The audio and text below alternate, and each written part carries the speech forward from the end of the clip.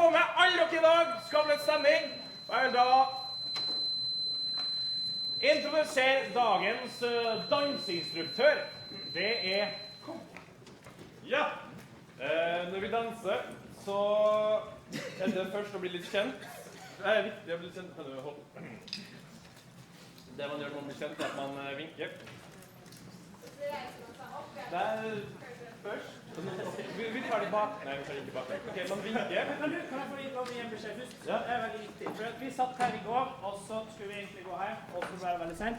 Men så plutselig så fant vi ut noe veldig lurt, så da skrev vi det med en gang. Og det her må de høre om på Stortinget, tenkte vi. Så Torbjørn, er du her i dag? Der er du, ja! Se her. Sånn her på. Så bare ta med deg det hengen, så ordner alt seg. Ja. Ok, så steg 2. Vi vinker. Steg 1. Nei, vi reiser oss. Opp, opp. Alle sammen reiser seg! Hurra! Og så vinker vi. Og så lufter vi på armene. Og så vrikker vi på rumpa. Og så klapper vi.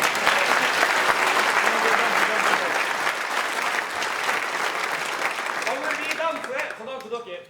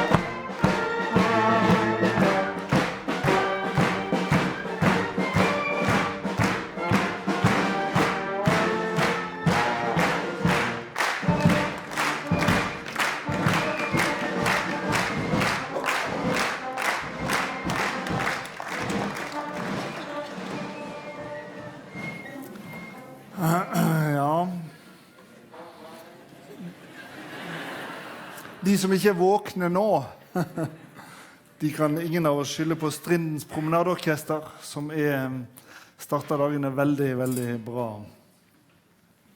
Kjære statsråd, kjære deltakere, hjertelig velkommen til NKUL, Nasjonal konferanse om bruk av IKT i utdanning og læring.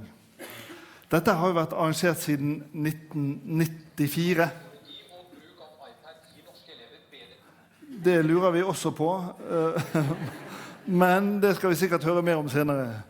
Vi har arrangert dette siden 1994, og vi synes det helt naturlig at det arrangeres på NTNU, men vi synes også det helt naturlig at NTNU arrangerer dette, fordi at vi opptatt av det. Vi en stor lærerutdanningsinstitusjon, og vi har flere internasjonalt anerkjente IKT-miljø.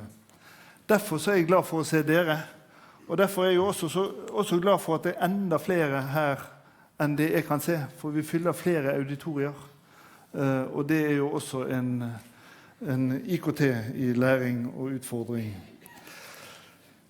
Det går jo ganske fort, ellers så det at jeg begynner å bli veldig gammel. Mine barn heller til mest av det siste. Men jeg husker, det jo ikke så lenge siden vi drev med overhead-prosjektor og lysark.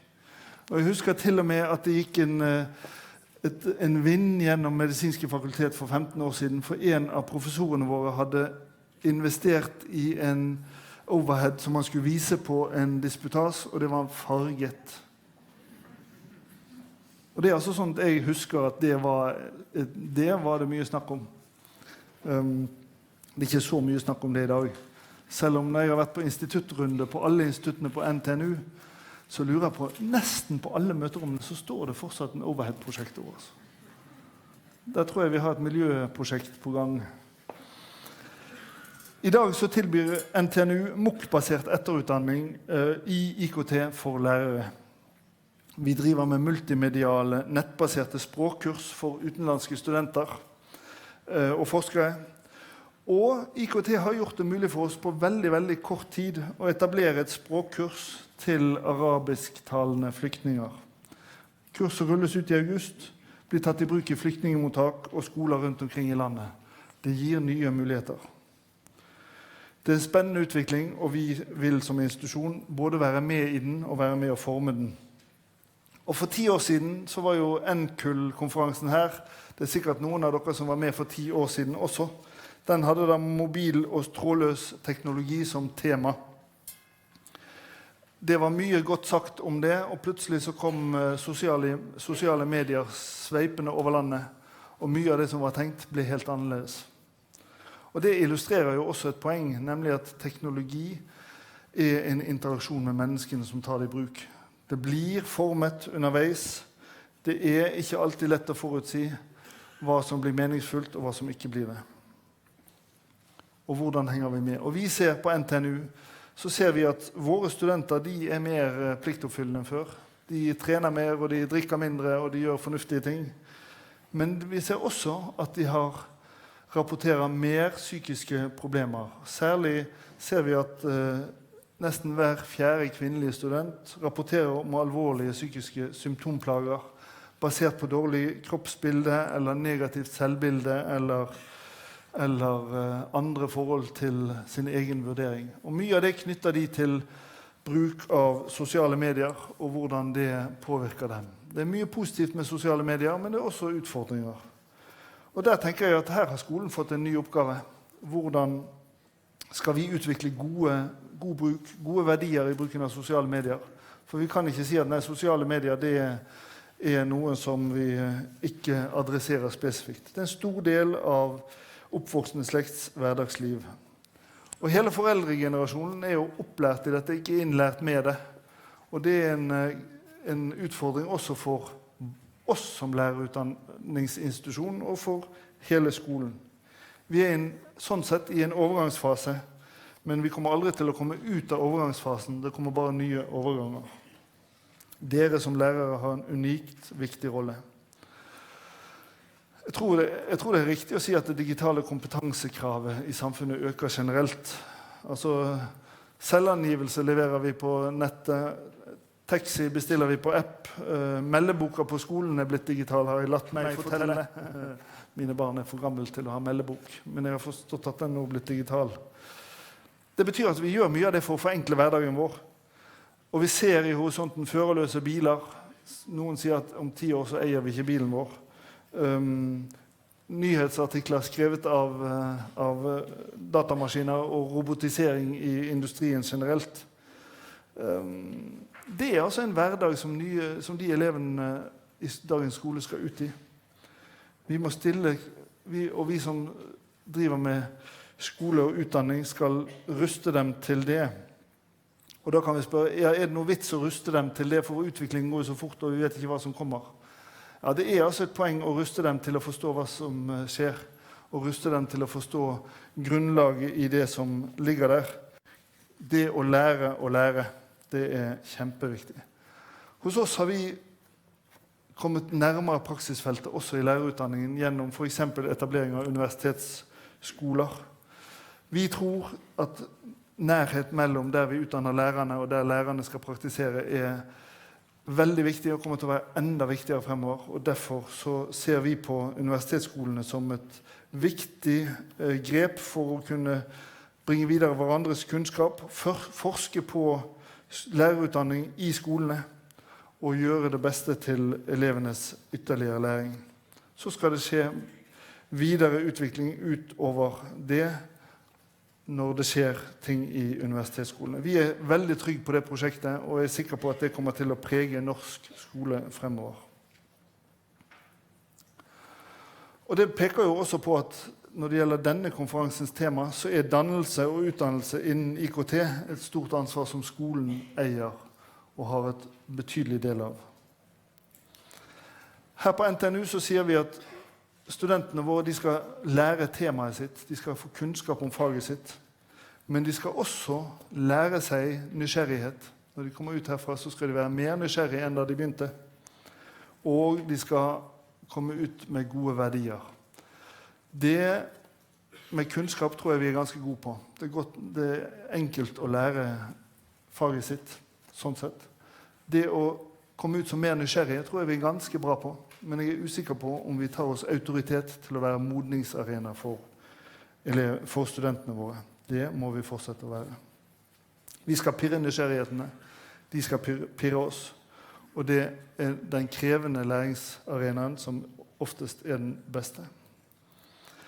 Og da kan vi jo ønske oss at vi skulle snu sosiale medier sånn at vi hørte mer om nettengler enn om nettroll. Selv om jeg ikke herved skal slå et slag for engleskolen, så tror jeg at vi kunne godt ønske oss noen varianter som gjorde det mer spennende og også var en støttende del av livet. Og kanskje vi med på å utvikle det. Jeg håper dere får 3 spennende dager, at dere utnytter tiden godt, møter nye som opptatt av de samme spørsmålene som dere har, og jeg veldig stolt av at vi kan huse en sånn konferanse, men jeg enda mer stolt av at jeg har forventninger til det som kommer ut. Så lykke til med spennende dager, og utnytt tiden godt.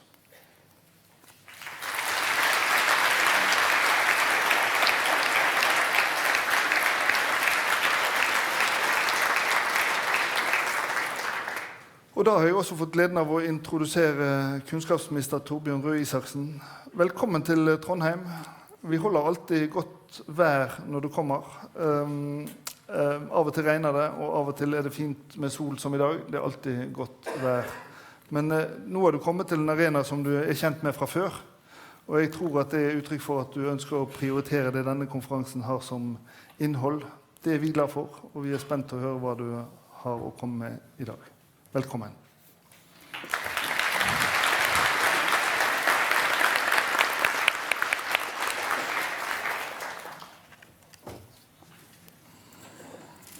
Tusen takk for det. Kjære alle sammen, takk for i fjor. For de av dere som var her i fjor, selvfølgelig.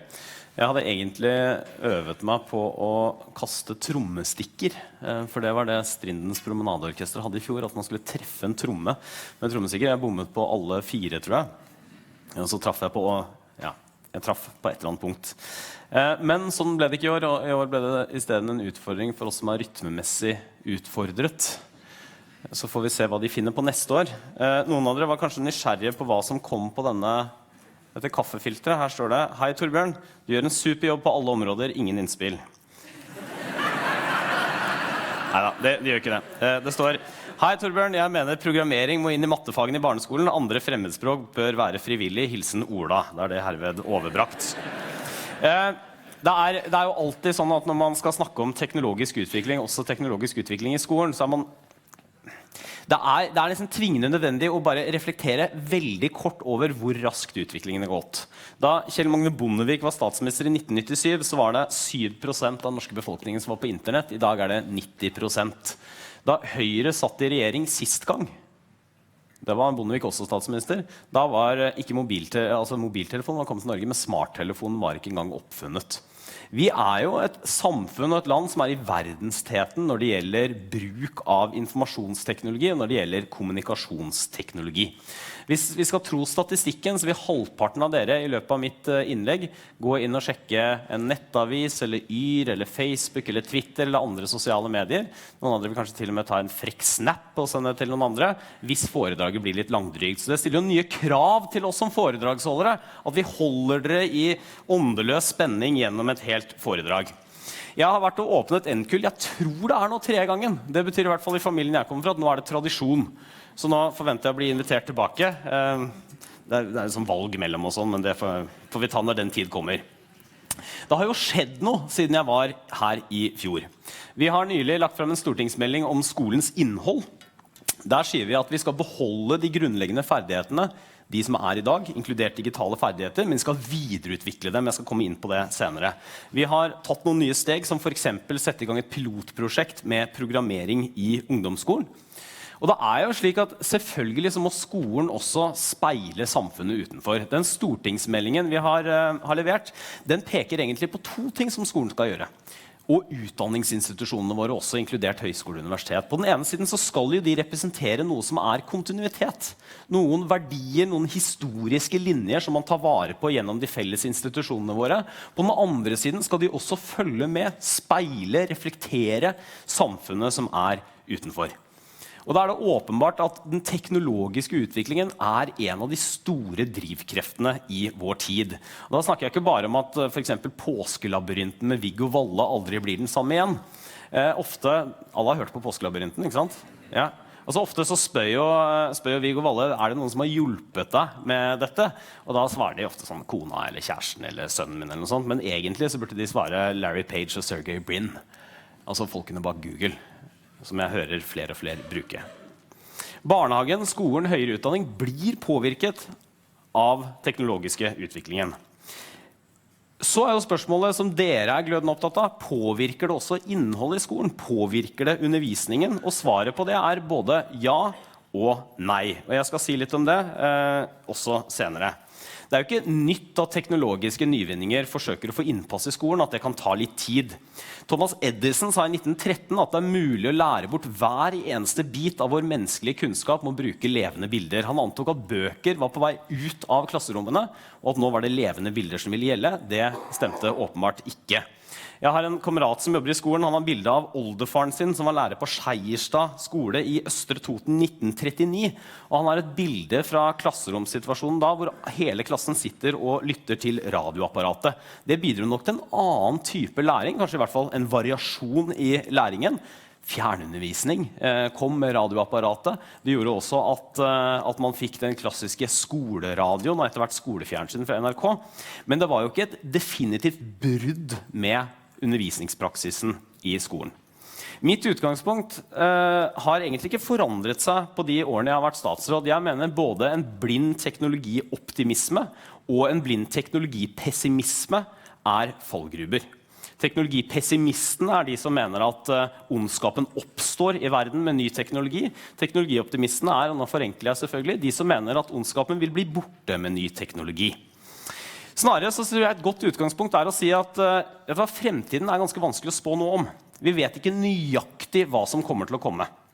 Et interessant eksempel på det er å se tilbake til vår nære fortid og spørre seg hvordan så fremtiden ut på 80-tallet. 21. oktober, hvis jeg ikke husker feil. I 2015 så feiret vi en veldig spesiell dag over hele verden. Den dagen kom bare en gang, og det var Back to the Future Day. Tilbake til fremtiden-dagen. Dere kjenner filmen, ikke sant, fra 80-tallet, eller de 3 trilogien med Michael J. Fox som spiller Marty McFly. I den første filmen så reiser han tilbake til 50-tallet, kysser nesten med sin mor. Det er en ganske sjokkerende film på mange måter. Og så i film nummer 2 så reiser han inn i fremtiden. Hvor lander han? Jo, i 2015. Han lander altså inn i en fremtid hvor de har flyvende skateboard, flyvende biler, værmeldinger som på sekundene kan si når det begynner å regne, selvtørkende klær, noe som for øvrig snart kan bli en realitet takket være ny teknologi. Når han skal ta en telefon, så løper han til nærmeste telefonkiosk.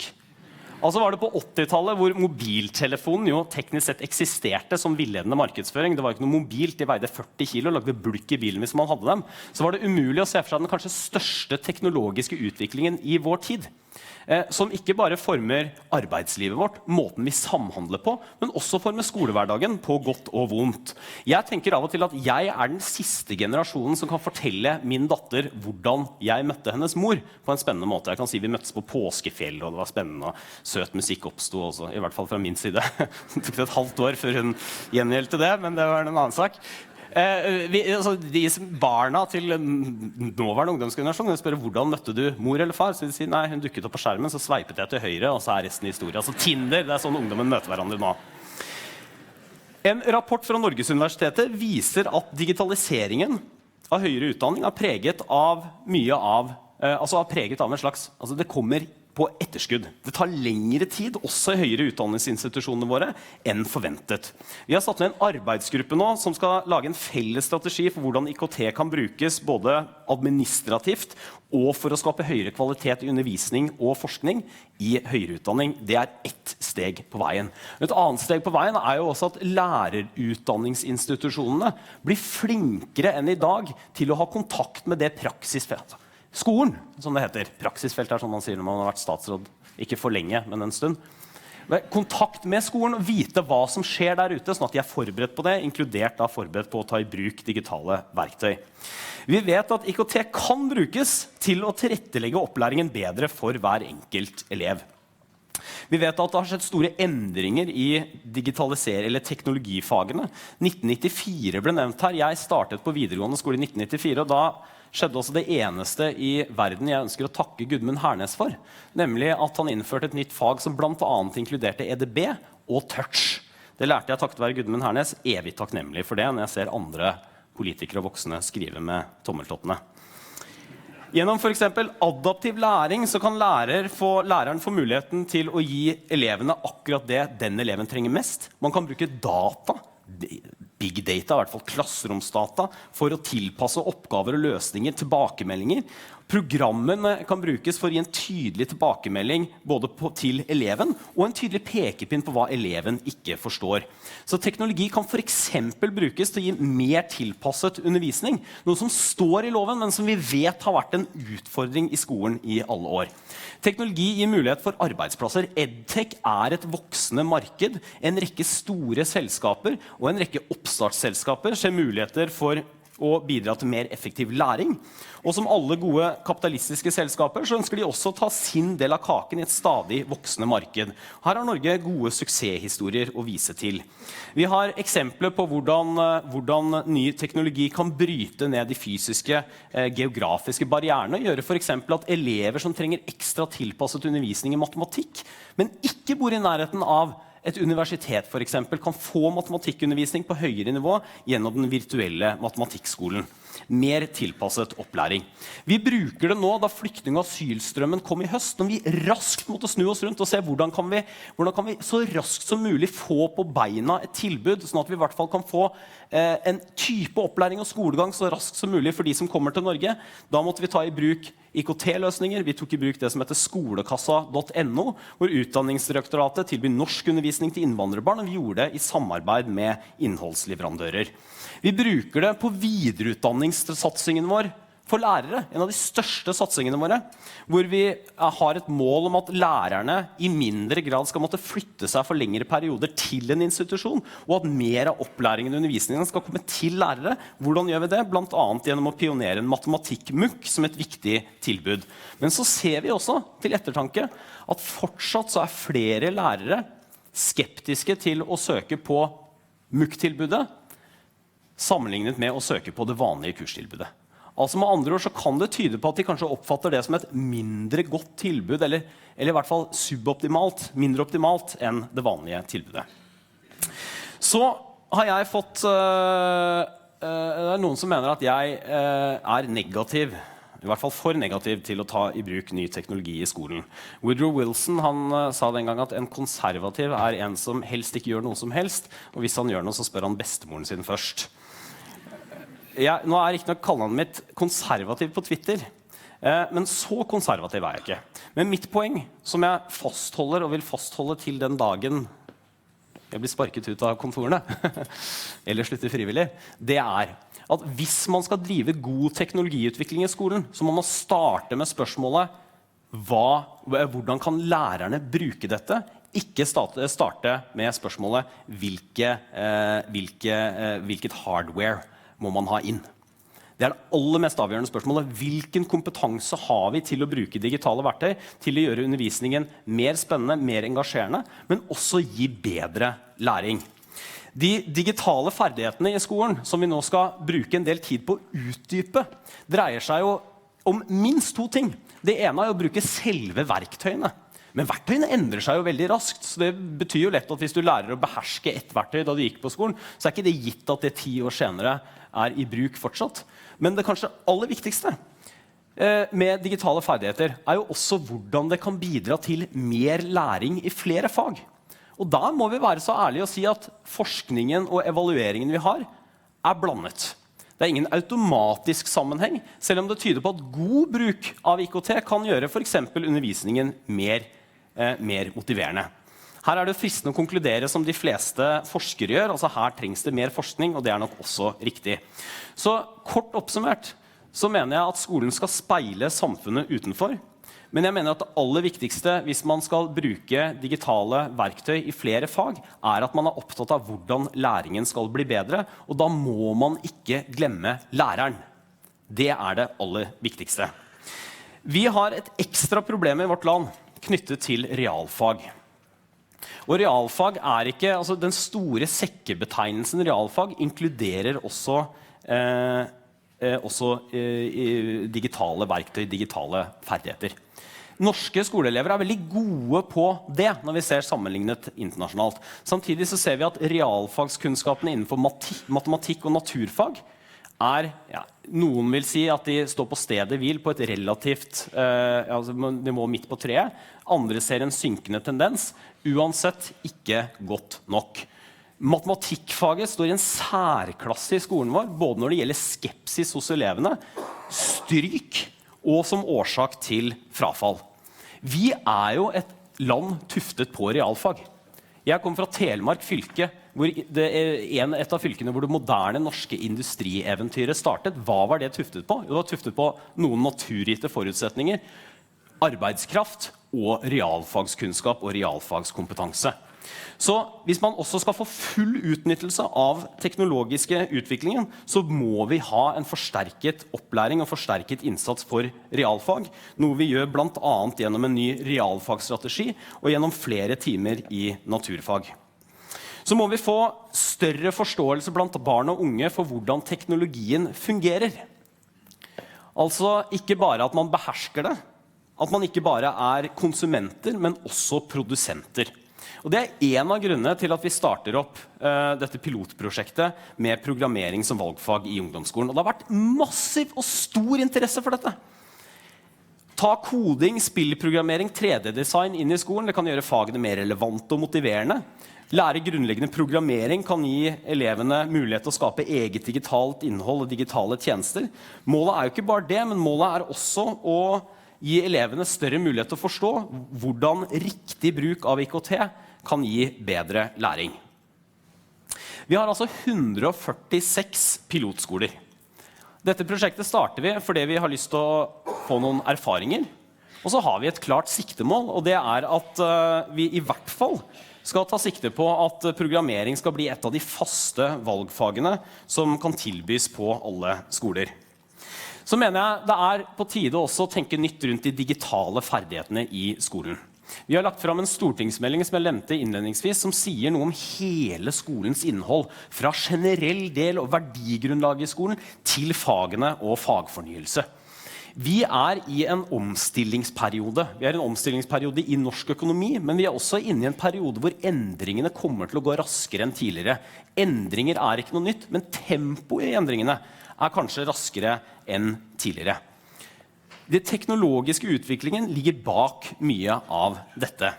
Vi kommer til å ha stort behov for IKT-spesialister, men vi kommer også til å ha stort behov for elever som behersker og forstår både fordeler, fallgrupper og hvordan man skal bruke digitale verktøy på en god nok måte. Vi, og da mener jeg sektoren, skal være med på å videreutvikle innholdet i digitale ferdigheter som grunnleggende ferdighet. Samtidig skal vi legge økt vekt på digital teknologi som en integrert del av fagene på fagenes egne premisser. Og det er min kjepphest i dette arbeidet. Vi starter med fagenes egne premisser, ikke med hva som skal inn. Og det betyr at når for eksempel digitale ferdigheter, hvis det skal inn i et fag som historie, så må det være på fagets egne premisser, ikke som et fremmedelement.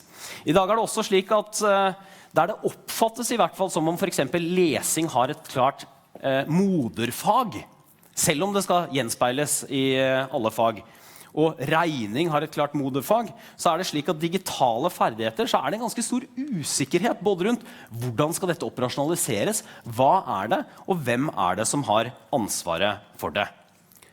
Og det er jo ganske naturlig, for elevene vil, for å ta et banalt eksempel, bruke nettet for eksempel, for å finne informasjon i så å si alle fag i skolen. Norsk, samfunnsfag, naturfag. Men det er ikke tydelig hvilket fag som har størst ansvar for elevenes kunnskap om for eksempel personvern, sikkerhet og ikke minst kildekritikk, som blir så mye mer avgjørende. Altså, vi kan ikke, i den grad vi har gjort det til nå, vi kan ikke vente med å lære elevene kildekritikk til de starter på en høyere utdanningsinstitusjon. Kildekritikk må man lære i det øyeblikket man kaster seg ut i den digitale virkeligheten. Vi skal gjøre et forarbeid sammen med sektoren, sammen med profesjonen, for å finne ut hvordan digitale ferdigheter skal tydeliggjøres, klargjøres, og hvilke fag som skal få hovedansvar for de ulike sidene ved digitale ferdigheter. Dessuten i denne meldingen så løfter vi også frem 3 tverrfaglige temaer som vi mener skal prege undervisningen. Det er ikke nye temaer, det finnes læringsmål knyttet til dem også i dag. Men vi ønsker å tydeliggjøre det, og også løfte dem frem i arbeidet med flere fag, igjen på fagenes egne premisser. Et av disse temaene er bærekraftig utvikling, og det skal romme både miljøutfordringer og teknologiske endringer. Ny teknologi, teknologisk utvikling skal i tillegg til etisk refleksjon og dømmekraft knyttet til teknologiutviklingen være et sentralt element i det tverrfaglige temaet. Det også må gjenspeiles i flere fag. Helt til slutt, så som jeg nevnte, er det 3. gang jeg er for å åpne og være på debatt på NKUL. Det er også 3. gang jeg må nevne at feide ennå ikke er tatt i bruk av alle kommuner. Det er fortsatt 90 kommuner, mange av dem små, så lenge det varer.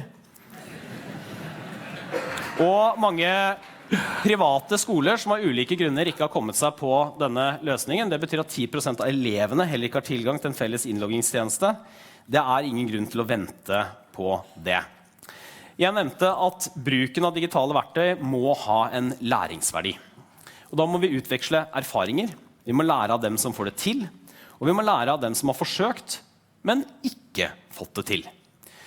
Bruke de ressursene som IKT i utdanning har laget, og bruke konferanser som denne godt, slik at man får diskutert problemstillinger, gode erfaringer, og slik at vi legger grunnlaget for enda bedre bruk av teknologiske verktøy i skolen.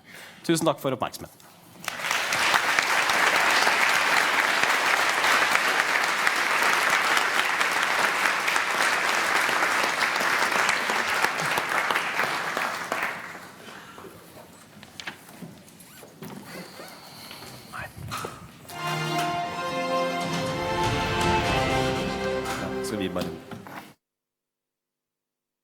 Ja, på vegne av TV 2 og TV 2 skole og NTNU ønsker jeg velkommen til årets viktigste konferanse om fremtidens skole. Velkommen også til alle de 1200 ivrige deltakerne her på NTNU. Mitt navn Yama Wolasmal, og jeg skal lede denne åpningsdebatten her ved NKUL-konferansen som går av stabelen her i Trondheim i dag. Problemene, de står i kø for norsk skole. Man sliter med svake faglige resultater, elever som har dårlig motivasjon, som igjen resulterer i at rekordmange dropper ut av videregående opplæring. Og nå skal samfunnets mest sårbare gruppe, altså enslige mindreårige asylsøkere, også inn i denne skolen. Og som flyktning fra Afghanistan, så vil jeg hevde, og jeg vil påstå, at hvis man lykkes med å integrere denne sårbare gruppen med alle sine særskilte behov, ja, da vil man kanskje klare å holde på alle andre som sliter med både motivasjon, læring og frafall. Kunnskapsministeren, som vi hørte på nå, har sagt at integreringen av flyktningebarn i norsk skole vil være en test for den norske skolen, og jeg skal straks spørre han hvordan han har tenkt å bestå denne testen i en utspørring. Deretter blir det en debatt hvor han skal få møte noen av sine kritikere. Og aller først nå skal vi vise dere et innslag som skal gi oss en oversikt over det problemet og de utfordringene vi står overfor med tanke på alle disse flyktningebarna som skal inn i norsk skole. 2015 var et rekordår for antallet asylsøkere som kom til Norge. Det kom 31 145 asylsøkere fra 74 land. Det særlig 4 land som skiller seg ut: Syria, Afghanistan, Eritrea og Irak. 75% vil forbli ifølge UDI. En av de mest sårbare gruppene blant asylsøkerne enslige mindreårige asylsøkere, EMA. Det kom 5050 asylbarn til Norge i fjor. 92% av dem vil forbli. Men dette en gruppe med særskilte behov. Mange sliter med traume og trenger omfattende helseoppfølging. Derfor bruker staten over 2 millioner kroner på hver eneste enslige mindreårige asylsøker hvert eneste år. Skole nøkkelen til god integrering ifølge ekspertene. Likevel får ikke EMA begynne på skole med en gang de kommer til landet. De kan bli sittende på mottak i opptil 1 år. Allerede før den store økningen i asylsøkere i fjor kom minoritetsspråklige elever dårligere ut enn etnisk norske. På nasjonale prøver ligger 55% av elever som har innvandret til Norge på de 2 nederste nivåene for lesing. Frafall et av de største problemene i Skole-Norge i dag. Problemet størst blant de som har innvandret til Norge. Denne gruppa har 3 ganger større frafall enn etnisk norsk ungdom. Ifølge denne oversikten fra IMDi fullfører bare halvparten av innvandrerelevene videregående skole. Da vil jeg be kunnskapsministeren opp på scenen her.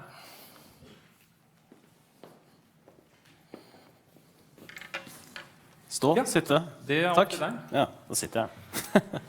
Sitter du godt? Ja, Ja. egentlig ikke. Det er ganske ukomfortable stoler, men Ja. Skole kanskje den viktigste integreringsarenaen vi har. Hvorfor lar ikke du enslige mindreårige begynne på skole med en gang de kommer til landet? vet du hva, det noterte jeg faktisk ned her, for det kan jeg ikke helt forstå hvor dere har fra. Altså, regelverket i Norge at alle som kommer til Norge, alle barn, skal begynne på skole hvis det sannsynlig at de skal være i Norge i mer enn 3 år. Det gjelder alle. Det gjelder både de som får opphold, de som ikke får opphold. Så det er regelen. Og så har det vært noen, jeg vet ikke hvor mye jeg skal gå i detalj på det, men det har vært noen typer forskjellige mottak. Så det betyr at for en del av de som har sittet i det som heter akutt- og transittmottak, så har praksisen vært sånn at man ikke har gitt beskjed til kommunene om at disse skal få skolegang. Det nå endret. Men alle enslige mindreårige asylsøkere som kommer til Norge, før de har fått svar, får gå på skole? Altså alle barn som kommer til Norge i skolepliktig alder skal i skole. Og så det forskjellige måter å organisere det på. I noen kommuner så har de mottaksklasser. I noen kommuner så har de mottaksklasser på skoler. I andre så har de... Spørsmålet får de begynne på skole før de har fått svar på søknaden sin? Ja, altså alle barn, uavhengig av om de har opphold eller ikke, i skolepliktig alder, skal ha skolegang. Ja. Ifølge IMDi skal norske kommuner bosette 400 mindreårige asylsøkere hver eneste måned i 2016. Det I tillegg til alle de barna som kommer hit sammen med familiene sine. Har du lærere og skoleplasser nok til å gi disse barna en forsvarlig skolegang? Sånn det ser ut nå, så har kommunene klart dette ganske bra. Men må huske på at det en helt spesiell situasjon, fordi at det kom så mange til Norge, særlig høsten i fjor. Men sånn det ser ut nå, så har kommunene klart det ganske bra, men det betyr ikke at det har gått bra nok, eller at det ikke forbedringspunkter. For eksempel så det noen som har ventet for lenge. Men det vi vet også, det eller man tar et eksempel, Notodden kommune i Telemark. Jeg tror jeg reiser meg. Notodden kommune i Telemark, som en typisk mellomstor norsk kommune, får plutselig 50 nye elever I løpet av et år, forskjellig språkbakgrunn, forskjellig land. Har Notodden kommune tospråklige lærere tilgjengelig for eksempel? Nei, I liten grad. Og for mindre kommuner et enda større problem. Så det veldig mye som knirker I systemet vårt fortsatt, men sammenlignet med hva vi kunne frykte, så har det gått bedre, men det fortsatt ikke bra nok. Så disse barna får ikke et forsvarlig skoletilbud? Jo, altså, men nei, altså, mangler flerspråklige lærere, du mangler lærere generelt. Hva gjør du for at de skal få en forsvarlig skolegang? Jo, altså, for det første så jeg vil si at de får et forsvarlig tilbud, men det tilbudet fortsatt, altså, det jo en grunn til at vi veldig raskt måtte for eksempel lage digitale verktøy I skolekassa, eller systematisere og gjøre det på en bedre måte. Og det rett og slett fordi at systemet vårt var ikke rigget for å ta imot så mange mennesker på så kort tid. Og det må vi bare være helt ærlige på. Det preget hele mottakssystemet vårt, og preger det delvis fortsatt. Men altså det vi gjør nå, for det første så vi har jo nå satt I gang en del akutttiltak. Digitale verktøy, lærerpool, enslige mindreårige asylsøkere, avtale med folkehøyskolene, sånn at de kan bosette seg på en folkehøyskole første året, hvis vi skal inn I en kommune. Akademisk dugnad, som ikke minst universitetene og høyskolene har bidratt med. Alt det har vært akuttiltak. Disse akuttiltakene, altså digitale læremidler, hva det du sikter til der? Nei, du jo programleder på et par av tingene, men du vel forpliktet til å spørre. Kommer til det også. Nei, altså veldig enkelt forklart så betyr det at vi har jo en rekke digitale innholdsleverandører. Vi har samlet det I dag I noe som heter skolekassa.no, som betyr for eksempel at man kan få se en nyhetssending på farsi, men en nyhetssending om Norge. Det betyr også at du har tospråklige programmer, sånn at det også vil være mulig å gi en undervisning, selv om man ikke har en tospråklig lærer der. Men det ideelle, det jo selvfølgelig at du har en lærer som både snakker barnas språk, og du har disse støtteverktøyene ved siden av. Du nevnte skolekassa. Har du vært inne på den nettsiden nylig? Jeg har ikke vært inne der nå nylig. Jeg var inne der kort tid etter lanseringen. Grunnen til at jeg spør fordi det virkelig ikke mye å skryte av. Altså. Du går inn, og jeg snakker jo flere av de språkene som listet opp på den nettsiden. Det ser ut som en nettside som laget av en barneskoleelev. Ja. Altså, du klikker deg videre på pashto, som et av hovedspråkene I Afghanistan, på fanen pashto, og så får du en liste med, en fantastisk liste med masse fag du kan lære mer om. Og så klikker du deg inn på matematikk, og så kommer all informasjon på norsk. Så du detter ut etter 2 klikk. Men det godt mulig, og det skal jeg ta med meg. Det Utdanningsdirektoratet som har hovedansvaret for å utvikle dette. Men det jo også, mener jeg, forståelig at I en situasjon hvor man nettopp må sette I gang tiltak raskt, så det klart man ideelt sett så kunne man helt sikkert prioritert funksjonell nettdesign og bruke gjensnitt enda bedre. Men det viktigste var å få på plass tilbud raskt, for det vi ikke ønsket, det var at veldig mange skulle bli sittende på asylmottak uten at du fikk satt I gang noen form for opplæring. En av de andre tingene som vi nå vurderer å gjøre, hvis det skulle komme en ny tilstrømming, enten I år eller neste år, av tilsvarende størrelse, det også å se på det for eksempel sånn at vi kan bruke de som har lærerutdanning fra Syria i en innledningsfase på en eller annen måte, selv om de ikke er godkjent som lærer i Norge. Den type nødløsninger må vi se på når en sånn situasjon oppstår. Men på sikt så jo ikke det noe, så må jo systemet, Alle barn har ifølge utdanningsloven krav på tilpasset opplæring. Hva gjør du for å gi flyktningebarna tilpasset opplæring? Ja, altså som jeg nevnte i talen min også, så jo det en av de idealene som står i lovs form i Norge, som jeg tror vanskeligst å etterleve, og som det syndes mest mot, både mot flyktningelever og norske elever. Men det jo flere regler, for eksempel så det, du kan få ekstra språkstøtteundervisning, du får jo også morsmålsundervisning i stor grad, det kan være viktig. Det kan også være viktig faktisk å jobbe med morsmålet, for det språkutvikling ofte henger sammen. Jeg har vært veldig opptatt av, særlig det siste, at vi også må starte innsatsen enda tidligere. Både få flere inn i barnehage, også de som på asylmottak. Nå blir det gratis kjernetid for barn som har fått opphold, men som sitter på mottak. Men også at vi må klare å bruke den utrolig gode språkarenaen som barnehagen enda litt bedre enn i dag. Disse flyktningbarna har blant annet krav på tilpasset språkopplæring. Vi hørte at de største gruppene snakker arabisk. Du har neste gruppen fra Afghanistan, hvor man snakker dari og pashto, og så har du eritreere, hvor man snakker tigrinja. Hva gjør du for å skaffe nok lærere som har denne språkkompetansen? Det tar dessverre tid, men vi prøver å rekruttere tospråklige lærere. Vi prøver å styrke fagmiljøene vi har i tett samarbeid med universitets- og høyskolesektoren også. Men det jo også sånn at vi har en mangel på tolker i dag, og vi har også en mangel på tospråklige lærere. Du var inne på et av de tiltakene som både Kunnskapsdepartementet og Utdanningsdirektoratet har vært med på å støtte. Vi kan ta en titt på et innslag fra TV2 Skoles tilbud til flyktninger og asylsøkere. Du kan slå deg ned. Takk.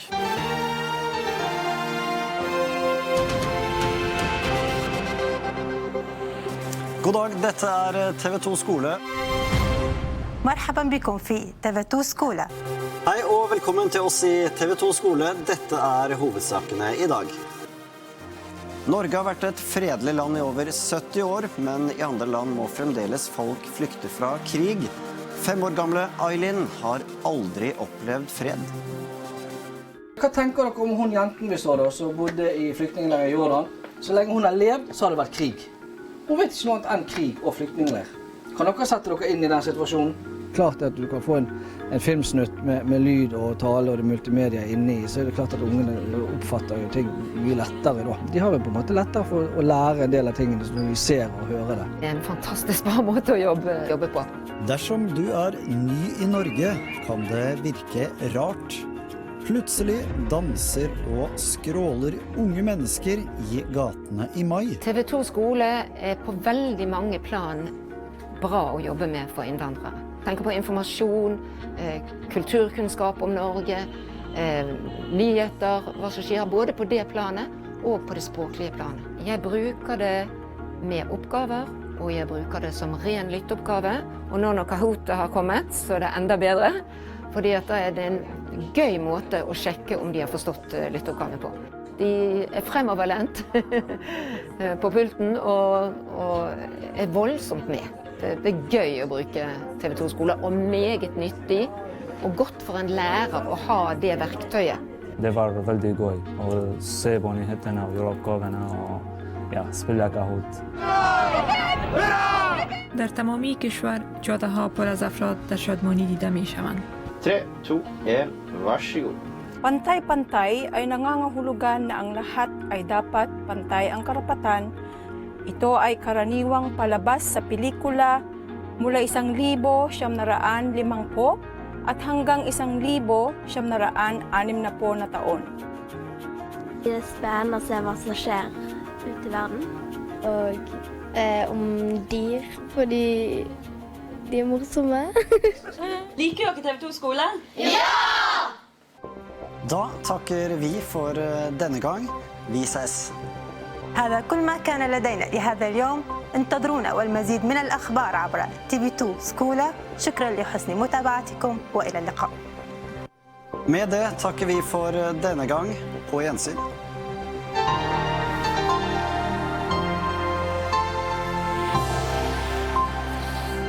Ja, herlig med litt egen reklame der altså. Skal vi se. Dette... Veldig subtil da. Ja, veldig, veldig. Dette et godt tiltak i opplæringen av flyktningbarn og asylsøkere? Når vi på det subtile. Ja, altså, jo, men altså, det for å sette opp et raskt... Altså, det var veldig klart tydelig at hvis vi skulle få opp raske løsninger, når vi fikk en så stor tilstrømming, så måtte vi bruke digitale verktøy. Og da var vi helt avhengig av de digitale leverandørene og aktører som den vi så her. Ja, det hyggelig. Du har blant annet tatt et oppgjør, også i talen din var du inne på det, dette med digitalentusiasmen i norsk politikk. Men kan ikke nettopp digitaliserte løsninger i læring og læringsteknologi løse mange av de problemene som vi har snakket om med tanke på opplæringen av asylbarn og flyktninger? Jo, men stikkordet her kan. Altså det jeg har vært opptatt av og det kanskje mer fremtredende blant en del politikere enn andre, men ja, for å ta litt banalt eksempel, men det var en periode på 90-tallet hvor det var ekstrem oppmerksomhet rundt at man måtte ha PC-er inn i skolen. Og veldig opptatt av det, og så var det ingen som tenkte på hvilke kompetansepakker, hvordan knytter vi, hvordan lager vi felles skoleringer, samlinger for å bruke det. Det var alt for få som tenkte på det.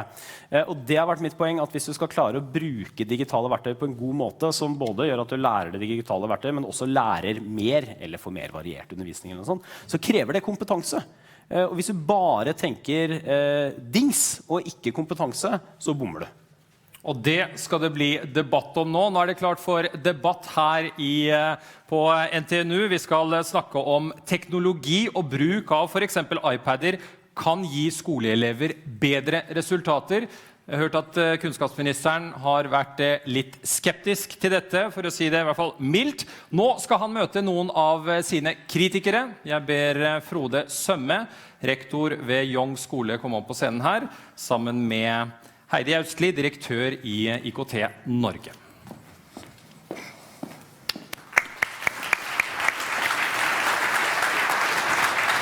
Hei. Hilsing.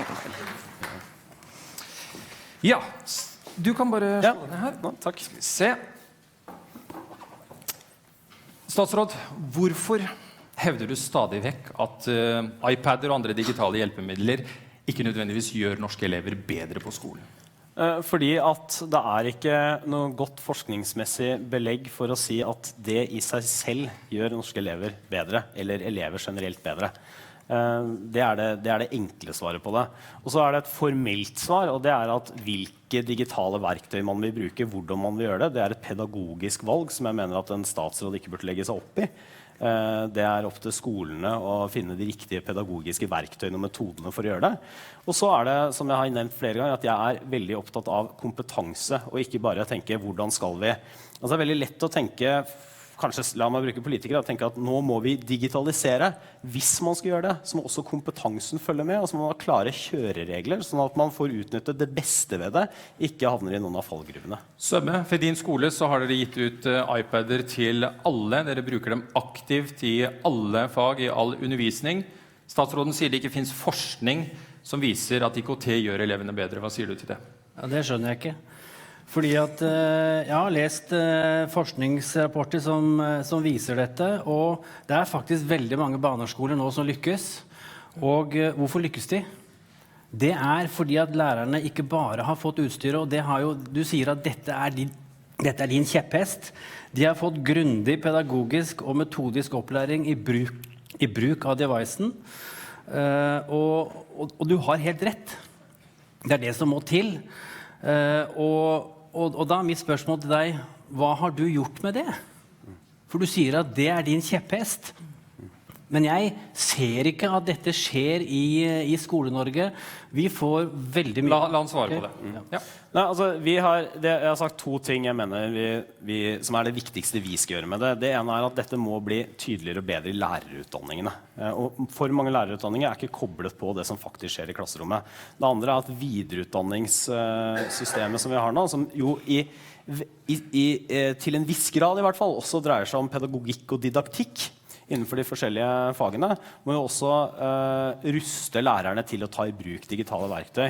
Men bare til forskningen, altså jeg sier ikke at det ikke finnes forskningsrapporter som kan peke på dette. Jeg sier at summen av forskningen gir ikke noe forskningsmessig belegg for å si at mer bruk av digitale verktøy automatisk gjør at elevenes resultater blir bedre. Og det er helt riktig at mange gjør det godt å lykkes med dette. Helt riktig. Det er også mange som gjør det godt å lykkes uten. La oss snakke med en som har lykkes med dette. Så jeg må fortelle om resultatene ved skolen din.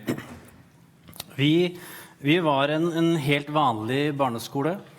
Og jeg ville ikke ha iPad inn i vår skole, fordi at jeg mestret det ikke, jeg kunne det ikke, og det skulle i hvert fall ikke inn på den skolen jeg var rektor på. Men så var jeg på skolebesøk og fikk helt bakoversveis da jeg så på den skolen og tenkte at det her må vi få til. Og så har vi gjort en pedagogisk endring, et paradigmeskifte på vår skole, og vi ser at resultatene våre går rett til værs, spesielt kanskje i første klasse hvor vi har kuttet ut håndskrift. Og det var jo et genitrekk i forhold til lese- og skriveopplæring for gutter som er 5,5 år. Og vi ser nå at førsteklassene våre, de har en tekstproduksjon på linje med tredje klasse, på slutten av første klasse. Og det tenker jeg, det er ganske bra. Trenger du mer forskning? Her har du en skole hvor elevene lærer raskere, og det er flere skoler som...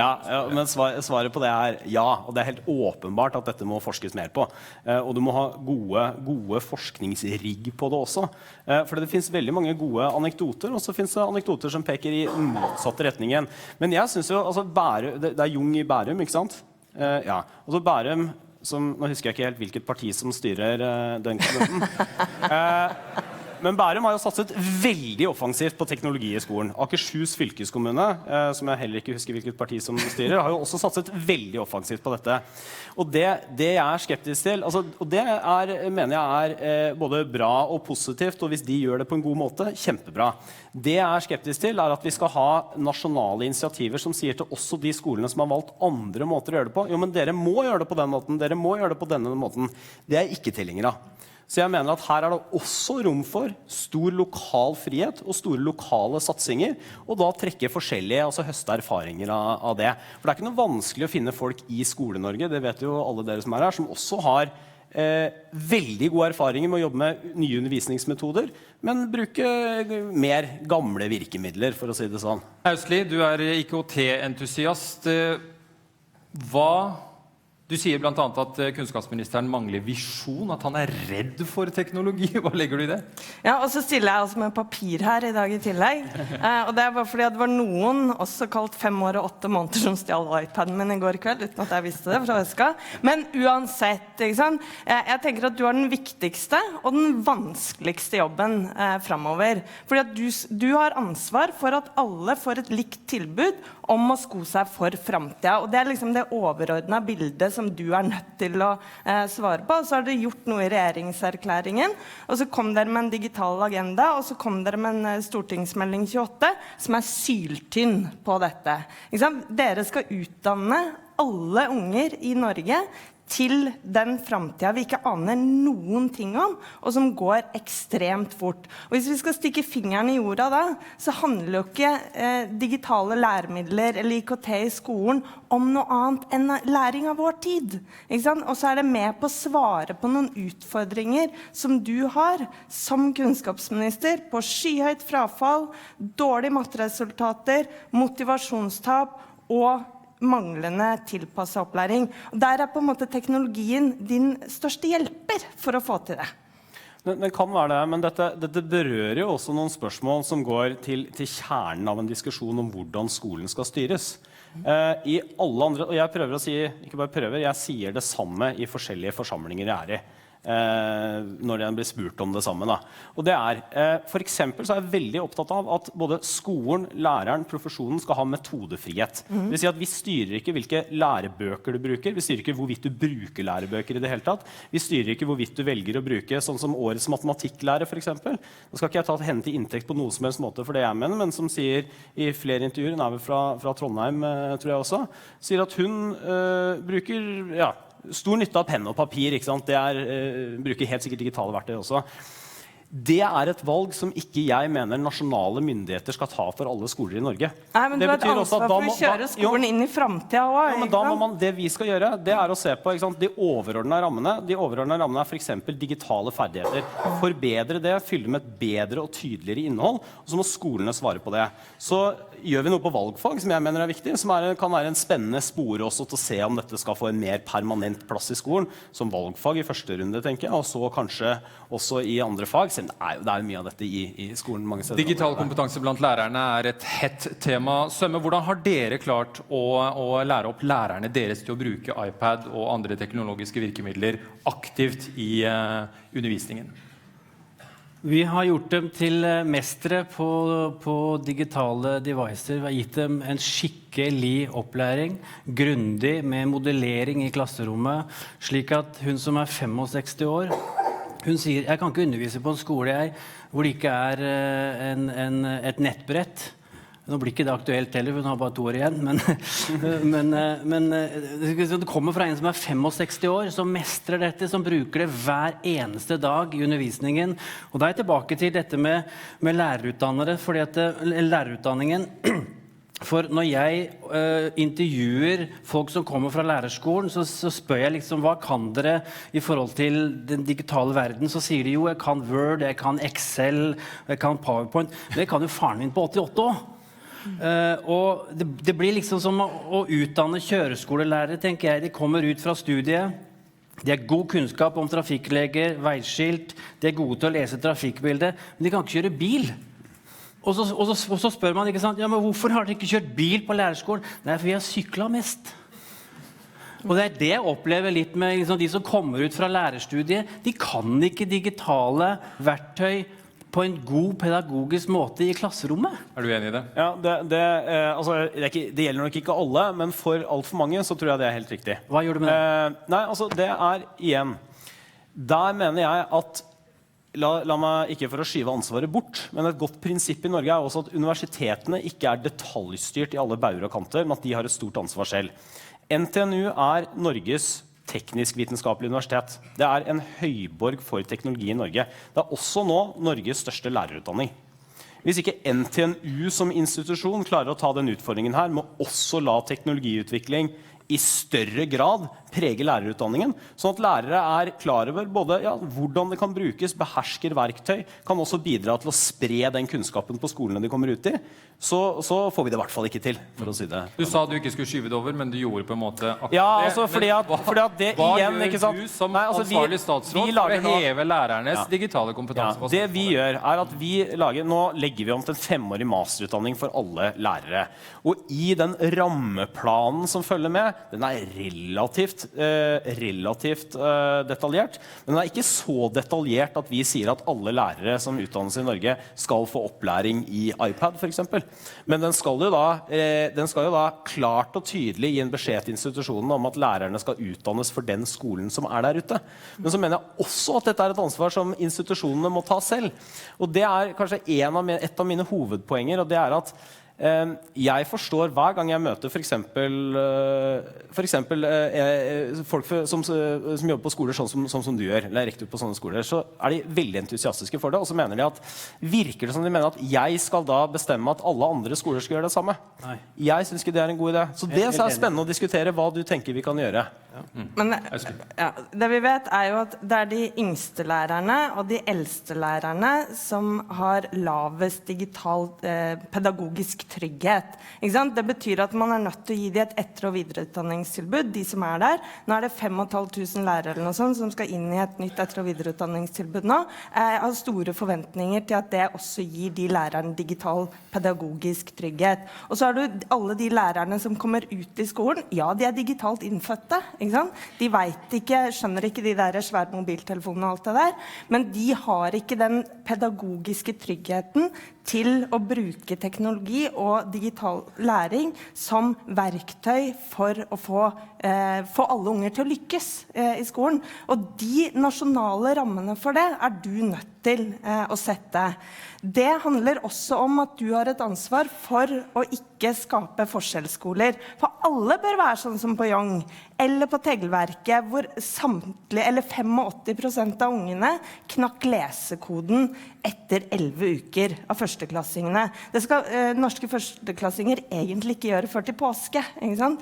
Men da det fordi at de bruker en metodikk som også forskningsbasert og digitale verktøy, og faktisk klarer å skape motivasjon for den læringen. Og da tenker jeg, gjør som i Danmark, dette har vi snakket om før, ikke sant? Der har de laget noen nasjonale rammer for hvordan man skal drive skole fremover, i samarbeid med skoleeieren.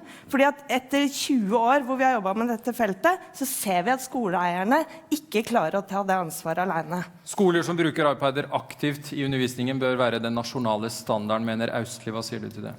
Ja, var det det du mente? Siden du oversatte hva hun sa. Ja. Hvis jeg kan tolke det hun sa... Hvis jeg kan tolke det hun sa på ja. Hvis det slik, nå har ikke jeg sett på resultatene for Jung, men jeg stoler på deg når du sier at dette har vært en kjempepositiv opplevelse for dere, og at dere også mener å se det igjen på for eksempel mange barn som knekker lesekoden. Så det kjempeinteressant for andre å lære. Og en av de tingene som vi jobber mye med, det hvordan skoler skal lære mer av hverandre. En av de tingene vi vurderer for eksempel å også finansiere skoler som kan gå sammen i nettverk, lære av hverandre. For eksempel kan det være bruk av digitale verktøy. Men så igjen, da det nok minst like mye, vil jeg tro, hvis dere har hatt så store fremganger på det, knyttet også til metoden for hvordan dere har gjort dette. Og nå er jeg bare litt mer utrygg grunn, men det jo en stor faglig debatt om balanse, både om man skal lære lesing og skriving, hvordan man skal lære det i hvilken rekkefølge, og også håndskriftens plass i skriftopplæringen, som jeg ikke faglig kvalifisert til å mene om, annet enn å konstatere at det en stor faglig debatt også. Så det ikke men det ikke resultatet som teller? Her har du barn som lynraskt lærer. Og det grunnen til at hvis noen her mener at jeg en liksom utrolig sånn teknologisinke, så det jo det grunnen til at Jung skole eksisterer, selv om jeg statsråd. Fordi jeg mener at dette drives i stor grad fram av kommunene, av skolene. Jeg mener at vi skal ha noen klare statlige satsinger, som jeg allerede har snakket om. Og så må for eksempel Jung få lov til å gå foran, og så må andre lære av det. La oss snakke litt kort om fremtiden vi står overfor. Hva sier du til de som hevder at elever under din politikk ikke får den kompetansen som jobbmarkedet krever? Det helt riktig. Altså, veldig mange elever i dag, nå vil jeg si at det skyldes ikke akkurat vår politikk, det har vært sånn veldig lenge. Veldig mange elever får ikke den kompetansen som jobbmarkedet krever. Det helt riktig. Men nå har du muligheten til å gjøre noe med det, ikke sant? Fordi ditt ansvar jo å skape den fellesskolen da, med noen rammer, og den lokale handlefriheten for å utdanne folk og unger til jobber vi ikke aner at finnes enda, ikke sant? Og hva de må ha da? Jeg synes det bra at du har levert på 149 skoler, valgfag, koding. I utgangspunktet så bør det være en standard for alle skoler i hele landet, ikke sant? Det vet vi at veldig mange andre land har gjort, altså innført programmering som et språkfag på lik linje med andre språkfag. For det handler om både å forstå hvordan verden funker, og ikke minst også være med å skape verden, og skape ny konkurransekraft også for Norge. Og så må vi gjøre noe med IT-studieplassene, men det kanskje ikke akkurat arenaen for å snakke om det nå. Svar på den kritikken. Ja, altså, jeg nok skeptisk til å innføre, eller ikke, altså det jeg imot, å innføre programmering som et språkfag sidestilt med andre språkfag. Men jeg mener at det en veldig god idé å starte opp sånn som vi har gjort nå. Jeg mener at det en veldig god idé å ta sikte på, hvis erfaringene gode, at det blir et fast valgfag. Og så kan man se på erfaringene med det, og se om det også skal få innpass i skolen på en tydeligere måte enn i dag. Men som ansvarlig statsråd, sover du godt om nettene når du vel vitende om at våre fremtidige generasjoner kommer til å mangle den kompetansen som jobbmarkedet krever i en vanskelig økonomisk situasjon for landet? Nei, i natt så var jeg helt forferdelig, for eksempel. Men det ikke, men så kommer da det tillegget mitt til det. Det dreier seg ikke bare om digital kompetanse. Altså det aller største utfordringen altså vi har ta et eksempel. 25% av avgangselevene fra norsk grunnskole fikk 1 eller 2 i matematikk.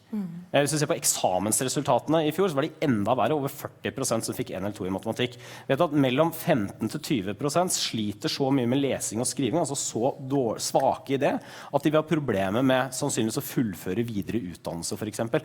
Det dreier seg ikke bare om de digitale ferdighetene, men jeg mener på digitale ferdigheter så det viktigste første oppdraget nå, det å rydde opp, for dette har vært et uklart begrep som skolene mange steder har slitt med å forholde seg til. Det har ikke vært klart nok faglig plassert, og det har også ført til veldig mye dårlig bruk av digitale ferdigheter og verktøy under påskudd av at vi må jo gjøre det, for det en grunnleggende ferdighet. Alle her enige om at din satsing på matteundervisning og heve mattekompetansen blant lærere og elever viktig, men man savner kanskje at man satser like høyt på IKT-løsninger.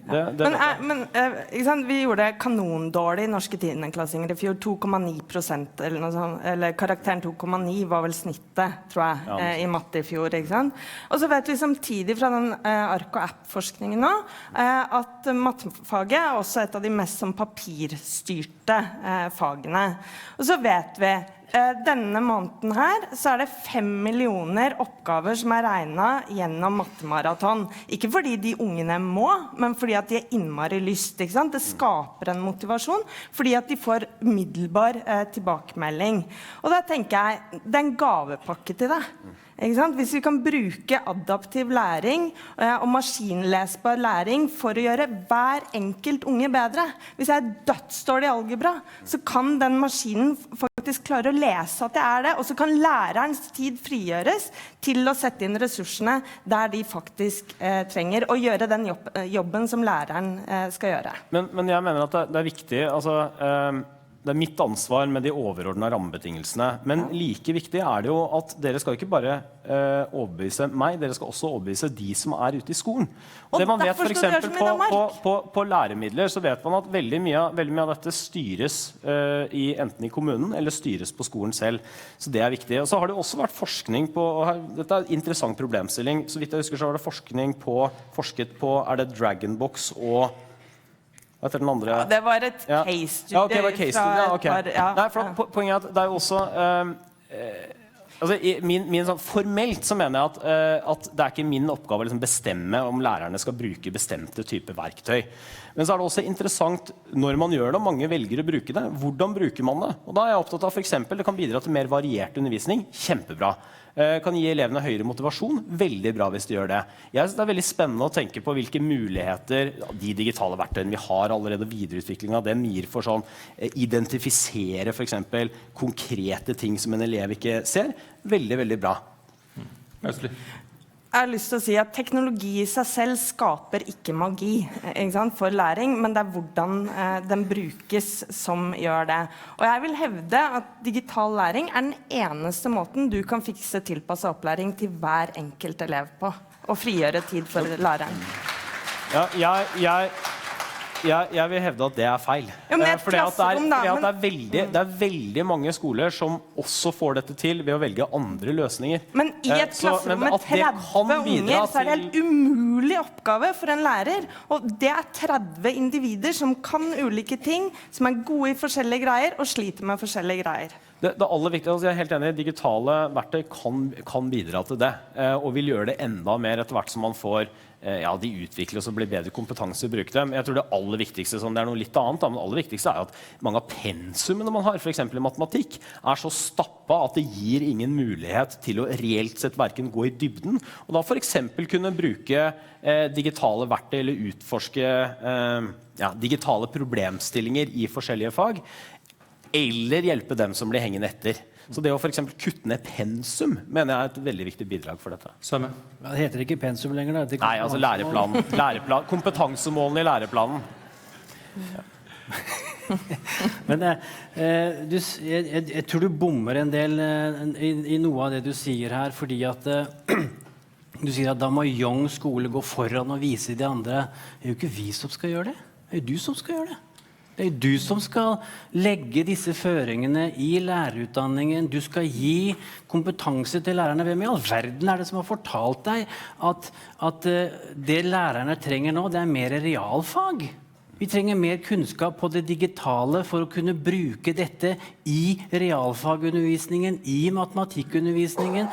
Da får vi til det som du snakker om. Men hvis lærerne bare skal lære mer matematikk, mer naturfag, uten å vite hvordan de skal gjøre dette digitalt, så det jo opp til da enkeltskoler som får det til, og det jo dette som mitt poeng, og som din kjepphest, som du ikke rir på. Ikke sant? Og jeg skjønner ikke hvordan du kan si det ene, og så ikke gjennomføre det i praksis. Ok, la statsråden svare på det. Ja, det å ri kjepphester vel, jeg skjønner bildet. Jeg ikke enig i beskrivelsen din, for det første. Hvis det du mener at den eneste, la oss ta realfagene eller matematikk som et eksempel, hvis du mener at det eneste som kan løfte norske resultater i matematikk større digital kompetanse, Nei, jeg sa ikke det. Nei, ok, det var sånn jeg forstod det. Ja, for det mener jeg ikke riktig. Og jeg mener at det naturlig, for eksempel, og det en av de tingene som vi må gjøre. Så både når det ny lærerutdanning, men også når vi ser på videreutdanningen vår, som i stor grad ikke det jo matematikkfordypning, men det jo også i stor grad didaktikk, altså fagdidaktikk, så det å få de digitale verktøyene, kunnskap om hvordan man bruker det inn, det viktig. Og det blir vanskeligere fordi mange lærerutdanningsinstitusjoner veldig svake på dette fra før. Ja, det en stor utfordring. Men når jeg sier at du må gå foran, så betyr jo det at ja, jeg mener at det opplegget dere har noe som bra at Bærum kommune setter i gang med, flott med en aktiv skoleeier som satser på det, men jeg kommer ikke til å bestemme at alle skoler i Norge skal gjøre det. Og det for at grunnprinsippet for meg i hvordan man skal styre skolen dreier seg om metodefrihet, faglig ansvar, profesjonsansvar. Og det ikke til å legge skjul på at selv om de fleste her inne veldig enige, så dette en stor diskusjon ute både i fagmiljøer, forskningsmiljøer og på lærerværelser. Ok, da fikk statsråden bakket gjennom det poenget enda en gang. Vi i ferd med å gå tom for tid. Tusen takk for at dere kom til denne NKUL-konferansen og denne debatten. Statsråd Torbjørn Isaksen, Frode Sømme fra Jong skole og Heidi Audsli fra IKT Norge. Og tusen takk til de 1200 deltakerne som følger med på denne debatten.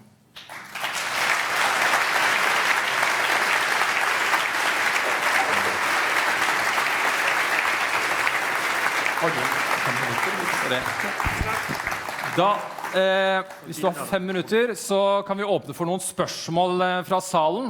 Når vi først har statsråden her. Det noen som brenner inne med noen spørsmål? Spør om hva som helst, bare ikke kritiske spørsmål. Kan vi få en mic opp til han som står der? Der, ja.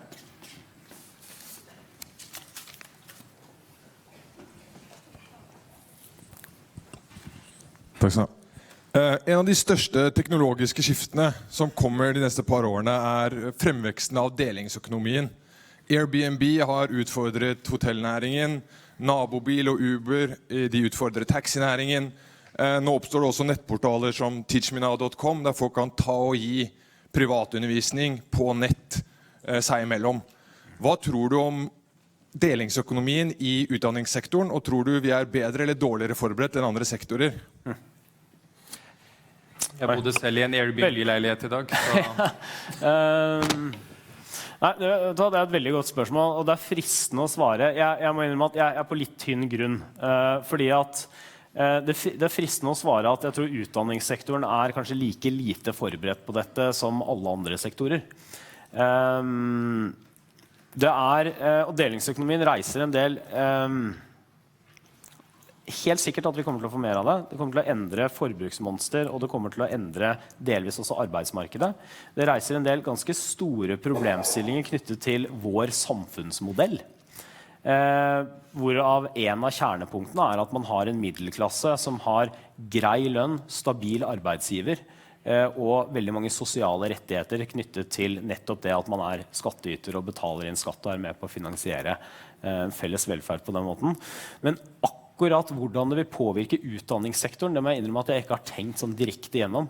Jeg også leder av Høyres programkomité, og en av de tingene som vi har brukt mest tid på der delingsøkonomi, men da har vi sett mer på overordnet sånn, hvordan påvirker det næringsstruktur, gründervirkemidlene våre, hvordan påvirker det arbeidsliv, sosiale rettigheter, den type ting. Flere spørsmål? Trenger en mikk her framme. Sånn dronemikrofoner har vi ikke fått ennå. Frode Sømme på Jung skole hadde en veldig god historie å fortelle i forhold til disse førsteklassingene. Jeg vet her sitter det noen fra Karmøy kommune, det sitter masse forskjellige skoler rundt omkring som har akkurat den samme erfaringen. Altså hvor førsteklassingene knekker lesekoden veldig, veldig raskt, takket være at lærerne har fått en metodisk tilnærming til hvordan de skal jobbe. Vil statsråden kunne være interessert i å bli med rundt og så besøke noen av de skolene og se på hva det som genuint der? Du har jo allerede besøkt Konnerud skole. Absolutt. Og bare så ikke jeg ikke uklar på det, altså jeg veldig, veldig interessert i alle metoder, og det dreier seg om altså, digital eller ei, som kan bidra til at man får bedre metoder for eksempel å knekke lesekoden tidlig. En av årsakene til at jeg nevnte matematikkresultatene våre så som så. På lesing så har vi hatt en veldig god utvikling de siste 10 årene. En av grunnene for nettopp at vi spretter gode metoder for å knekke lesekoden. Gode pedagogisk-didaktiske metoder. Så jeg er veldig interessert i det. Det var et ja. Ja. Flere spørsmål? Ja. Første rad her. Hei, god dag, statsråd. Et spørsmål. Kommunene har vært overlatt til seg selv i forhold til skoleutvikling, også innenfor det digitale, nå i ganske mange år. Ser du for deg at staten kommer til å ta et større ansvar i å følge opp de satsingene man setter i gang? Altså en resentralisering? Altså, jeg mener at det store problemet i norsk skole i dag ikke har vært at altså delvis så skolene overlatt til seg selv, men delvis så blir de også bombardert av statlige satsinger, tiltak, programmer man kan være med i. Jeg nevnte realfag, det vårt prosjekt, ungdomstrinn i utvikling, vurdering for læring. Senter for IKT har jo også en rekke prosjekter. Altså det jo stort, altså det vårt viktigste virkemiddel for å digitalisere og spre kunnskap om god praksis i sektoren. En rekke prosjekter. Men jeg mener ikke at vi skal flytte mer av ansvaret for skoleutvikling opp til staten. Altså jeg mener at det vil pulverisere ansvaret, og det, for å ta et eksempel som kanskje dere vil synes sympatisk, da, ikke sant? Altså hvis mer av det statlige ansvaret, hvis mer av skoleutviklingen hadde vært statlig, så ville jo det betydd at en skole som Jung eller en kommune som Bærum ikke kunne gått foran på samme måte som de har i dag. Det gjør de jo fordi at de har lokale prioriteringer, lokale muligheter til å gjøre det. Det ville blitt et mer ensrettet system på godt og vondt. Det lett å være for et ensrettet system hvis man tenker at det min satsing som vil vinne fram.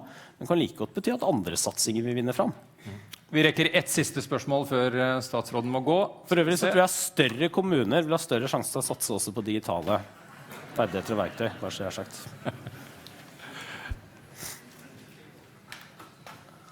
Der det en som rekker opp hånda.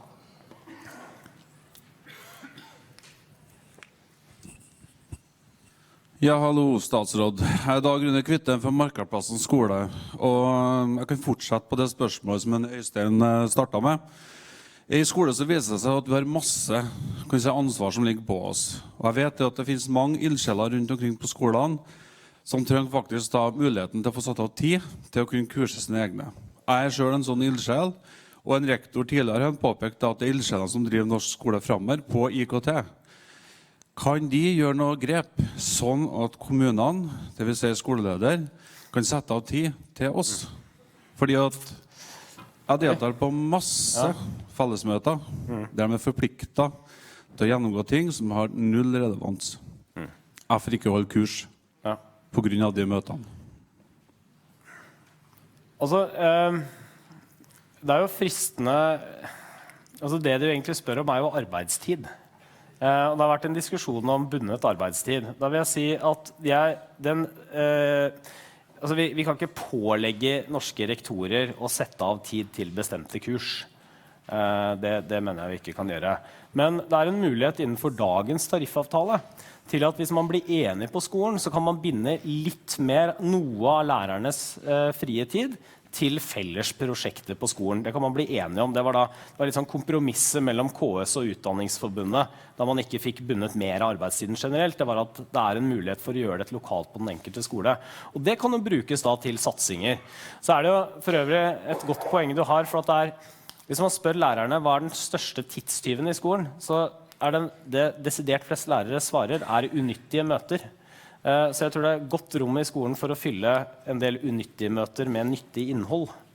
Men hvis man da trenger ekstra tid, så må man gå, tror jeg, tariffveien for at rektor skal gjøre det. Da må dere bli enige på skolen. Da har vi kommet til veis ende. Jeg synes statsråd Torbjørn Isaksen fortjener en stor applaus for at han har møtt sine kritikere. Svar på kritikken. Tusen takk.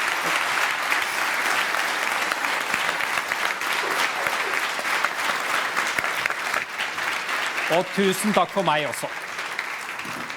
Ja, vær så snill ikke gå enda, fordi som sagt så kommer det noe viktig informasjon etterpå. Men aller først så vil jeg få lov til å gi noen votter fra NKUL til både rektor og statsråden. Og jeg har sett på værmeldingen at dere ikke trenger de i dag. Men jeg håper dette starten på en samling for begge to.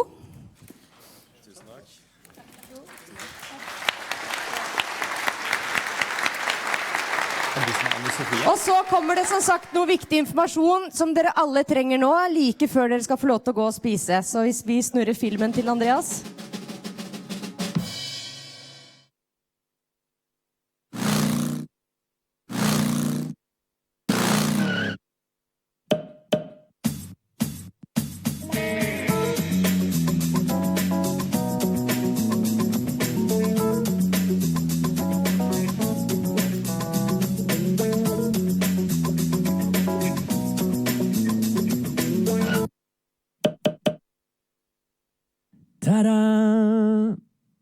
Hei, og velkommen til NKUL.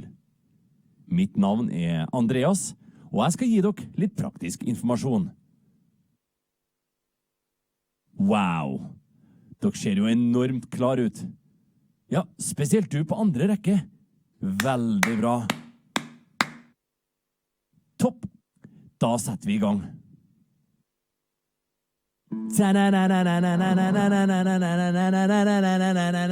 NKUL! Tada! Det her Realfagbygget da, på NTNUs campus Gløshaugen. Skal vi se, bygget ble åpnet i 2000 av kong Harald.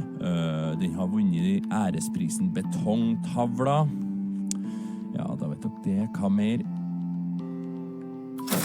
Wow!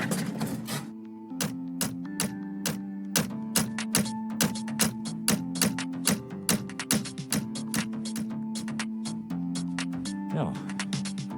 I alle fall, her inn arrangeres NKUL. Bli med inn!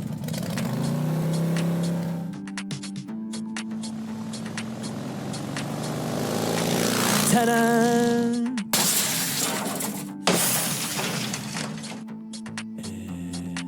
Ja. Det meste av NKUL foregår i etasje U1. Du vil sannsynligvis komme ned denne trappa og hit til Auditorietorg Øst, hvor jeg nå står.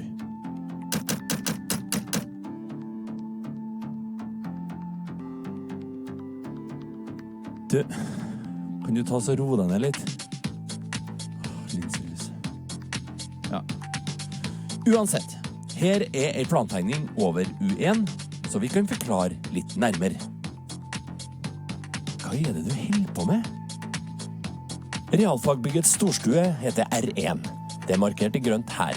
Her foregår alle plenumsesjoner, som også blir videooverført til R2 og R7. Her rommene fra vest til øst, hvor parallelle sesjoner finner sted.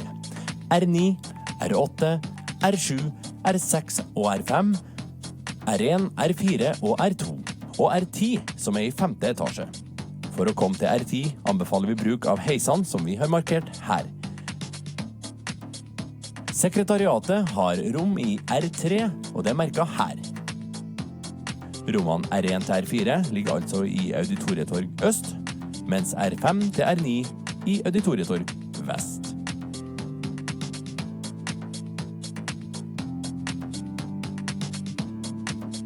Ja, da sitter vi da altså i R1. Det er her alle plenumene vil foregå. Og du, det er bare kult om du har med mobilen, pad og så videre her. Bruk gjerne sosiale medier og spre det glade budskap. Bruk da hashtag NKUL. Men vi gjør også lyd- og bildeopptak. Og for alles trivsel for øvrig ber vi deg følge noen enkle kjøreregler. Hvis behovet for eksempel for en selfie blir for stort, skal du selvfølgelig få ta det. Men vil du ta bilder, ber vi deg skru av blitsen. Ja, og skru av lyden med det samme. Ja, forresten, skru alle enheter på lydløs med det samme. Takk.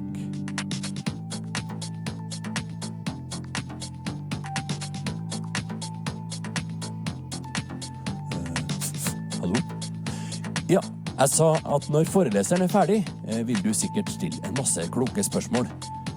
Da er det viktig å vente til du har fått en mikrofon i hånda, sånn at alle i salen, samt dem som følger med på stream, også får med seg ditt budskap til verden.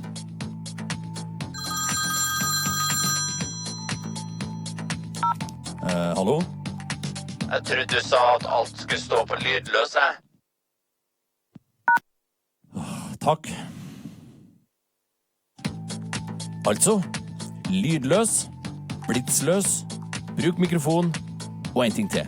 Trekk innover, så alle får plass i salen. Ja, da er det bare å sette seg godt til rette med kaffekoppen.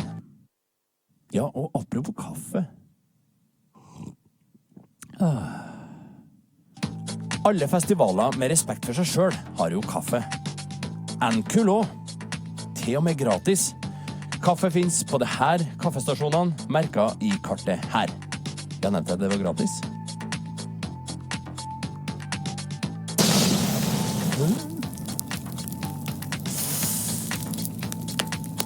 Uflaks. Hvis det oppstår en nødsituasjon, så vil en alarm gå av, og instrukser vil bli gitt over byggets høyttaleranlegg. Det har oppstått brann. Vennligst forlat bygningen. A fire has been reported. Please leave the building. Ja, ok.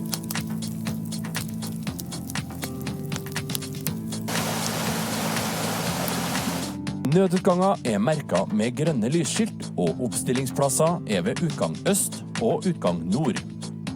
Vi ber dere om å gjøre dere kjent med nødinstruksen for bygget, som står oppslått blant annet ved alle byggets heiser. Her er oversikten over hvor alle utstillere står på årets NKUL. Merk at i det såkalte gårdsrommet står det utstillere i etasje U2. Denne trappa fra U1 leder rett ned i gårdsrommet. Velkommen ned.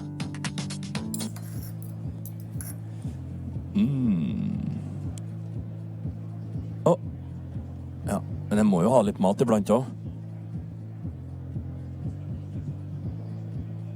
Her er det du trenger å vite når du blir sulten ved lunsjtider.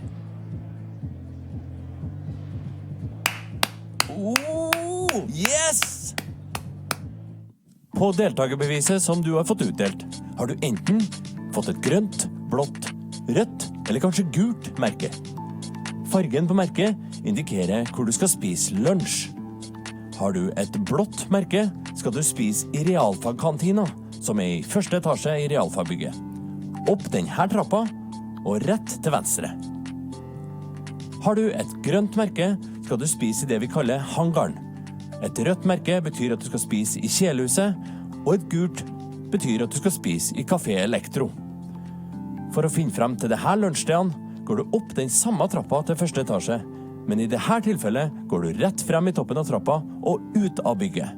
Følg skiltinga videre på utsida av bygget. Da tror jeg har gjennomgått alt dere trenger å vite. Derfor gjenstår det bare for meg å ønske dere lykke til med årets konferanse.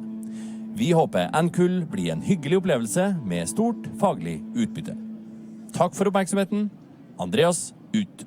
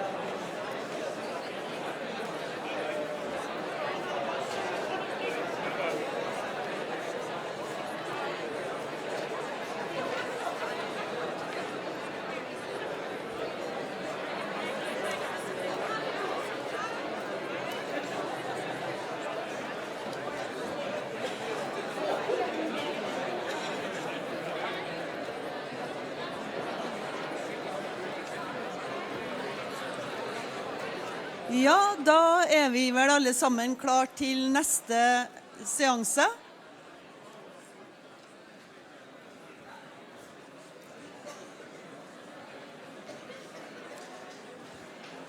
On behalf of the NKUL Program Committee, I'm very happy to introduce Professor David Levy from the University of Washington.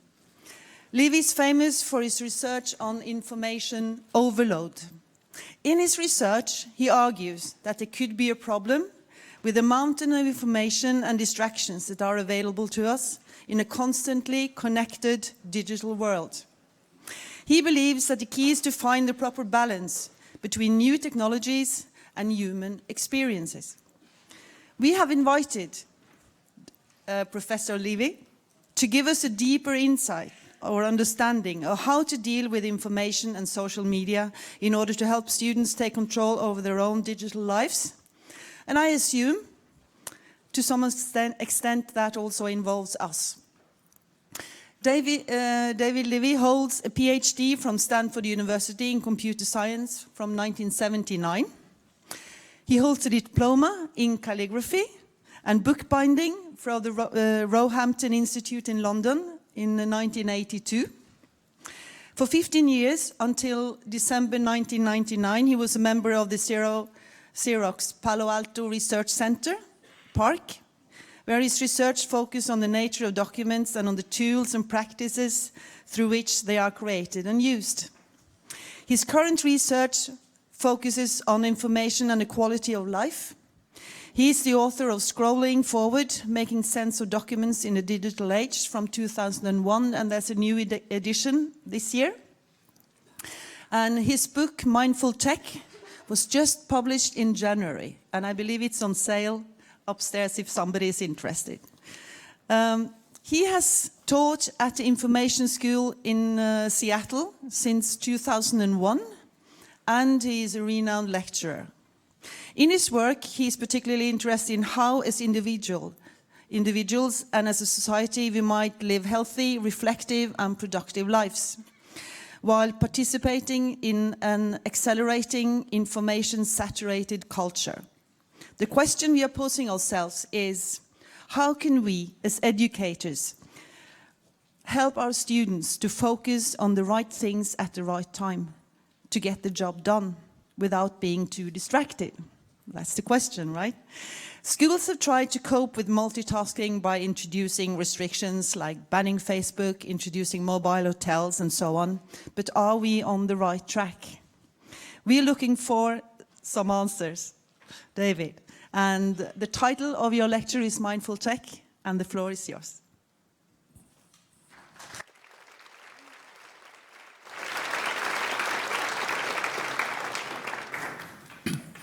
Hello, everyone. Is that about the right level? Can you all hear me in the back? Excellent. I like to see the people in the back, as well as the people in the front. We're all teachers, right? We all know what it's like to want to share what we understand and know with others and to learn from the people with us. And that's how I feel about this wonderful gathering that I've been invited to. What an extraordinary thing, 1,300 of you here, all around this very important subject. Of how we bring technology in fruitful and productive ways into the classroom and how we teach our students about that. One of the most crucial things we need to be looking at as a society.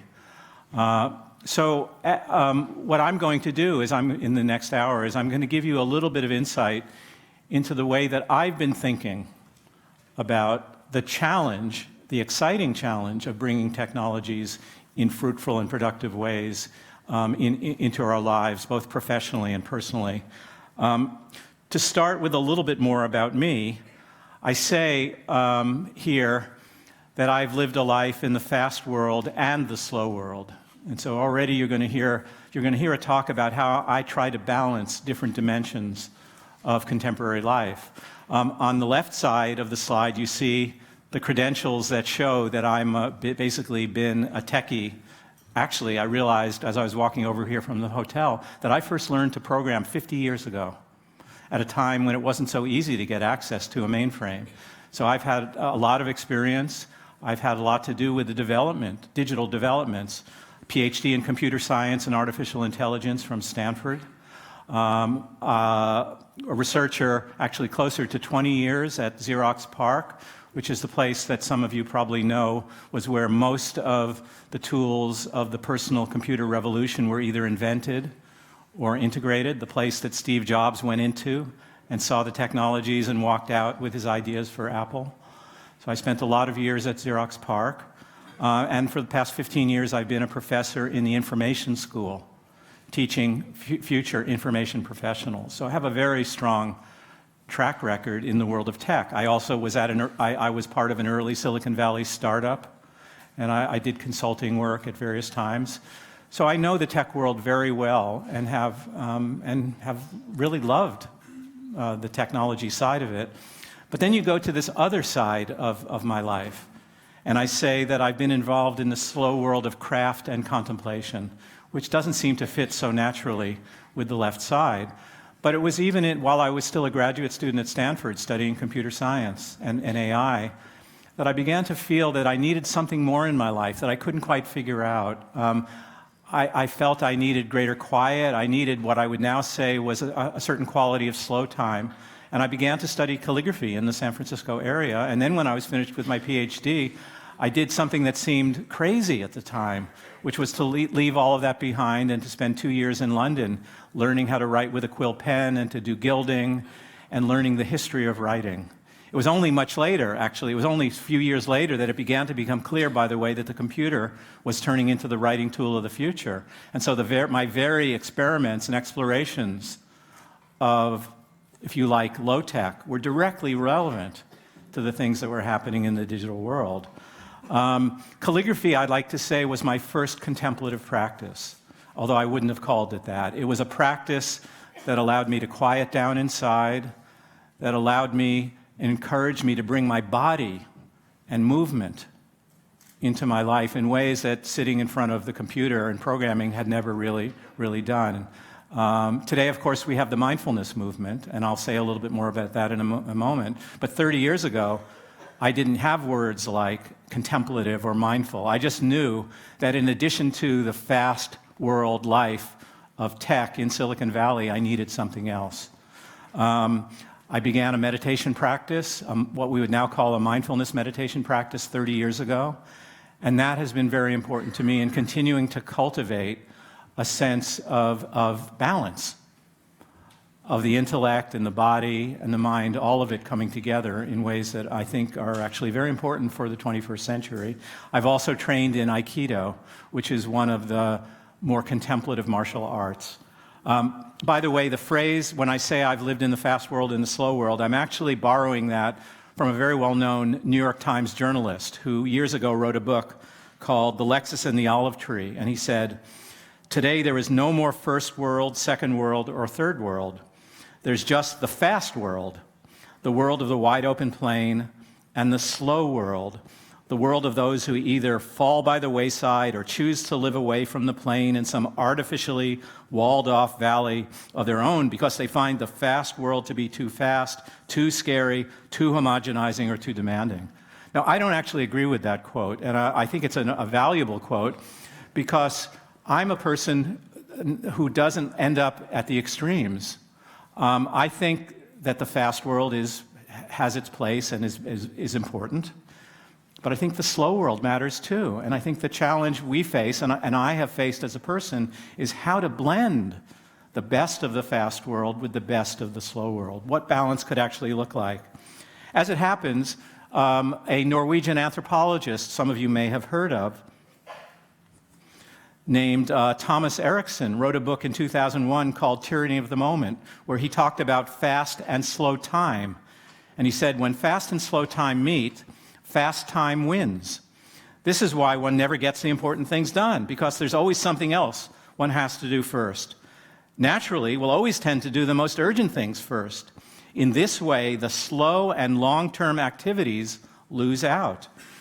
In an age when the distinctions between work and leisure are being erased, and efficiency seems to be the only value in economics, politics, and research, this is really bad news for things like thorough, far-sighted work, play, and long-term love relationships. And I would add, it's also really bad news for thinking. A culture in which everything is set to be fast time doesn't give us the time for intimate conversation and relationships and for thinking deeply about things. And we know what that's like when we're living our lives where we have 5 minutes for this and 10 minutes for that. It's one of the most challenging things that I've experienced as an academic over the past 15 years, is creating the space and time for slow time activities like thinking and reading and writing. But ultimately, what I want to talk to you about is how do we balance those? Not how do we eliminate either one of them, but how do we bring them both into our teaching and introduce them to our students as well. Another thing that I've been thinking about and worrying about and concerned about, and I imagine many of you too have been, is about the whole question of distraction and attention. Yep, there we go. Attention and distraction.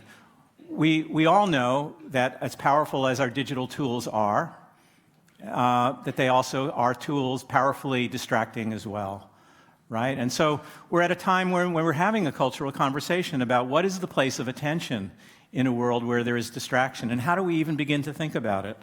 Well, this is not a new problem. It's not something that arose with our digital devices. In fact, 100 years ago, William James, the founder of American psychology, wrote in 1890, "The faculty of voluntarily bringing back a wandering attention over and over again is the very root of judgment, character, and will. No one is compos sui," the Latin word for master of himself or oneself, "if he have it not. An education which should improve this faculty would be the education par excellence." So 100 years ago, he was saying, in order to be most fully human, we need the capacity to bring our attention back and to have a stronger attention. As it happens,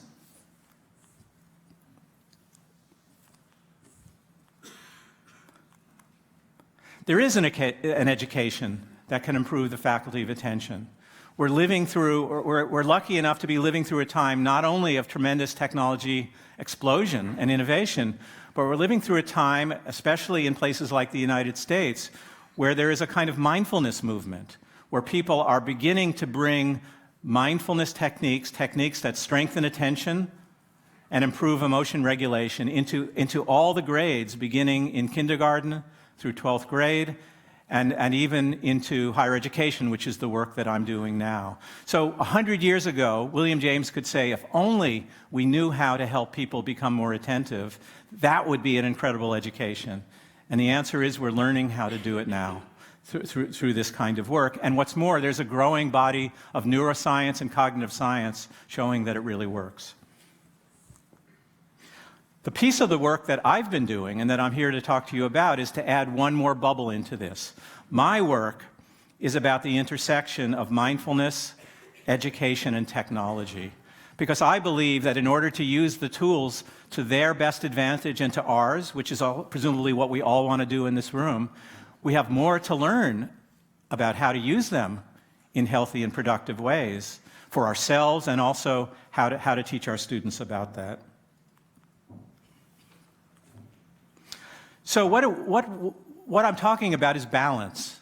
I'll keep using that word throughout this talk. How do we find balance with and without our digital tools in a world that is accelerating and in many ways overloading us and at times overwhelming us? Well, here's an advertisement that speaks to this very issue that I discovered in the New York Times years ago. It's an ad for the IBM ThinkPad. IBM has now turned over these devices to Lenovo, but it's still the same basic machines. And what does it show? It shows a man sitting with his laptop, presumably working. I see a lot of you with your laptops here. Same thing, except where is this man sitting? He's sitting in the library. And if you look at the text of the ad, it says, "in deep halcyon repose," and it gives the dictionary definition for halcyon as peaceful. So this is an ad that to me is speaking about bringing the technological and the contemplative together. It's not necessarily suggesting that you ought to spend all your time in the library or that even that you should go into the library. But as I read the symbolism of this ad, it's suggesting that, at least in American culture, and maybe true in yours as well, the library remains a potent symbol of attention, of quiet, of concentration. The books there are partly symbols of that as well. So it's kind of suggesting exactly what I want to be suggesting to you, that we can bring the old and the new together. We can bring the fast and the slow together. We can bring old technologies and new technologies together.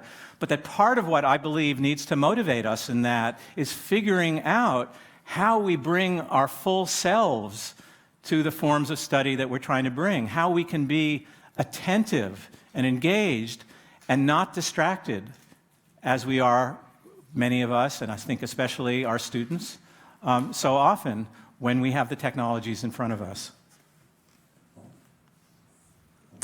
As it happens, I've been writing about this issue for 21 years now.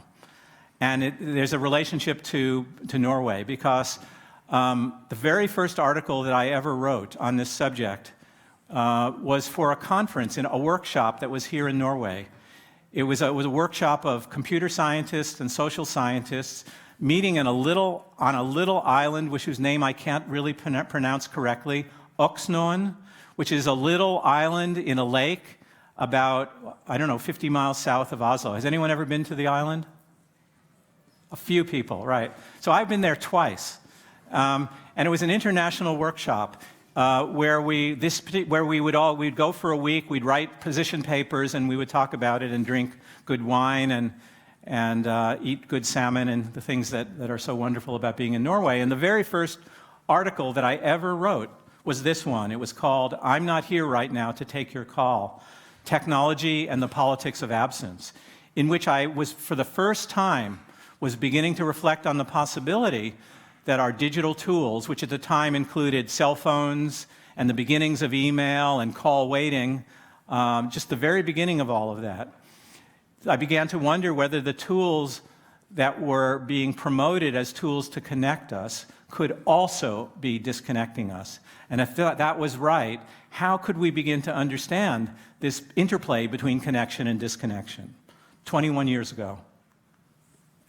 And so over this time, I've been asking questions like, well, how do we relate to, what's the relationship between fast and slow living?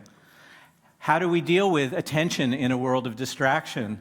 And when is it appropriate to be connected and when is it appropriate to be disconnected? And how do we even begin to think about that?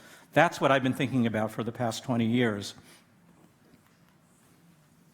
And in my work at the University of Washington, where I've been for the last 15 years, I moved directly from Silicon Valley, from Xerox PARC 15 years ago, to Seattle, which is another tech mecca, right? Another place where technology is booming.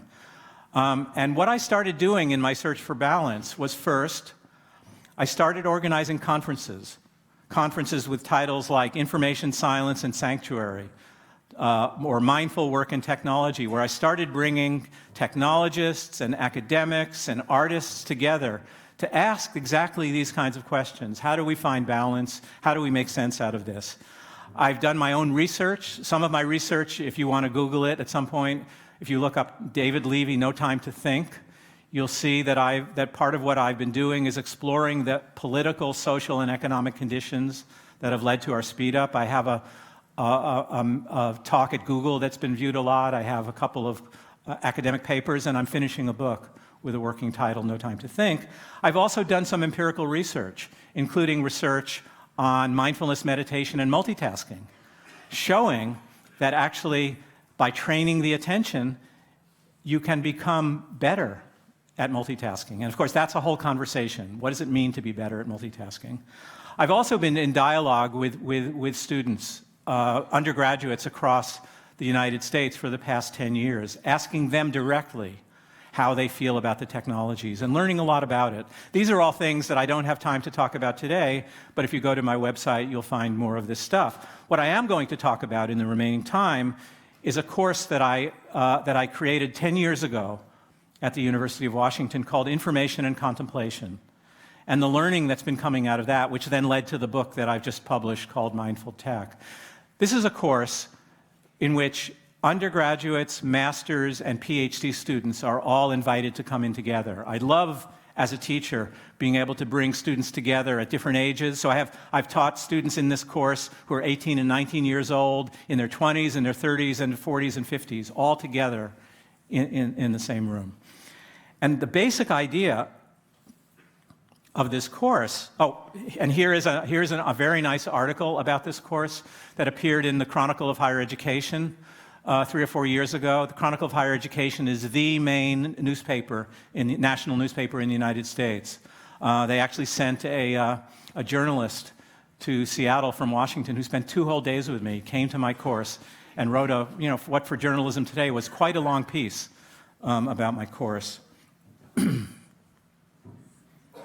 So what the course does, it's basically a very simple idea. It invites students to explore their relationship with their digital devices and apps by paying attention to their experience, to what's happening in their mind and body when they're actually using their devices. In other words, when you're on your phone texting, what's actually going on in your mind? What's going on in your body? What's your emotional state? How are you breathing? What's your posture like? Or when you're multitasking, or when you're on Facebook or Instagram, what are you actually feeling and experiencing? And what I'm about to show you is that some seemingly stupid or simplistic idea, just turn around and look at yourself and how you're feeling, turns out to open up a realm of choice and possibilities that allows students to come to their own understanding of what a healthier and more effective relationship with their devices is. I'm not the teacher, I'm not the authority figure telling anybody, you should do this, you shouldn't do that. I'm the coach inviting people into a space, a trusting space, where over the course of 10 weeks, they get to go through a series of exercises that I'm about to explain to you, and they get to make their own discoveries, and they get to come up with their own guidelines, which I think are ultimately much more effective than somebody telling somebody else what to do or saying, here are the 3 rules of email. You want the 3 rules of email? You can Google it, and you'll find the 3 rules, the 5 rules, the 7 rules.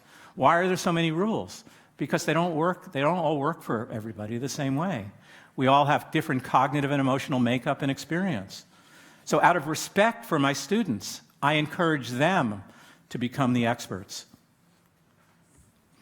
Now, I do bring mindfulness and contemplative practices into the classroom. That's one of the out-of-the-box things I do. In the very first class, I introduce them to mindful breathing. I'll bet a number of you have had some experience with that, whatever you think of it. You know, maybe you've done it in yoga class where you pay attention to your breathing, you focus your attention on your breathing, and then when your mind begins to wander, you bring it back to your breath. It's a very sobering experience to try to control your attention. To do something, if I dared you to just pay attention to your breath for 3 minutes now and not have your mind wander, like me, you wouldn't be able to do it.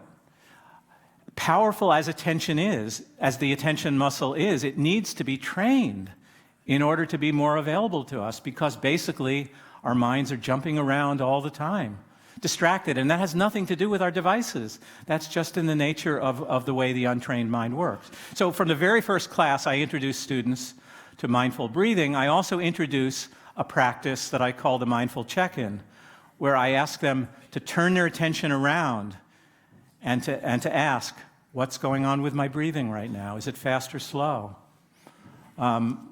How does my body feel? Are there places where I'm in pain, like my neck or my shoulders? What's my posture like? Am I leaning on my elbow? What's my emotional state? Am I bored? Am I frustrated? Am I anxious? Am I happy? I mean, these are all questions that you can answer for yourself right now, because one of the remarkable things about human attention is we can not only direct it outward to the world, but we can actually turn it around and inquire how we're feeling in the moment. So I introduce these practices and other practices throughout the quarter. But the most original piece of this work is a series of 5 exercises that I ask students to do. All of these exercises, by the way, are in my book. And I'm going to briefly give you a sense of what these exercises look like, and then I'm going to show you quotes from students so you can begin to get a sense of the things that people are learning from this. The very first exercise is email observation. I ask students over the course of a week to spend 15 minutes or 20 minutes a day while they're using email and just to notice their experience. What happens in your body or to your emotions when you first see your inbox? What happens when a certain message arises? You know, what do? Do you hold your breath? What is that telling you? What is your emotional state? I ask them to do that over the course of a week. They keep a log, they keep notes about what they're discovering. At the end of it, they write a 2 or 3 page reflection on what they've discovered, including a list of personal guidelines, things that they would change based on their use of email. And then I ask everyone to read everybody else's reflection, and we get together in class, and people begin to see all the different responses and ways that people relate to email and the kinds of changes they would make. So there's both the turning inward to examine your own experience, but then there's the very important group discussion and sharing as people learn from one another and discover diversity and difference in the ways that we use these tools. The second exercise, so that's just observation. The second exercise is a focused form of email that I want people to try, which is the equivalent of mindful breathing. In mindful breathing, the instructions say, pay attention to your breath. When your mind wanders to something else, bring it back to the breath, bring it back to the breath. In focused email, I say, I want you to try focusing only on email. And when your mind begins to wander, like, oh, maybe I should check Facebook now, or maybe I should go to Instagram, or my phone is ringing. You notice that, and you bring yourself back to the email. So you're basically, notice what we're doing here is we're using the technology itself as a tool to develop greater mindfulness. Yes, you can develop mindfulness by sitting in the corner and just following your breath, but you can also develop it when you're using the technologies themselves. The next 2 exercises are really tremendous fun because they're all about multitasking. I don't have an opinion. As the coach, I don't tell people that multitasking is either good or bad. I think multitasking, if you think of it as the serial switching of attention from one object of attention to another, is something we're all doing all day long, whether it's with technology or not. It's just part of the way we are as human beings. But surely there are times when multitasking is bad, like texting and driving. Sometimes it's really bad, and sometimes it ought to be an informed choice. Is this a good time for me to be multitasking or not? That's what I want students to explore, not black and white distinctions. So basically what I do with the multitasking exercise is I have them record themselves multitasking. We happen to use something called Camtasia by TechSmith, but there are many other tools out there that will actually record what's going on the screen. And by the way, I think this is maybe a very useful exercise for younger students as well, because it can actually have a game-like feeling. If you record yourself while you're switching between your phone and multiple windows and all of that, and then what I do is I tell the students, I want you to notice the choice points. I want you to notice when you switched from one thing to another, and I want you to see if you can figure out why you switched. And I want you to notice the times when you could have switched, your phone rang, but you didn't pick it up, and decide when you didn't switch. So I want people to begin to reflect on and become conscious of their current multitasking habits. Again, not about good or bad, but just see how you currently multitask.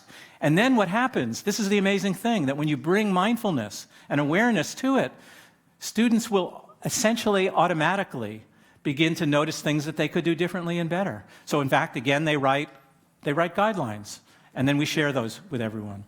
The next exercise, which may seem like a contradiction, is I show them that there's a way to do a much more focused form of multitasking. That multitasking doesn't have to be this sort of in a fog, clicking around. That you can actually, the stronger your attention is, the better that you can actually multitask. Because what happens, multitasking is all about choice. Do I stay with what I'm doing, or do I switch to something else? Well, if you can notice the triggers that are arising that may cause you to want to switch, For example, anxiety or boredom are things that people often mention. I don't like what I'm doing right now. I'm working on my assignment, but I don't know I got stuck. I don't know what to say. Let me go to Instagram, right? If you can notice those triggers, then you can make a conscious choice. Is this a good moment for me to switch or not? Again, there's my philosophy. I'm not going to tell you what the right answer is. You, within the context of what you're doing in the moment, can make a decision. And then the last of the exercises is unplugging. I ask students for a minimum of 24 hours to let go of at least one device or app. Same thing again. Notice over that period of time what's going on in your mind and body. Keep a log of it. Write a reflection, and then share it with everyone. So these are the exercises. These are not the ultimate exercises, but they're examples that I've developed over the last 10 years of how to get students to be actively reflective about their use of the technologies. And now, having given you an introduction to it, I want to give you a sense of some of the things that people learn. These are all examples. You shouldn't read any of these as me saying this is what everyone should do. These are just examples of what particular students have decided. So perhaps the first and most important lesson that people develop is, wow, I can really observe myself, and I really learn something from it. So listen to this one student. She says, my favorite part of this exercise was the level of attention I was giving to my habits. Before paying attention this week, I never really knew what I was doing. I have often described the experience of bouncing mindlessly along the internet as an internet blackout. Thankfully, instead of waking up on a dirty sidewalk with no shoes or money in Las Vegas, I just wake up somewhere out there on the internet. I'll find myself looking at animated GIFs of Beyonce at the Super Bowl and have no idea how I got there. We can all relate to that, right? Absolutely. I am sure that paying attention to my habits is the first step to helping me focus when I need to and to resist the deliciously tempting distractions of the internet. I could stop right now and you will have essentially gotten the central message that I'm trying to deliver from this, but there are more fun and interesting things for you to see. So let me give you some more examples. Some of the biggest discoveries are that strong emotions like anxiety and boredom drive them in ways they never realized before. A student says, the reason I feel the need to check my email all the time on my phone is the hope that I will have a new message from 1 or 2 people that I would love to hear from. But the fact is that 90+% of the time, my emails are not of that personal nature. I am always hoping it will be the email I have been waiting for. Don't we all recognize that, right? I mean, that's beautiful. I love the honesty. I've succeeded in creating a trusting environment in which it's safe for people to say, this is really what I'm discovering, or this one. Why the incessant need to check? Because I did not want to be in that moment of waiting for the bus to arrive, waiting for the bus to deliver me, waiting for Guffman, waiting for the coffee to be made, waiting for class to start, waiting. I did not want to be waiting for anything. I wanted to be active with my schoolwork, complete work tasks, remove myself from the headspin of stressing over my to-do list, not waiting. It's clear to me that I have been using this outlet as a way to dissociate from the moment because I am overwhelmed. So noticing that opens up a space of choice. This is what I'm feeling because I have to wait. It doesn't mean you shouldn't go to your phone, but it might mean that you could choose something else. Your choice. Another thing that people discover is how inattentive they can be. Here's a student, I won't read the whole quote, who talks about discovering that when she's on email, I notice many voices and images in my head. I think about assignments due, meals I need to cook, people I need to call, and so on. We can all relate to that half-hearted attention when we're online so much of the time. But you shouldn't think that the things that people are discovering are only the negative things or the problems. They're also discovering the ways in which the tools are working well for them. So here's a woman, for example, who discovers that she'd never realized it, that she's more focused while she's doing email than at almost any other time of the day. She says, in large regard, the quality of my attention to my email is very high. When I'm actively reading or responding to messages, I am perhaps the most intensely focused of any activity throughout my whole day. This is a positive thing to discover, and then to ask, great, what can I learn from this that I can take into other parts of my life? And by the way, while many of my students discover that they want to use email less or want to be on Facebook less, there are people who go the other direction as well. There are students who discover that they're actually serving really more important functions for them than they even realize, and that they want to do those activities more. So again, it's up to the individual to make their own discoveries.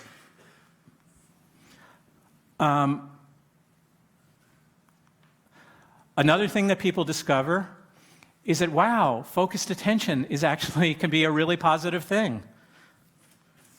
I'll skip this one in the interest of time. Here's a student saying, telling myself to focus on email actually helped make the process less stressful. Isn't that interesting? Focusing on email became less stressful. I had permission to let go of things because it was time for email and email only. Focusing on one thing is less stressful than panicking about 50. Again, I'm not saying this would be true for everyone, but it was definitely true for this student. People discover that coming back into their body and feeling their breath can make a real difference. In the afternoons, I tend to feel fragmented, tired, and I do have a harder time concentrating, but I've started to do 30 to 60-second breath meditations prior to opening my inbox in the afternoons, and it is a huge help.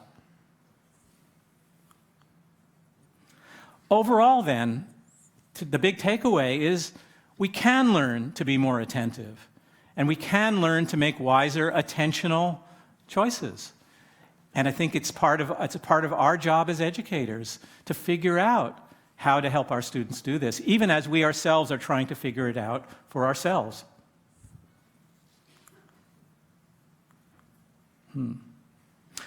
Let me come back to the William James quote. The faculty of voluntarily bringing back a wandering attention over and over again, that's that mindfulness technique, come back to the breath again and again, come back to email again and again, is the very root of judgment, character, and will. No one is master of himself if he doesn't have it. We can learn to be masters of ourselves, to have greater agency, with or without the technologies. A couple more quotes. Being able to direct your attention and choose what to pay attention to is, I believe, an essential coping mechanism. So this is a student writing, to deal with all these new voices, all these new things that are demanding our attention. When we are mindful, we choose to pay attention to what is explicitly important to us. Being mindful begins to reveal our values in a way wandering lost through the digital landscape can never do. Or this one. The problem, at least for me, isn't all the new stuff that's changed and been introduced in the digital age.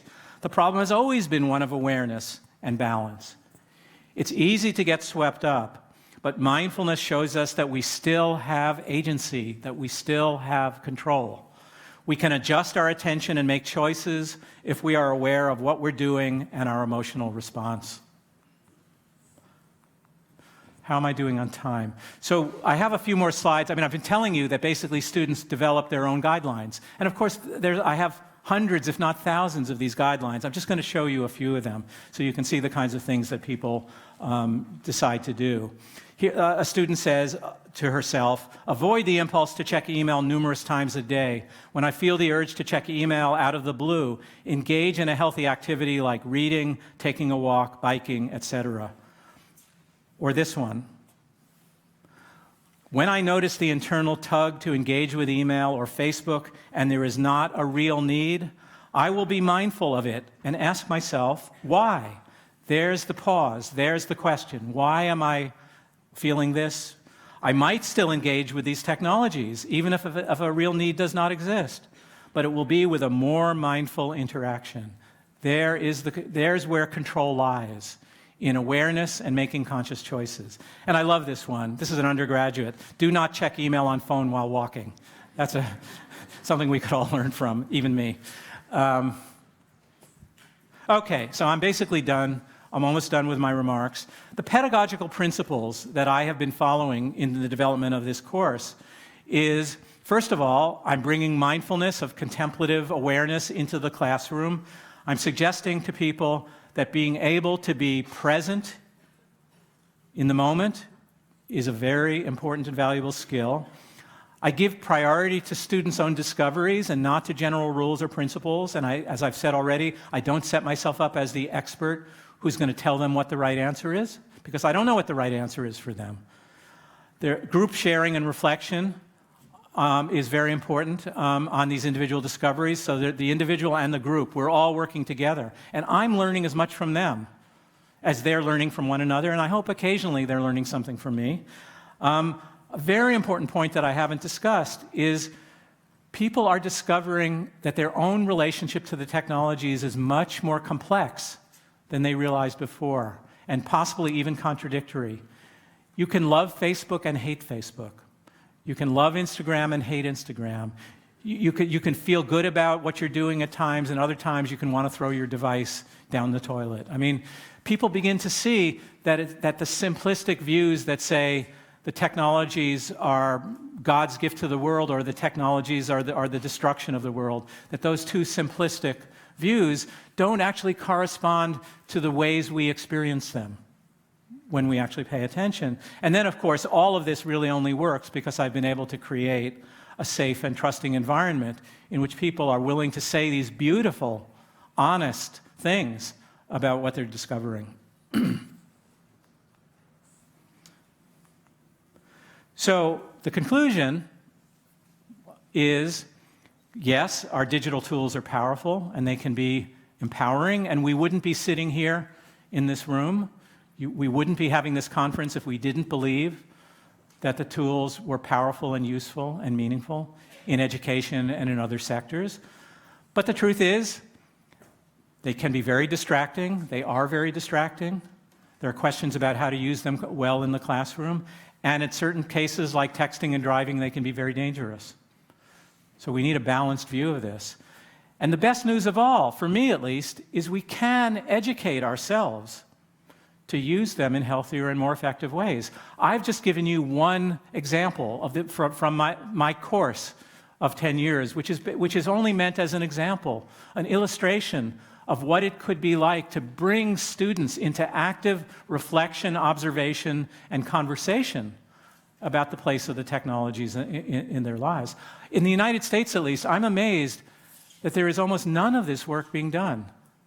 And I don't know what the case is here in Norway. We have such a rich and wonderful opportunity to do this work. And that's part of what I'm preaching, is let's do more of this work.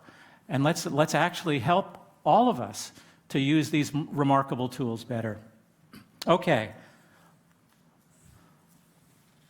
One last slide, actually two. So here's where I started. Here was my symbol of balance, the library as a symbol of the contemplative, of the quiet, combined with the devices, the tools, bringing them together into a more harmonious whole. The very first time that I showed this slide was some years back at the Information School in Seattle. I was very excited when I saw it in the New York Times Magazine. I thought, wow, I can really use that. And I've been using it for years. And there was somebody sitting in the audience, a librarian, as it happens, from the University of Washington, who at the end of my talk said, David, I think that ad was shot here at the University of Washington. I said, how could that possibly be? It had to be maybe a New York advertising agency or an LA advertising agency. Why in the world would they shoot an ad like this at the University of Washington? Well, she said, well, I was just at another talk and this ad was in the Wall Street Journal and somebody said, this is taken in the East Asia Library. So Joyce Ogburn, the librarian, and I went to the East Asia Library.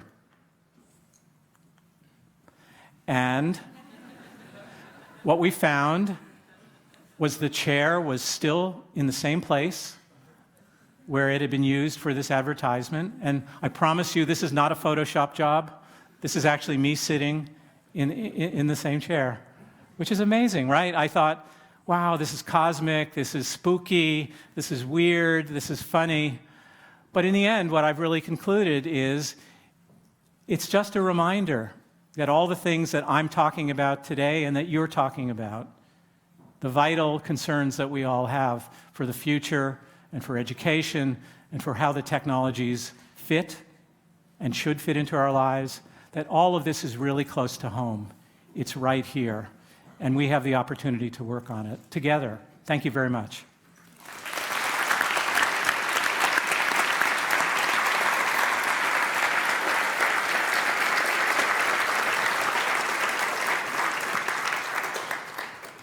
So we actually have some time. I'm hoping that a few people will offer some comments or questions. I'd love to be in conversation with you. And we have, I believe, a couple of microphones. And I apologize. I know there are people in 2 other rooms. I don't think you have a way to speak. But I offer you the opportunity. Raise your hand and somebody will give you a microphone.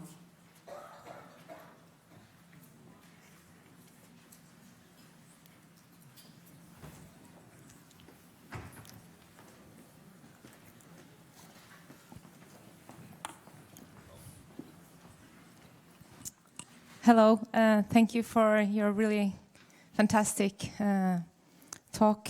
I think this is the most important thing we need to work on in today's school.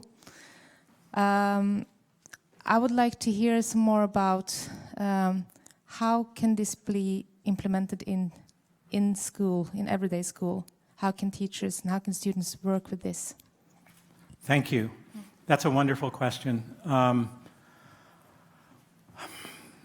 And it's very much something I want to talk about. I have no final answers to this, by the way. First of all, you will already have noticed that my students my youngest students are 18 and 19 years old. So I have no experience with K-12, right? What I think is, first of all, that if teachers want to begin to bring some of this work into your classroom, that I think you should do this work first. I mean, if you thought, it could be my exercises or it could be something else, but I think the teachers themselves have to get some experience with what it actually is like to turn around and look at yourself and the kinds of discoveries you make, right? Then I think you with other teachers need to begin to look at your own curriculum and figure out how this actually fits. The one place that I'll give you a further example of what I've done. I mean, obviously, the course that I teach is a very specialized course, right? And what I didn't tell you is that it's an elective, and I interview every student before I admit them to the course, because this is an out-of-the-box course.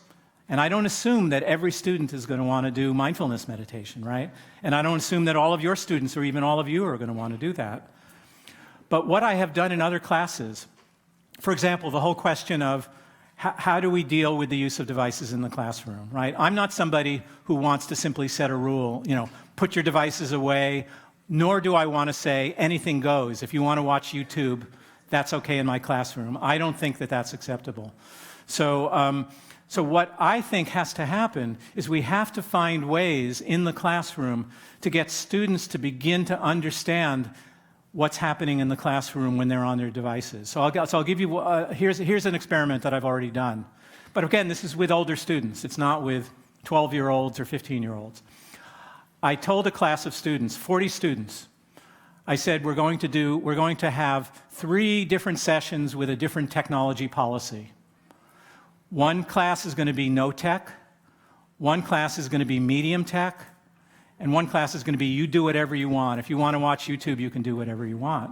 And at the end of each of those, I created an online survey, and I asked them, what was it like for you? What was your learning like? And what was your experience of other people? And then at the end of these 3 sessions, I got them to vote on which tech policy they thought was most effective. The thing that surprised me, I didn't expect this at all, was that a small majority of people wanted no devices in the classroom. I'm not suggesting that's a generalizable result, but the real secret is, and then in the end, based on what they did, I came up with a tech policy. But the real secret was I wasn't even so interested in the vote as I was interested in them having an actual experience of what it's like to be learning when people are on their devices and not paying attention and when they are. One of the things that I say to my students is attention is not just an individual psychological phenomenon. It is co-constructed by a group of people. And what that means when people are not paying attention, you know what it's like as a teacher. You know that you're a better teacher when people are actually paying attention. Students, for the most part, don't realize that. So I think we have to figure out experiments in the classroom that will get people to actually begin to experience different levels of attention and what that means. I'll give you one other example, which is, this business of recording yourself. I think that has the potential to be an interesting game, even for younger students, where you say, okay, you're going to do these 5 things, and I want you to switch between your devices, and then you and a friend are going to look at the video and want you to begin to notice. Maybe you give points when you notice that you switched, and then you're able to tell the class why you switched. Somehow or other, we have to get students at younger ages to be reflective about this. The challenge, though, and this is not my area of expertise, is I don't understand developmentally at what age younger students are capable of observing and being reflective in these ways. And then the last answer I would give you, with apologies because I don't have any final answers, is what I would want to do is I would want to partner with you. I would want to enter into your classroom, and I would want to, over the course of a term, given what I know, I would want to work with you. In other words, I think this has to be a collaborative effort. And that's why I go back to the first thing I said, which is you've got to do this work yourself. And I say the same thing to parents. If parents are going to work with their children in becoming more observant and reflective, then parents need to do the work first. And we know that parents are essentially modeling the very activities that sometimes they're upset with their children for doing, right? So that's the best I have to offer now. It's a very important question, but I only know my own little world. I don't know yours, and I hope that you will be one of the people who will explore this. And if you want to be in further touch about this, I'd be happy to do that. Thank you. Thank you very much. A great question. We have time for another couple. Hello. Morten Søby from the Norwegian Center for ICT in Education. I can follow your advice when you talk about mindfulness as a kind of individual approach. Following up the question about schools, I didn't hear any kind of documentation or scientific proof that going from this individual approach and make it into a kind of model for a classroom or a model for a school or a model for an organization. I didn't get that, let's say, documentation. So why do you want to stress mindfulness from an individual way to a more model for organizations? I don't get the point. I'm sorry. Thank you. No, I really appreciate the question. So there's a whole other piece of my work that I haven't talked about, which is not just about the individual. It's about the social and the political. I actually think that a lot of the challenges we face and the choices we need to make are not individual choices. So I didn't say any of that. So, sir, I think you're absolutely right. And I think, a lot of my work under the title of No Time to Think is to look at the economic decisions that we're making and how they're affecting us as institutions and as a society. So I moved onto this work because I think the much harder work is the social and the political. And I myself am not actively doing that work. So I'm not suggesting, I did not mean to suggest that just by doing the individual work that's going to solve the problem in the classroom or the school. It's not.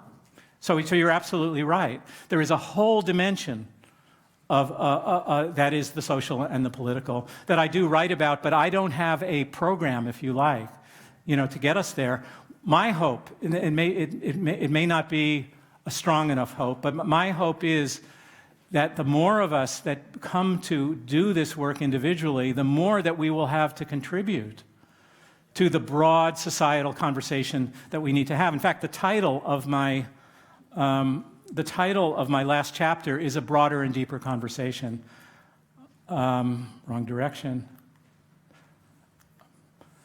This is the placeholder slide for exactly the really important questions that you're asking. So I really thank you so much for bringing those questions into the room. I think we have time for another.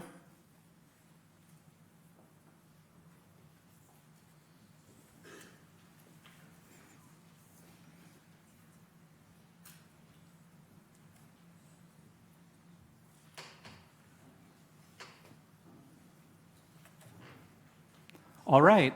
Thank you very, very much. I really appreciate your attention, and I look forward to talking with more of you if I have the chance. Thank you.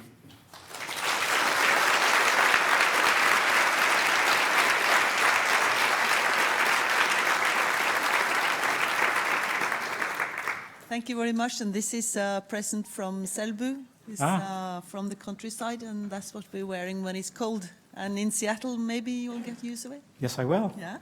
Thank you very much. Thank you. And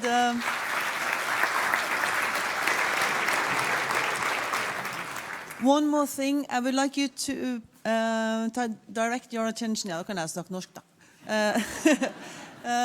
Det altså en ekstra forelesning I dag med Prasad Ram, mannen som står bak Google Maps. Og vi håper at så mange som mulig har mulighet til å være med på den.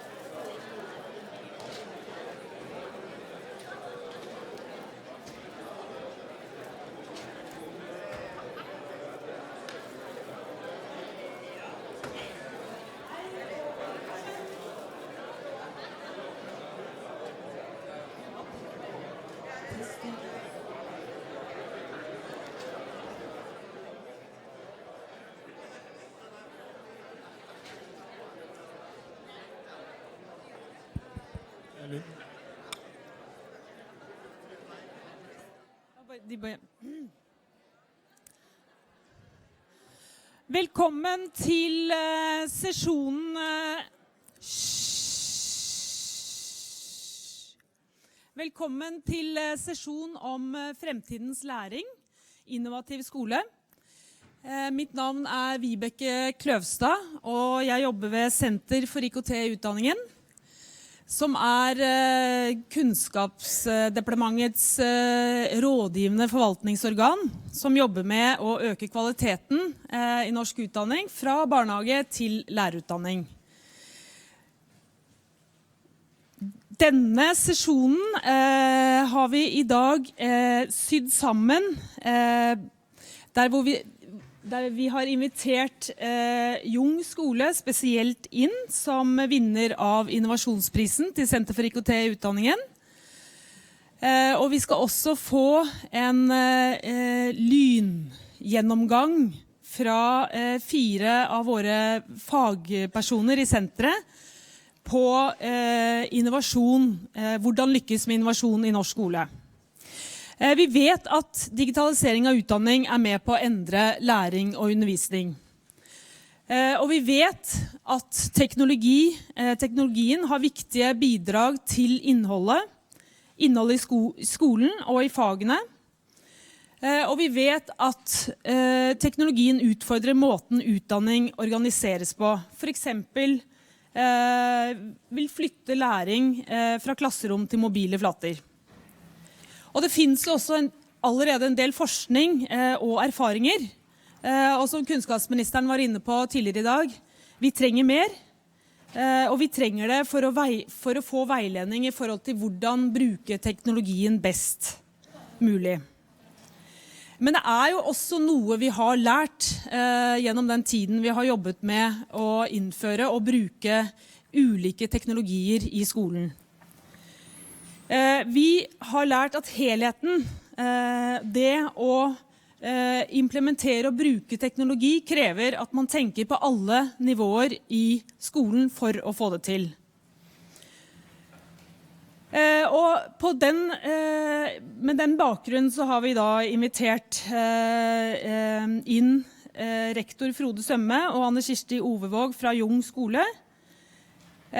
Nettopp fordi når de vant innovasjonsprisen, så var det nettopp den helhetlige måten man har innført teknologien på, som gjorde at de fikk prisen. Innovasjonsprisen 2016.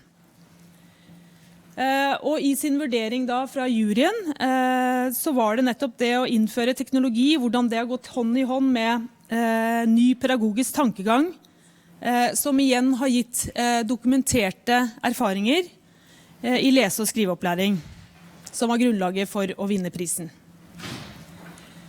Nå vil dere for øvrig møte noen som deler ut en flyer om innovasjonsprisen 2017, som vi nå driver og nominerer skoler og innovative prosjekter til. Så ta imot flyer, og ikke vær redd for å bli med på å konkurrere om å få prisen i 2017. Med andre ord, vi mener at det helhetlige nøkkelen til innovasjon. Og med det som bakgrunn så har jeg også i del 2 av denne sesjonen her utfordret gode kollegaer på senteret med å sy sammen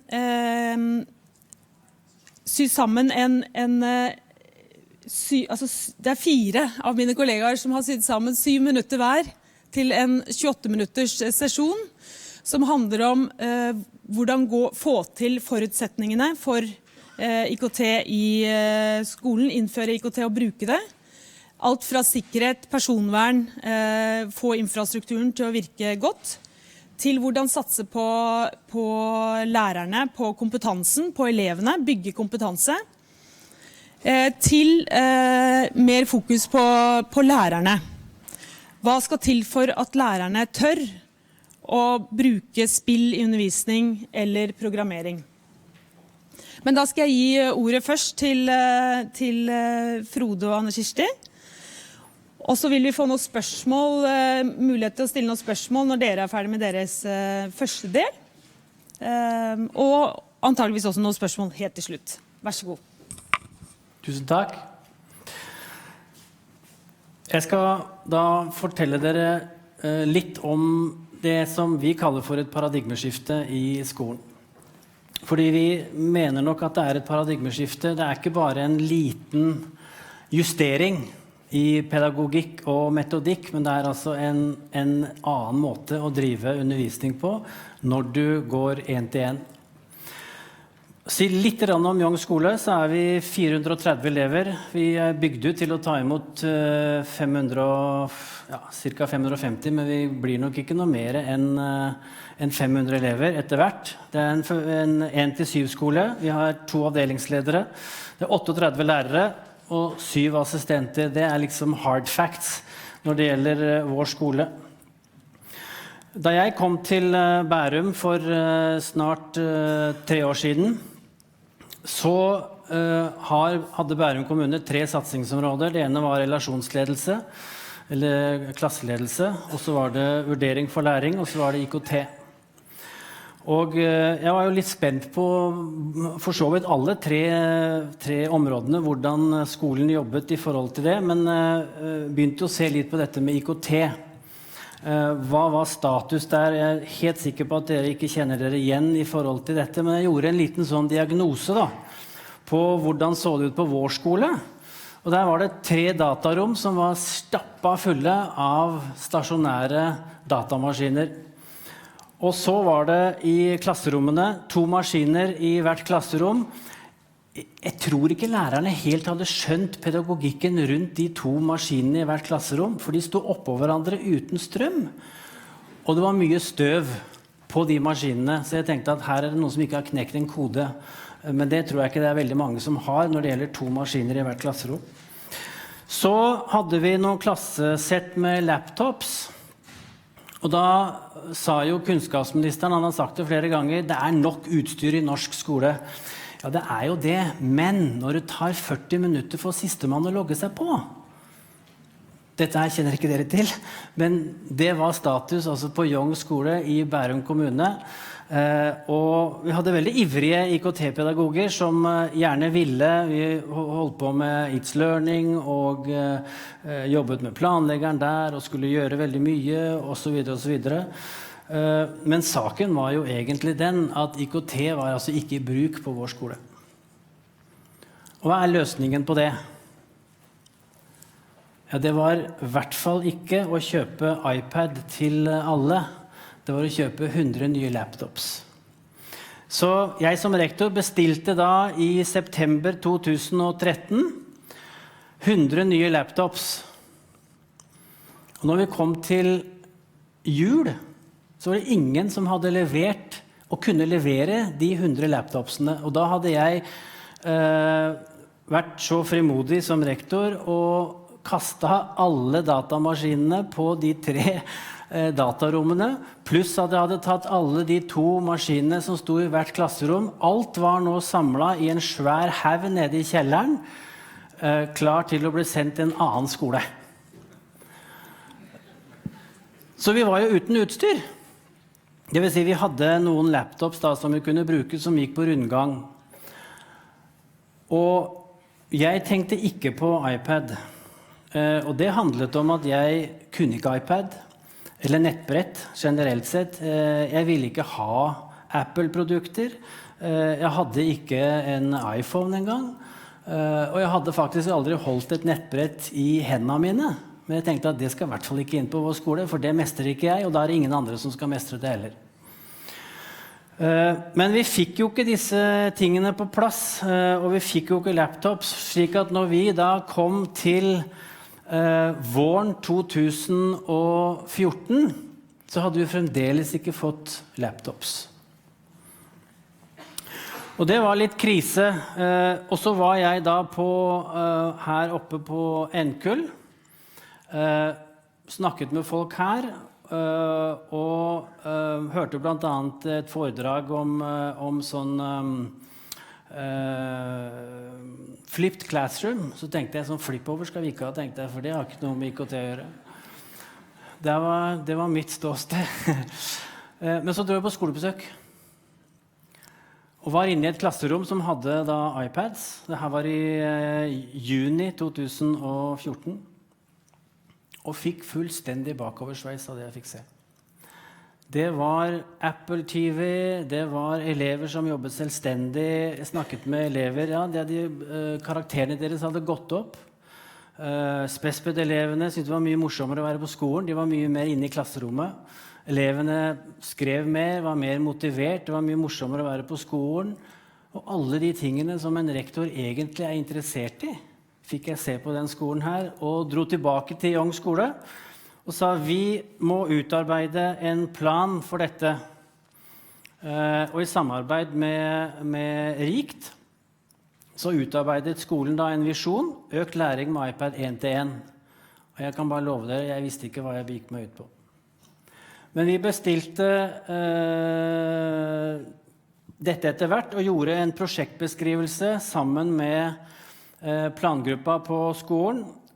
Vi gjorde en planlegging og gikk da også for en gjennomføring, og da hadde jeg 2 måneder på meg til utrullingen 1-1. Og så tenkte jeg skulle gjøre det på 1. til 4. klasse, skulle gjøre det på 5. til 7. Hvor skal vi gjøre det? Så tenkte jeg at jeg så for meg noen elever gå hjem med lærebok og fått blyant og viskelær. Og så bodde det noen elever i samme oppgang, og de kom hjem med iPad. Tenkte jeg, det går jo ikke. Enten så skal alle ha, eller så skal ingen ha. Men så var det å få med seg lærerne da. Og lærerne sa, ja, men vi kan jo ikke ha iPad. Så sa jeg, nei, men det må vi ordne. Vi drar på hotell. Og så kommer det da dette firmaet for å lære oss hvordan vi skal jobbe med iPad i 2 dager, og skolen betaler alt, all inclusive. Jeg er med, var det en som sa. Til slutt så var alle med. Så tenkte jeg tenkt i etterkant, sånn etterpå, jeg lurer på om det var den der hotelloppholdet med all inclusive, eller om det var iPad de sa ja til. Men det var en som sa, jeg er skeptisk positiv, sa han. Han er skeptisk til alt. Når han var skeptisk positiv, så tenkte jeg, da kan vi få det til. Så dro vi på hotell, og gjennomførte dette, og det har bare gått én vei etter det, og det er oppover. Jeg skal si litt mer om det, men det er en IKT-satsing i Bærum kommune som nå er forankret hos rådmannen. Den rådmannen eier nå dette pilotprosjektet i Bærum. Og det går på at vi nå 5 pilotskoler som har holdt på med dette vi har holdt på i snart 2 år. Pilotskolene har holdt på 1 år, de andre 4. Og det 10 nye skoler som skal på nå ganske snart. Så det at vi skal drive med innovasjon i Bærum kommune. Og tanken da at alle, vi leaser maskiner til skolene, og så tanken den at alle skolene skal på. Og det over 40 skoler altså i Bærum kommune, og alle skal ha iPad 1-til-1. Det en kommunal satsing. Så jeg veldig heldig da, som jobber i en kommune som tenker såpass stort. Men så må jeg si noe til dere i forhold til noen fallgruver som jeg ser at enkelte skoler går i, og som dere må være oppmerksom på hvis dere skal gå i gang med et sånt prosjekt som dette. Og den første fallgruven, det at rektor må eie prosjektet. Hvis ikke rektor eier prosjektet, ikke gå i gang med dette. Når vi som skole, og jeg da som rektor, bestemte at vi skal kutte ut håndskrift i 1. klasse, da fikk jeg jo foreldrene på nakken. For det går jo ikke. Men vi gjorde det likevel. Og det ingen IKT-ansvarlig eller fyrtårnslærer eller hva du nå vil kalle det, som kan ta en sånn bestemmelse som det. Det kun rektor som kan ta den bestemmelsen, og som må fronte dette i forhold til foreldrene. Så rektor nødt til å eie prosjektet. Vi får en del skolebesøk, faktisk hver uke. Og jeg stiller alltid spørsmål til de skolene som kommer på besøk. Kommer rektor? Så får jeg av og til svar. Nei, rektor hadde ikke tid, så han kunne ikke komme. Og da svarer jeg til de skolene, men da blir det ikke noe skolebesøk. Og så får jeg gjerne en mail eller telefon litt senere. Du, rektor har ryddet tid, så han kommer allikevel. Så da kan dere komme på besøk, for hvis ikke rektor ser og skjønner og knekker denne koden, så kommer ikke dette her til å gå. Fallgruve nummer 2, det og dette har nok Skole-Norge gjort alt for mye. Man kjøper devices, man kjøper utstyr, og så gir man det til lærerne, og så tror man at det går veldig greit. Det som å kjøpe en flott bil til en 17-åring, og så gir man nøklene, og så sier man at du har sittet på med faren din så mange ganger, dette fikser du, ikke sant? Du klarer å kjøre denne bilen, det går helt greit, men jeg lover dere, det går på trynet hver gang. Med skoler som ikke gir opplæring i pedagogisk og metodisk bruk. Og vi har brukt flere 100 000 kroner på opplæring av våre lærere. Og når vi får nye lærere på skolen, så må de gjennom et 5-dagers kurs i bruk av iPad i klasserommet, i tillegg til at lærerne skal gå inn og modellere for de nye ansatte, sånn at de blir trygge på å kunne bruke iPad i undervisningen. Og jeg tror at hvis man ikke gjør det, så kommer det til å være mange lærere som ikke bruker iPad på en iPad-skole. Og det litt uheldig. Fallgruve nummer 2, det skal dette være et supplement, eller skal det være en metodisk grunnmur? Og på Young skole så sier vi at alt et supplement, men iPaden det grunnelementet vi bruker i undervisningen. Kladdeboka et supplement, læreboka et supplement, blyant et supplement. Hvis du skriver mer i kladdebok enn du gjør på iPaden, så det på kollisjonskurs med hvordan vi jobber pedagogisk på vår skole.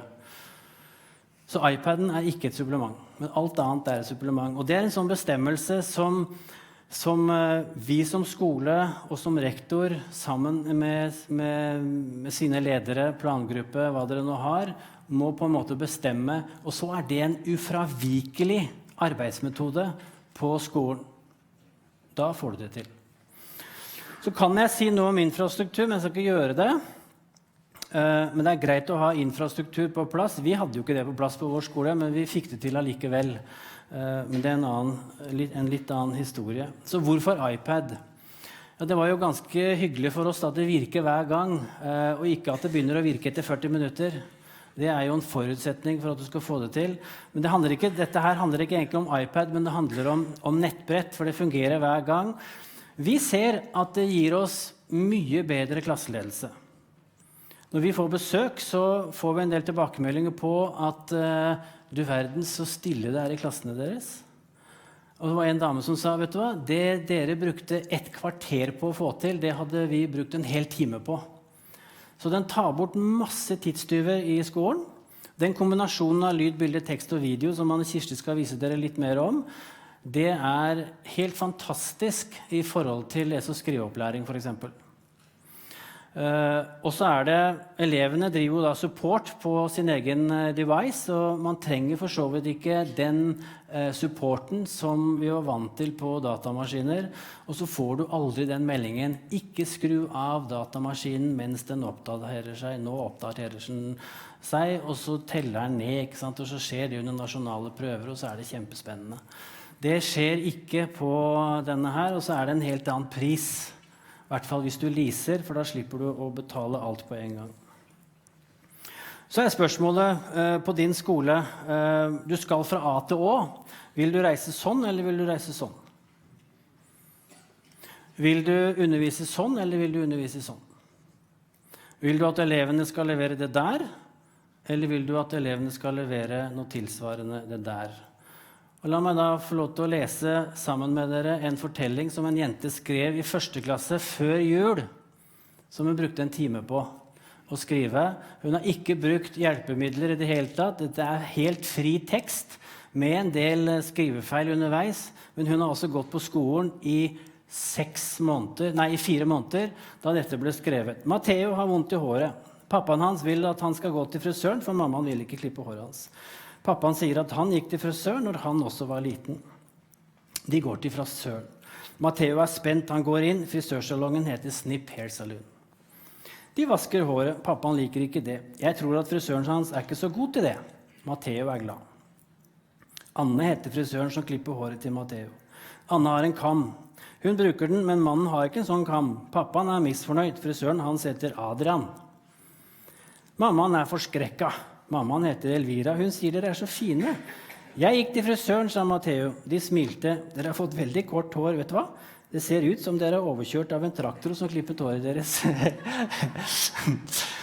Men poenget her er prøv å få en førsteklassing etter 4 måneder på skolen til å skrive dette for hånd. Det går ikke.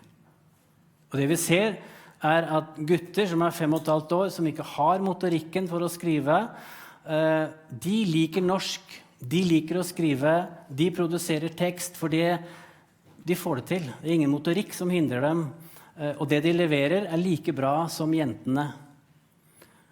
Og vi må bare si at det å kutte håndskrift for vår del, da, på vår skole, jeg sier ikke at man skal gjøre det rundt omkring alle steder, men vi valgte å gjøre det, og det har vært det beste valget vi gjorde i forhold til elevene og lese- og skriveopplæring i første klasse. Så, hva bruker vi iPaden til? Den blå streken, det er mengdetreningsapper, altså apper som gir tilbakemelding. Det ser du, det bruker vi veldig, veldig lite av. Den grønne, det har ikke noe med skole å gjøre i det hele tatt. Men den røde har med skole å gjøre. Og det er det vi bruker iPaden til, altså skole og produksjon. Så sier elevene her at blir du mer motivert av å gjøre skolearbeid. Og den beige er da ja. Og så blir den grønne også ja. Så gjør at elevene blir faktisk mer motivert av å gjøre skolearbeid. Variasjon. Vi jobber på flere forskjellige måter med skolearbeid enn før. Ja, sier elevene, det gjør vi nå. Er det lettere å konsentrere seg når du bruker iPad? Ja, sier elevene. Og da har jeg motivasjon, variasjon, konsentrasjon, og da har jeg på en måte fått de svarene jeg trenger. Ja, det er lettere å jobbe på skolen, mer motiverende og så videre når jeg jobber med iPad. Så må dere som skole som skal kanskje gå i gang med noe sånt, tenke gjennom et sånt paradigmeskifte. Hvilken retning er det skolen vår skal ta? Hvordan skal vi jobbe med læreboka? Hos oss er det ikke lenger et spørsmål om hvilke lærebøker skal vi ha i år. Skal vi kjøpe nye lærebøker? Den diskusjonen er faktisk borte. For læreboka er et supplement, og vi bruker den i undervisningen når det er nødvendig, og når det er riktig, som en kilde, som et supplement til undervisningen. Men Jeg hadde 350 000 kroner i budsjettet for å kjøpe lærebøker, og når året var omme, så hadde jeg på posten for lærebøker hadde jeg 300 000 igjen. Det mye penger. Hva gjør du med kladdeboka? Ja, vi bruker kladdebok. Elevene får kladdebøker de også. Men det iPaden som kladdebok nummer 1. Det gloseboka deres, det kladdeboka deres, det der de skriver, det der de produserer, og så videre. Vi har håndskrift også. Vi begynner med systematisk opplæring, håndskrift i 2. klasse. De skal ha en funksjonell håndskrift, men vi skriver altså mer på iPad. Hva med engangsbøker? Har dere engangsbøker på skolen deres? Det dyrt det. 1. til 4. klasse hadde vi engangsbøker. Nå har vi kuttet det helt ut, og da skrek jo lærerne. Og så ikke fikk læringsbøker, eller ikke fikk engangsbøker. Så vi har sagt nei til det. Vi har noen engangsbøker i 2. klasse, men vi bruker veldig lite penger nå på engangsbøker. Så ser vi at tavleundervisningen har fått en helt annen rolle. Lærerne underviser selvfølgelig noe på tavla, men de går mye mer rundt og veileder elevene i forhold til undervisningen enn det de gjorde før. Nå skal vi ha tastatur til absolutt alle elevene fra 1. til 7. klasse. Vi har kjøpt inn en del tastatur som 7. klasse blant annet har fått, men fra høsten av så vil altså alle elevene våre ha tastatur, for vi vil lære dem touch fra dag 1. Vi jobber med STL-metoden, skrive seg til lesing. Vurdering for læring har fått en litt annen dimensjon også, og det skal jeg vise dere. Og så sier vi at ikke bruk så mye tid på retting. For forskning viser at retting gir veldig dårlig læringseffekt på elevene. Hvorfor bruke mye tid da på retting når det gir dårlig læringseffekt? Man må bruke tid på vurdering, underveisvurdering, og den spontane vurderingen underveis. Hvis du skal lykkes på skolen din med iPad, hva punkt nummer 1 som må til? Det ledelse. Det må ledes. Rektor kan ikke delegere dette til en annen lærer på skolen, en IKT-ansvarlig eller noe sånt. Rektoren må eie det selv. Hva punkt nummer 2 for å lykkes? Jeg gjør som lærer, jeg svarer på mine egne spørsmål. Jo, det ledelse. Og da det kanskje ikke så vanskelig å tenke seg, hva punkt nummer 3? Nei, det ikke ledelse. Det pedagogisk metode. Den må følge devicen. Du må ha en plan for dette. Hvordan skal vi nå jobbe pedagogisk på skolen vår når vi nå har fått og skal innføre dette? Så vi har fått økt motivasjon, økt mestring og økt læring, og på vår skole så iPaden da hovedverktøy for læring. Vi ser at vi har mye mer dybdelæring, som Ludvigsen-utvalget også snakker om, i stedet for overføringslæring, altså fra lærer til elev. Elevene går mye mer ned i dybden selv. Vi har gjort læreboka til en av flere kilder. Lese- og skriveopplæringen gjør vi bare på iPad. Vi har fått bedre klasseledelse, bedre vurderingspraksis og bedre læringsresultater. Og hvis du ikke vil ha dette på din skole, og dette jeg på en måte plutselig skjønte, det jo dette jeg vil ha. Og da var veien veldig kort til å gå til anskaffelse av dette. Så vi legger nå alt undervisning, skal vi se, gå tilbake til den, vi legger nå alt undervisningsopplegget vårt i iTunes U, og nå skal jeg banne litt, så hold dere for øra. Men vi har altså kuttet ut It's Learning og Fronter på vår skole. Og vi bruker det bare til fraværsføring og til å dele dokumenter lærerne seg imellom. Vi legger alt undervisningsopplegget vårt på iTunes U, og så gjør vi all vurderingen i Showbie.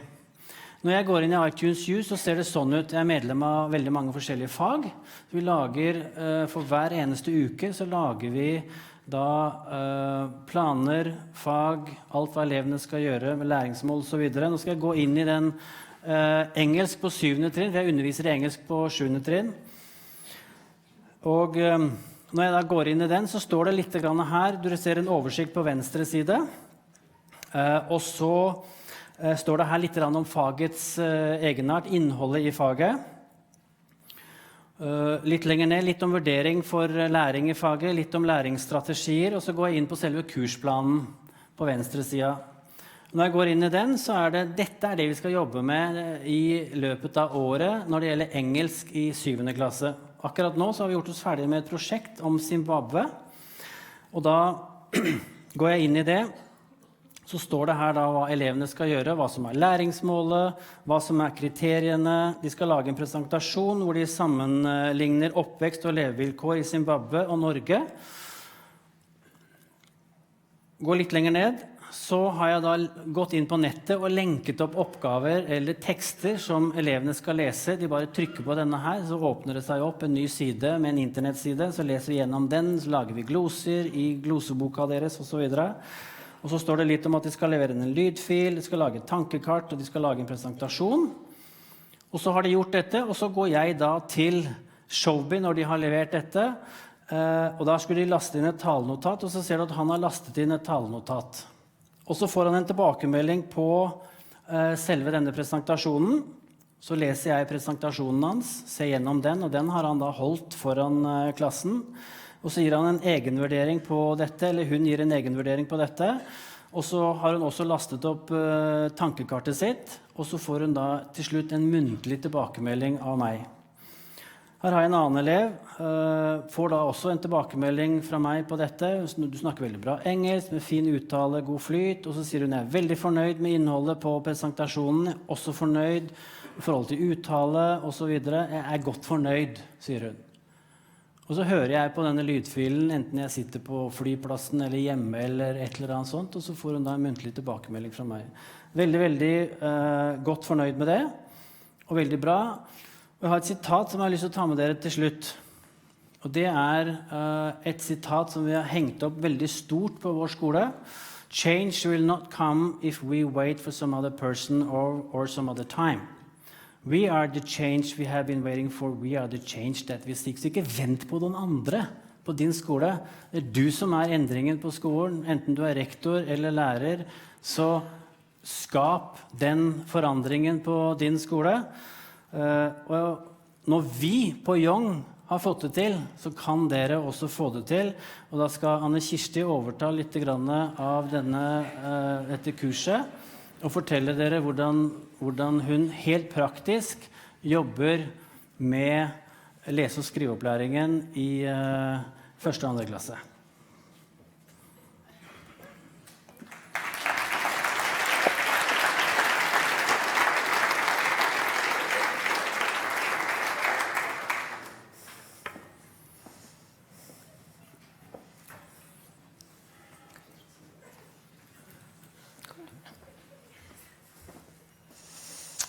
Ja.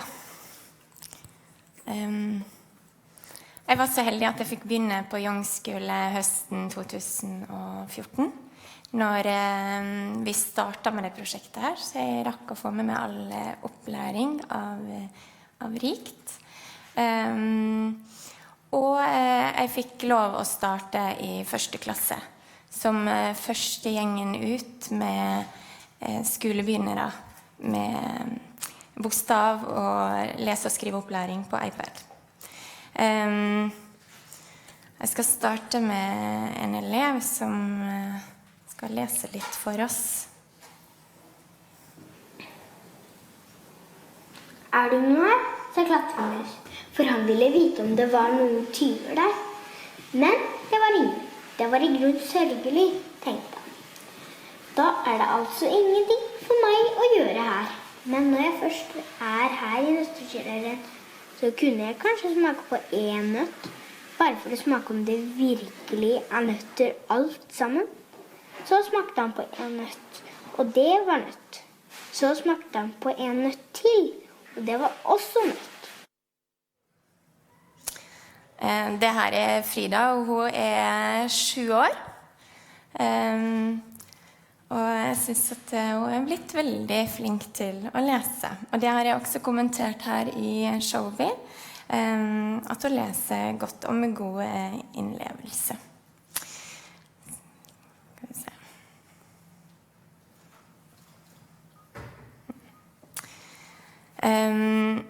Når vi startet med opplæringen, så fikk vi veldig god oppfølging I forhold til det å lage et program for bokstavinnlæringen. Det som var hovedfokus var å ha klare mål for timen, det at eleverne skal produsere, og at de har en presentasjon til slutt. Og slik legger vi opp timene. Det jo ikke sånn at vi la bort alt vi kunne fra før, så vi satte oss ned, og så fant vi ut hva synes vi har fungert I lese- og skriveopplæringen før, og bokstavinnlæringen. Og så fant vi ut hva vi hadde lyst til å bruke videre, og hva som var nytt I forhold til bruk av iPad. Vi har brukt en sånn boks med ting, og synes det var veldig fin måte å starte på. Så jeg hadde alltid eleverne I en samling, og de fikk lov å komme frem og trekke, og så skrev vi ordene på tavla, og fant ut hvilken bokstav det var. Og det gjorde vi alltid før vi startet med å bruke iPaden. Og etter å ha samtalt masse om hva ord som har den bokstaven, først og sist og I midten, så begynte vi med det som de skulle gjøre på iPad. Så etter å ha planlagt litt sammen, et fast program, så kom vi frem til at vi trekker ting fra boksen, skriver ordene på tavla, og kommer frem til bokstaven. Og da fikk eleverne se hvilke bokstav som gikk igjen I alle ordene, og så samtaler vi masse om ord med den bokstaven. Så vi gjorde liksom det samme som vi har brukt å gjøre før. Men når vi var ferdige med det, så fikk de gå på jakt I klasserommet, finne ting, ta bilder med iPaden sin, og det satte de inn I et tankekart. Og så måtte de skrive ordet, eller skrive alle lydene de hørte. Jeg skrev selvfølgelig på tavla også, slik at de som syntes det var litt vanskelig, kunne bare skrive. Når de hadde gjort det, så fikk de presentere for resten av klassen. Etter noen veker så var det en som lagde det tankekartet her, med bokstaven K. Har funnet alle tingene I klasserommet, og prøvde å skrive ordene under. I tillegg så setter eleverne tankekartet inn I en bokstavbok, samler alle I bokstavboken sin, og så skriver de I skoleskrift. Skoleskrift en app der de får høre alle lydene på ordene de skriver, og kan høre om de skriver riktig eller feil. Og eleverne sitter med headset og prøver å skrive riktig fra dag 1.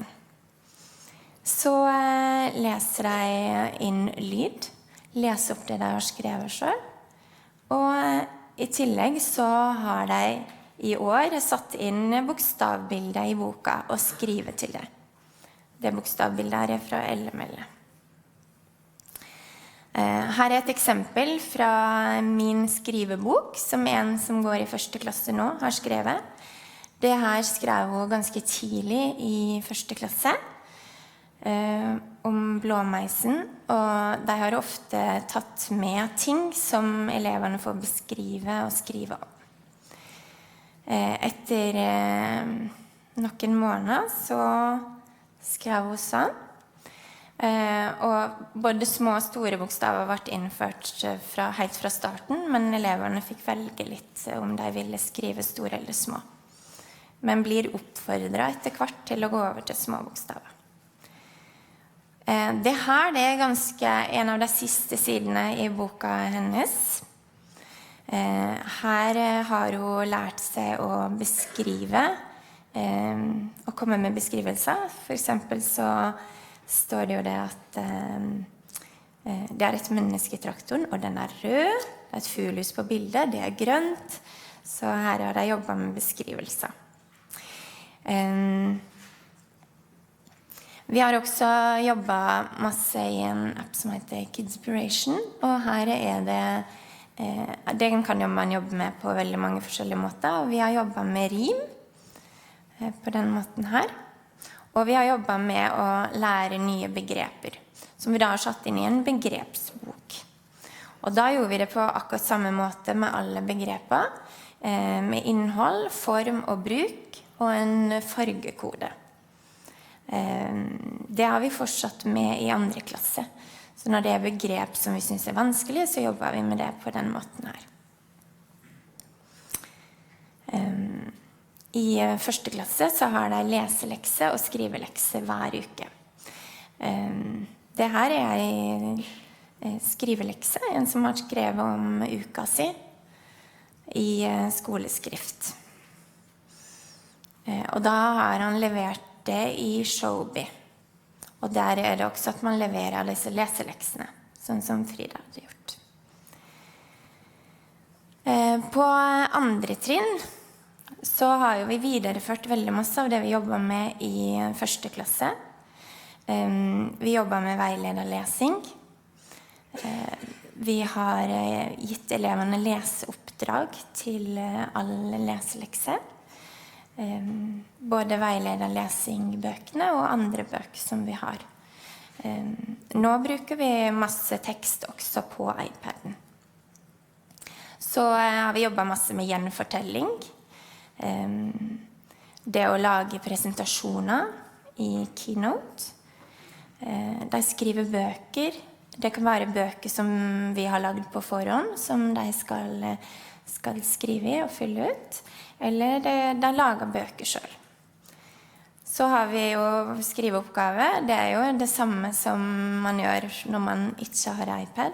Jeg skal vise eksempel på disse etterpå.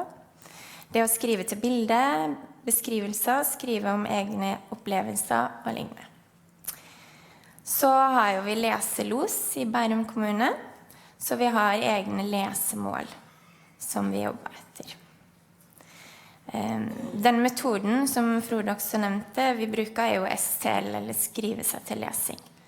Det er mange forskjellige navn på den, STL og STL Plus og sånn. Vi har på en måte funnet litt vår egen måte å drive leseopplæring ved å skrive seg til lesing.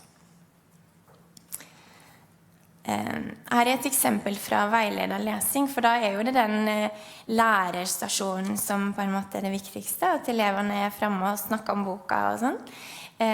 Men det som jeg i hvert fall synes var veldig fint med å ha iPad, det er jo at det er lett å gi elever oppgave som de kan jobbe med på egen hånd. Her er det som har skrevet om boka si, Leker i vikingtiden. Da har vi fast opplegg at jeg skal ta bilde av boka, skrive overskriften og svare på spørsmål til boka.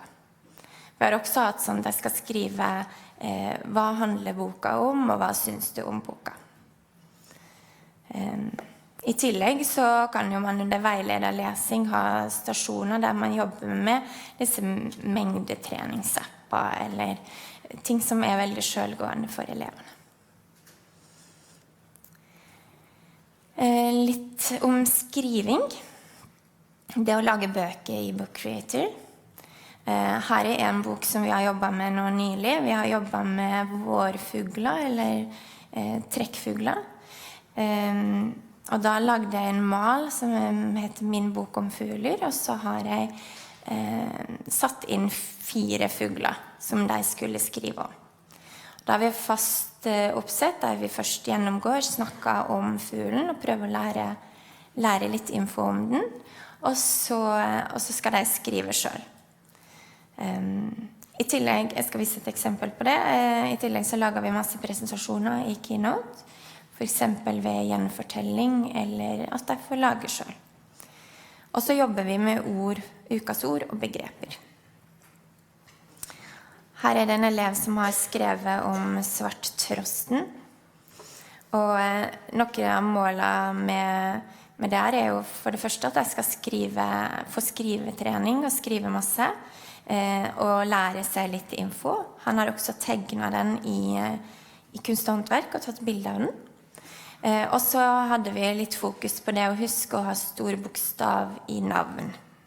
Så det var jeg veldig opptatt av når jeg presenterte det her, at det hadde han klart å huske. Ja. Vi har også hatt veldig masse fokus på det å skrive hele setninger, stor bokstav først, punktum på slutten. Og det ser jo vi her at det klarer jeg ganske bra. Så har vi, skriver vi en setning med hvert av ukas ord. Vi gjennomgår, hvis det er vanskelige ord, så snakker vi masse om det og lærer om begreper, men her har vi jobbet med diftonger.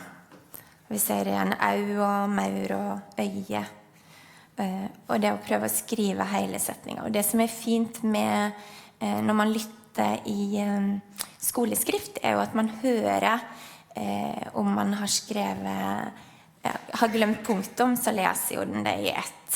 Så de kan høre, hvis de hører etter, om de har skrevet riktig setninger også.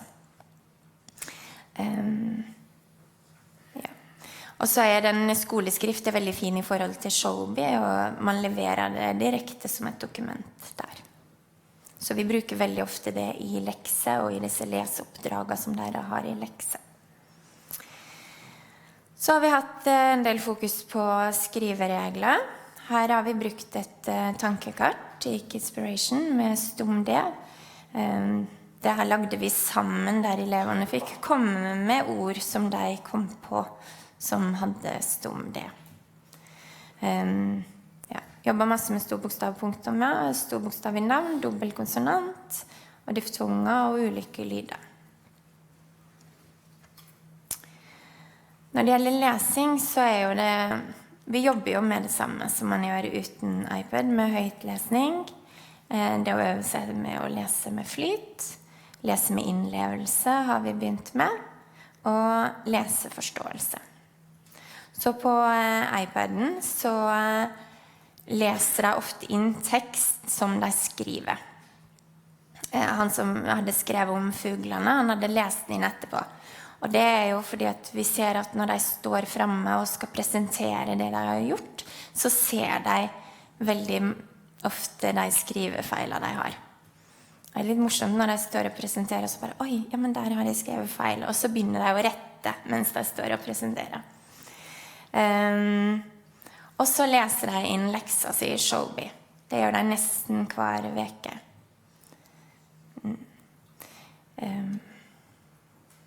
Ja. Vi gir dem leseoppdrag til leksene. Det å skrive spørsmål til teksten, svare på spørsmål til tekst, skrive ord man ikke forstår, lete etter ord i teksten, for eksempel rimord, sammensatte ord, ord som slutter på R, ord med bokstaven E, ord med diftonger, verb, substantiv, adjektiv, og ord med dobbel konsonant. Noen av de eksempler på leseoppdrag vi har gitt deg. Også skrive viktige setninger fra teksten, og så igjen fortelle tekst. Og det vi ser er jo at når de gjør det her på iPaden og leverer det til oss i Showby, så får jo de skrevet ganske masse. Jeg hadde en elev som egentlig produserer ganske lite. Han skulle da skrive ord med L. Og jeg tror vi telte at det var 120 ord han hadde funnet. Ikke i den boka han leste, men da hadde han tatt litt av og prøvd å finne ord som startet på L. Her er en fremmedspråklig elev på 7 år som har skrevet et lite sammendrag fra Karius og Baktus. Hva den handler om. I starten så var jeg veldig usikker på om hun hadde skjønt om hun hadde bare skrevet av boka, men hun har skrevet det i en annen tid, eller ja. Så finner de, her har de funnet sammensatte ord i teksten.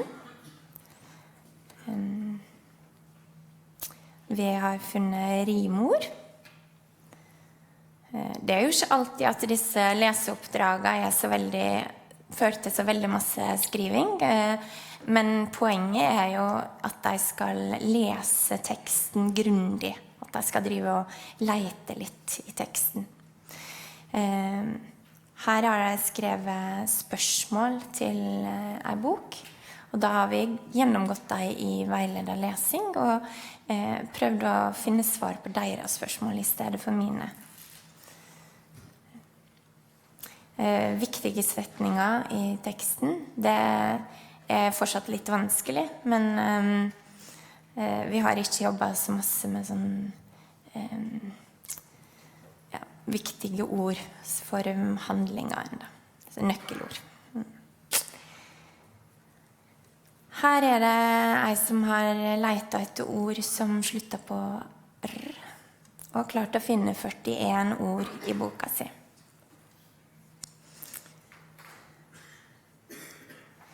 Ja, det var bare et eksempel fra Sholby. Vi jobber fortsatt masse med tankekartet. Det jo egentlig bøker, book creator, og tankekart, og skoleskrift vi bruker mest. Så her har vi brukt i forhold til spørreord og skrive setninger. Det varierer litt hva vi bruker. Og de har begynt å få velge litt mer selv hva de har lyst til også. Vi bruker det av og til, det bruker jeg ofte som når vi gjennomgår ting også. Her har vi snakket om hva vet vi om verdensrommet i starten av det temaet. Og jeg skrev opp alt de sa de visste. Så jeg synes egentlig de kunne ganske masse fra før. Det samme gjelder vi bruker også den appen her ganske masse i engelsk, og lager tankekart med engelske ord. Her skulle vi jobbe med dyr, og vi har skrevet ned alle navnene de kunne på engelske dyr.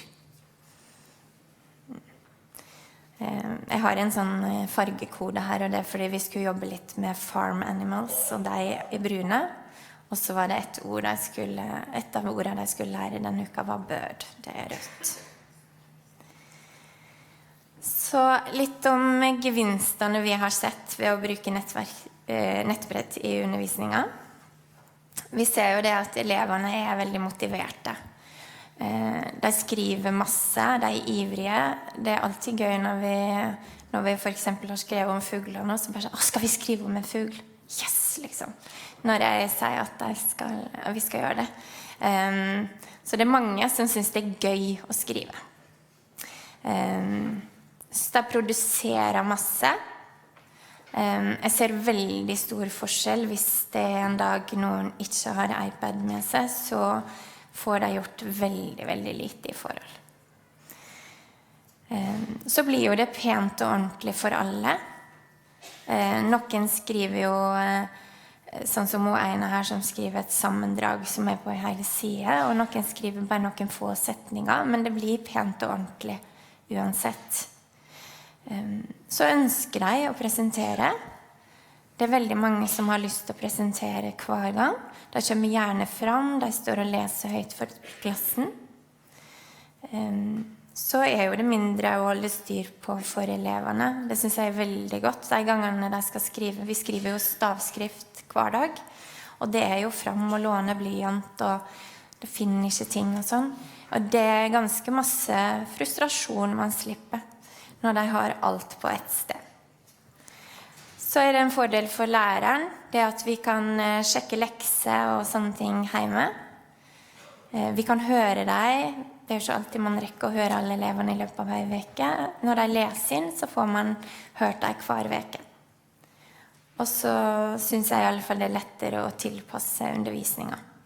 Særlig til de som flinke, for at man har liksom ekstra oppgavene et lite tastetrykk unna.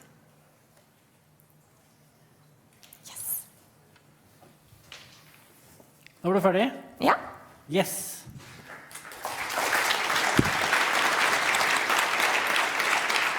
Da har vi et par minutter hvis det noen av dere som har liksom ting dere har lyst til å spørre om, som dere lurer på i forhold til den satsingen som vi nå holdt på med i 2 år. Det var det ikke. Jo, det var en.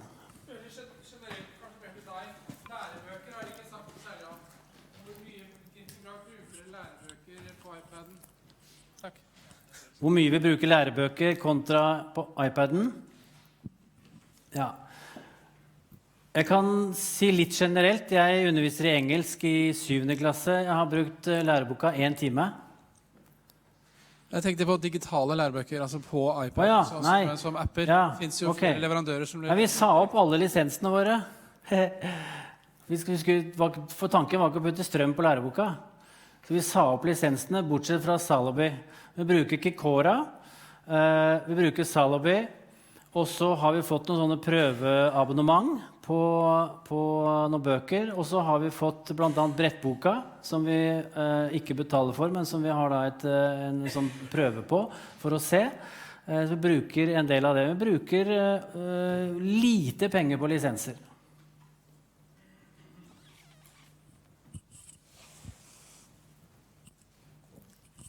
Hei, jeg lurte på hva har dere gjort i forhold til oppfølging av foreldre? Ja, det håpet jeg du ikke skulle spørre om. Vi hadde kurs for foreldrene, og det var litt dumt da, for jeg visste ikke hva jeg skulle si. For jeg hadde egentlig ikke peiling på iPad. Så jeg tilkalte da hjelp, og sa, kan du ha det foreldremøtet for meg? Så jeg til han som jobbet i Rikt, så hadde han det første foreldremøtet, informerte foreldrene hva dette innebar, og så videre, og så videre. Og så kunne jeg ha foreldremøte etter det og fortelle, og foreldrene var skeptisk, positive. I dag er de bare positive. For de ser resultatet av dette hjemme. De ser at elevene er mer motivert, de gjør mer lekser. Det er ganske kult når elevene spør om de kan få lov til å gjøre lekser i helgen. Da har du liksom oppnådd noe i forhold til elevene. Så noe av det som vi kunne gjort bedre i begynnelsen, det var å følge opp foreldrene med. Vi har hatt kurs for foreldrene i hvordan iPaden fungerer. Foreldrene har vært, og de har tatt bilder, skrevet bokstaver, de har trykt på forskjellige apper og så videre. Så har vi hatt kurs i hvordan de kommer seg inn, og hvordan de ser på iTunes U. Og så har vi hatt kurs for dem i hvordan vi jobber med Showbie. Og foreldrene synes at dette var jo en helt annen verden enn det de hadde tidligere. Men faktum var jo at de logget seg jo ikke på den portalen vi hadde tidligere i det hele tatt. Men nå følger de med.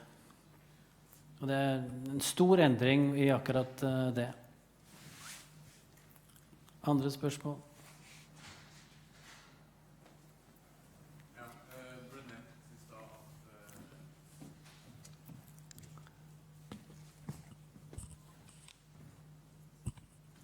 Hei. Det ble nevnt i stad at hvis eleven glemte iPaden hjemme, så fikk eleven gjort veldig lite på skolen. Hvordan løser dere den situasjonen på en best mulig måte? Ja, det må du jobbe med penn og blyant da.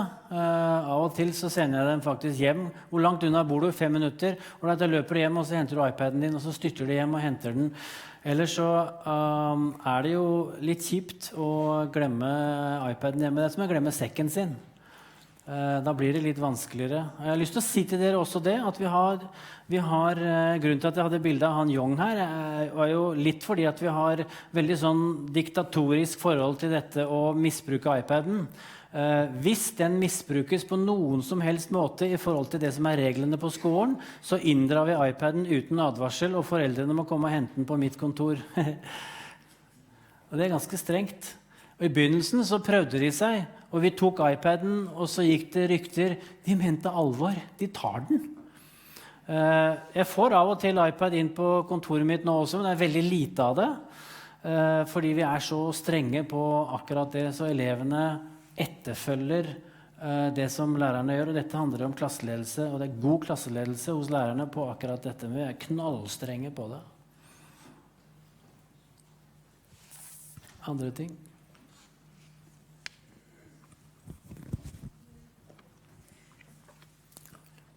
Ja, hei. Jeg jobber på IKT-siden, så jeg er spent på hvordan elevene behandler iPadene. Hvordan har dere en god forsikringsavtale på dem, eller behandler de dem pent? Jeg opplever at de behandler den pent. Av og til så opplever vi at det en og annen skjerm som knuses, og da leverer vi den inn, og så får elevene den tilbake, ferdig reparert, og det koster ikke elevene noen ting. Jeg kjøpte en forsikringsavtale som jeg aldri skulle kjøpt, for det var dritdyrt. Så det vil jeg ikke anbefale dem å gjøre. Da det nesten bedre å lease litt flere maskiner, og så ha noen ekstra som de kan ha i mellomtiden, for det koster ganske mye penger. Men dere må levere dem inn og få skjermene byttet på Applehuset, for eksempel. Så det kan bli litt dyrt. Da tror jeg ikke vi har tid til flere spørsmål. Da tror jeg skal få lov til å si tusen takk til Jung skole. Som et eksempel på skole, altså fremtidens læring egentlig, vil jeg si. Noen som har fått til å implementere og ta i bruk. Og så skal jeg gi ordet til 4 av mine kollegaer som skal få 7 minutter hver, så ikke forlate oss nå, til å forklare hvordan få til innovasjon i norsk skole. Den første som skal snakke da Harald Torbjørnsen, og så får vi Erik Vestrum, og så får vi Jørund Skau, og til slutt Kristine Sevik. Vær så god.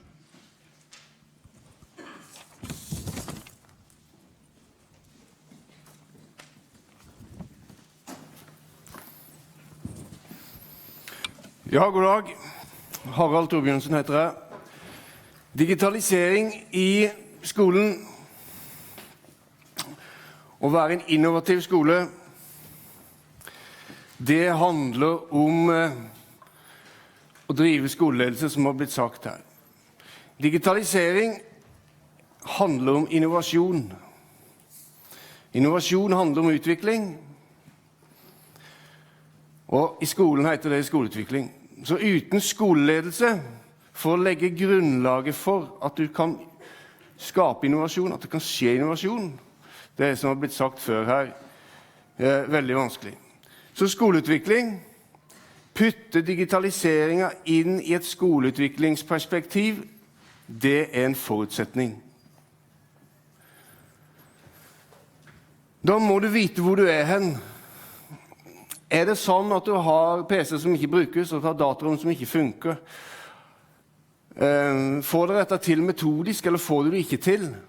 Det sånn på det bildet her at du har en smartboard som du får til å skrive på, bare du fjerner lerret i forkant og hekter på en flip over og gir ut noen tusjer, sånn at du kan skrive på smartboarden.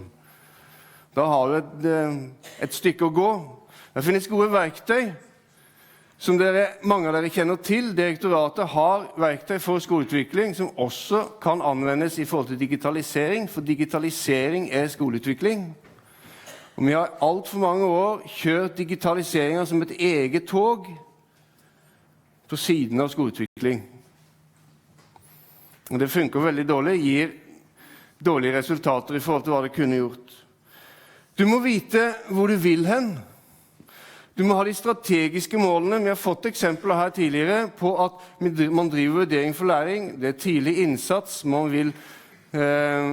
har strategiske overordnede mål for hva du vil med skolen din. Og det må du ha. Og så må du begynne å se på hvordan kan teknologien være en katalysator for å nå de skoleutviklingsmålene vi har. Teknologier de kommer og går, men skoleutviklingen består. Så at du må ha skoleutviklingen i panna, og så må teknologien støtte skoleutviklingen din. Da finnes det verktøy for noen har sagt noe om hva som finnes, og hva man kan ta i bruk. Det går an eller hva som kanskje kommer, eller kommer ikke, og hva som litt vurderinger rundt det, som man kan anvende. Men altså, du må vite hvor du hen, du må vite hvor du vil, så må du profesjonalisere og standardisere. Utstyr må fungere i klasserommet. Det kan ikke være en problemstilling om det funker eller ei. Du må ha en profesjonalisert drift og forvaltning. Du kan ikke ha IT i skolen i 2016 basert på at noen lærere kan noe mer enn andre når vi kommer til drift.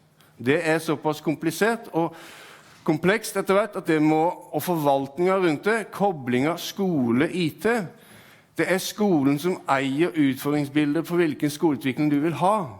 Da eier du også utfordringsbildet i forhold til hva slags digitalisering skal du ha i skolen din. Det kan ikke en IT-sjef vite noe om eller bestemme noe om. Han leverer inn det du trenger av IT-tjenester i ditt skoleutviklingsperspektiv. Så må det være enkelt å komme i gang. Brukernavn og passord kan ikke være et problemstilling. Det må du ha profesjonalisert tilnærming til, tilgangsstyring og brukerstyring. Og så det også sånn at du har en del forpliktelser. Grunnen til at jeg tar opp det, at hvis du ikke har orden på det, så kan det bli en kjempeshowstopper på et eller annet tidspunkt. Da plutselig får et tilsyn, og det kommer bøter i store summer, så blir i hvert fall bremsene satt på, og da kommer det gjerne ovenfra. Så du må i hvert fall ha et arbeid for å ha en bevissthet for å tilfredsstille det som handler om personvern, informasjonssikkerhet og ikke minst dokumentasjonsplikt.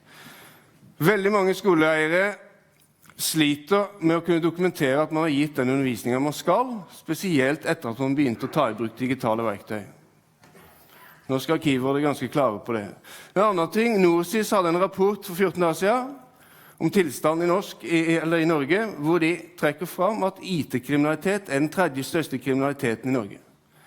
ID-tyveriet en veldig stor andel av det. Der ute nå, i de kriminelle miljøene i Norge, så personnummer en stor handelsvare. Fødselsnummeret ditt. Og mister du først det, så kan det henge ved deg resten av livet. Prøve å forsvare, nei, det var ikke jeg som tok opp det lånet der. Det var noen andre som gjorde det.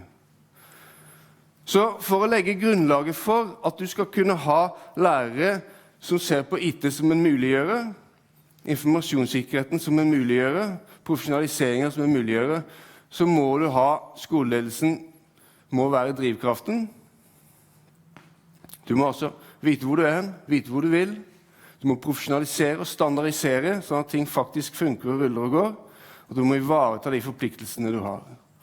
Og det handler om rett og slett skape den helheten hvor du har læringa i sentrum, og hvor du har en skoleledelse som driver en skoleutvikling, som muliggjør en innovasjon og utvikling i undervisninga, som igjen, og så har man igjen da vurderings- og evalueringsverktøy som gjør at dette en kontinuerlig prosess, satt i et system hos skoleeier. Du må ha utstyret som matnyttig for det dere skal drive med. Du må ha utstyr som relevant. Det ikke poenget å ha utstyr som ikke støtter det læringsarbeidet jeg vil drive. Du må ha ressurser. Du må ha nettverk, infrastruktur, tilganger, og du må ha orden på tilgangsstyring og brukerstyring. Og da har du en profesjonalisering, en helhet, som danner et grunnlag for at det kan skje masse spennende innovasjon og utvikling. Og nå skal Eirik overta og prate om systematisk tilnærming av kompetanse, som veldig viktig. Takk.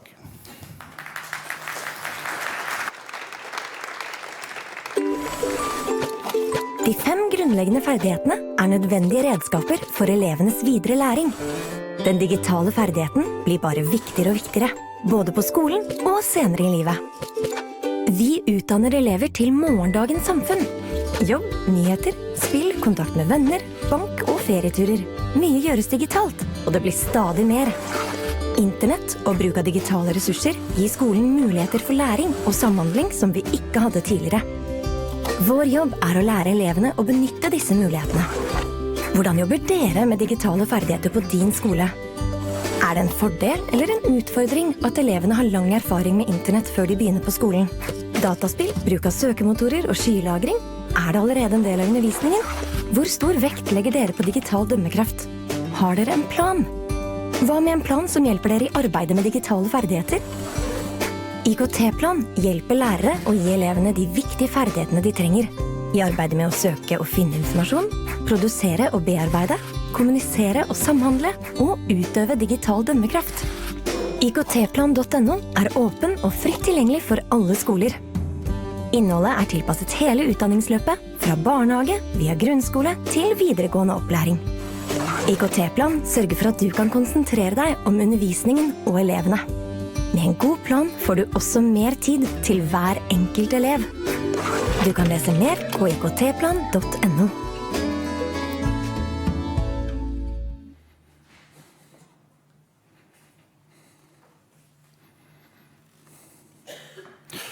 Ja, god dag folkens. 4 stykker svart til dem, sjefen svart I hvert fall, det var hyggelig. IKT-plan en tjeneste som flere av oss I senteret jobber med, som I utgangspunktet laget på Kunnskapsløftets definisjon av grunnleggende ferdigheter. Det ingenting I IKT-plan som ikke allerede står skrevet. Det vi ønsker å gjøre å si noe om hva det hva elevene skal lære, og så et forslag til progresjon. Spesielt det med forslag til progresjon har mange gitt tilbakemelding om at det en god idé. På nettsiden, når du kommer inn, så ser den sånn ut. Hovedsakelig, det dere trenger å vite, eller det dere skal gå tilbake til kollegaer og si, at denne ressursen finnes. Kikk litt på den da. Det en ressurs til læreren. Den skrevet til læreren, for å hjelpe og støtte læreren I det viktige arbeidet med digitale ferdigheter for læring I fag. Noe av dette ikke innenfor vårt mandat, men det digitale ferdigheter, det vårt mandat. Så når vi også lager ressurser som kan brukes I forarbeidet, men også I selve undervisningen, så lener vi oss på andre fagorganer og på eksterne samarbeidspartnere for å lage eksempler, for eksempel undervisningsopplegg som tar kompetansemål I fag og den grunnleggende ferdigheten og gir deg noen forslag til hva du kan gjøre. Noen ganger får jeg også høre at jeg så forslaget og gjorde noe helt annet. Supert. Vi relanserer IKT-plan snart. Jeg lært meg at jeg ikke sier en dato. De som har hørt meg før, de vet jeg har sagt datoer før. Det har jeg holdt opp med. Snart. Da vil den inneholde ressurser for både barnehage og videregående opplæring. Og når det gjelder det med videregående opplæring, så har vi også samarbeidet med en del utenfor oss, en del mennesker som virkelig jobber hver dag med faget, for å se hva kan være et forslag til opplæringen I videregående skole, for eksempel I fellesfagene, som fylker eller videregående skoler selv må vurdere. Vil vi gjøre dette, eller vil vi helst gjøre noe helt annet basert på dette forslaget? Det ikke vi som alene å utarbeide, men de digitale ferdighetene, hva det og progresjonen, det vårt mandat. Innunder her, samme type ressurser, filmer, videoer, presentasjoner, alt sammen åpent, gratis, klipp og lim, bruk det som passer, eller få motivasjon til å gjøre noe helt annet. Men denne I hvert fall tilgjengelig. Om ikke så lenge, og dere som jobber I fylkene her, vi tar kontakt med alle sammen av dere for å gi dere muligheten til å se på hvordan kan vi, eller kan vi ikke bruke denne. Det I hvert fall noe vi lager og tilgjengeliggjør for dere. For oss, og som det sagt nå utallige ganger her, så det et stort poeng å poengtere. De fantastiske lærerne som kanskje dere representerer, eller som dere leder, de gjør innovasjon, de gjør kreativitet, de gjør tilpasninger hver eneste dag, og vi har mange av dem. Men vi har ikke mange nok. Vi trenger å løfte kollektivt. Noe av det vi har sett at kommuner og fylker rapporterer når vi satte det kollektive fokuset, når vi løftet I flokk, når vi hadde et felles fokus på hvordan skal dette hjelpe oss for læring I fag, da. Og det har vi prøvd lenge, og noen har lykkes godt også, og de som har lykkes har vi snakket med. De har vi oppsøkt, de har vi kontakt med, for å prøve å lage da et type rammeverk som sier noe om noe overordnet, strategisk, må ligge til grunn. De 2 viktige tingene som vi I IKT-plan også jobber med å lage ressurser på, det dette med lærers kompetanse og de elementer av ledelse, som igjen har vært poengtert her. Det jo slått klart her både hva punkt 1-ledelse og punkt 2 var til og med ledelse. Kan ikke bli mer enig. Det betyr ikke at det ikke foregår masse fantastisk bra I dag, men hvis målet å løfte kommunen, eller skolen ned, eller skolen, så vil du komme lenger med et kollektivt fokus.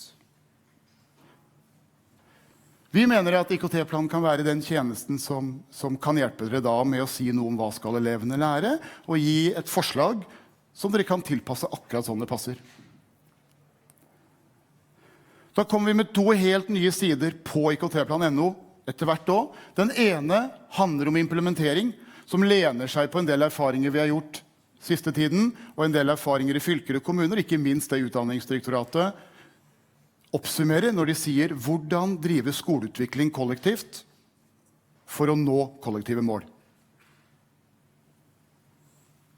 Det andre vi gjør, som utrolig spennende, det å prøve å bryte opp dette profesjonsfaglige digital kompetanse. Vi har fantastiske mennesker hos oss som jobber med definisjonen på dette, både internt og med eksterne, for å finne ut hva det, og en operativ del av det vil vi etter hvert lansere på IKT-plan.no, som sier noe om det en rekke moduler som dere kan velge å vrake i, som tar opp og synliggjør hva det for eksempel akkurat denne undervisningsmetoder, hva finnes, hva mulig, og i hvilken kontekst vil du sette det inn i et system på din skole eller i din kommune.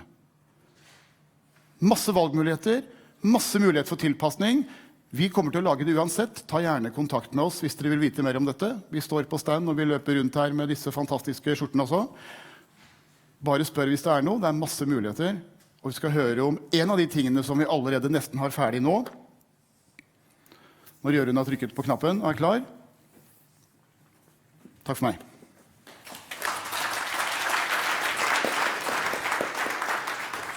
Hei, jeg heter Jørund Skau og jobber ganske mye med dataspill og læring i fag i skolen. Hvor mange av dere det som spiller dataspill en gang iblant, eller jevnlig? Opp med hånda. Se det var ganske mange. Hvor mange av dere det som har prøvd å bruke dataspill i klasserommet? Opp med hånda. Betraktelig færre hender, men noen. Det gleder meg veldig. Som Erik sier, så har vi tenkt å gjøre det litt enklere for dere, blant annet med en ny modul i IKT-plan, å bruke dataspill i klasserommet. Den kan dere faktisk ta en liten snikkikk på i morgen, i vårt rom for lek og læring, som finnes i R92 og R93. Så kan dere komme og prøve ut denne nye modulen på IKT-planen. Og det vi har lagt opp til her, det at det skal være enklere å komme i gang med dataspill i klasserommet, fordi dataspill kan være tungvint, det kan være dyrt, det kan være vrient med logistikken, men her har vi laget opplegg som gjør det enklere, som gjør det mulig å bruke spill for nettlesere, eller spill som gratis, spill som Enki, som kan prøves for en begrenset periode.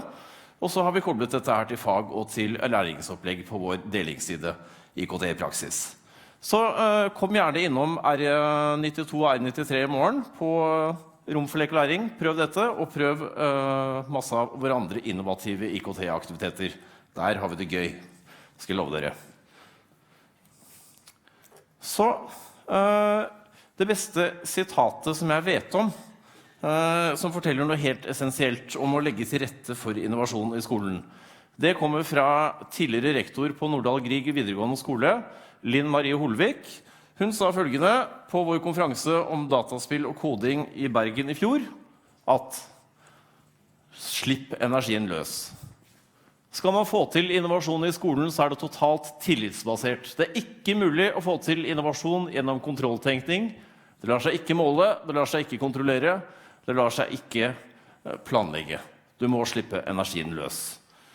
Jeg tenker at det handler i stor grad om hva vi gjør som lærere, som skoleledere, som skoleeiere, som utdanningsbyråkrater, lærerutdannere, og gjøre dette her virkelig. Så dette i stor grad hva jobben min handler om.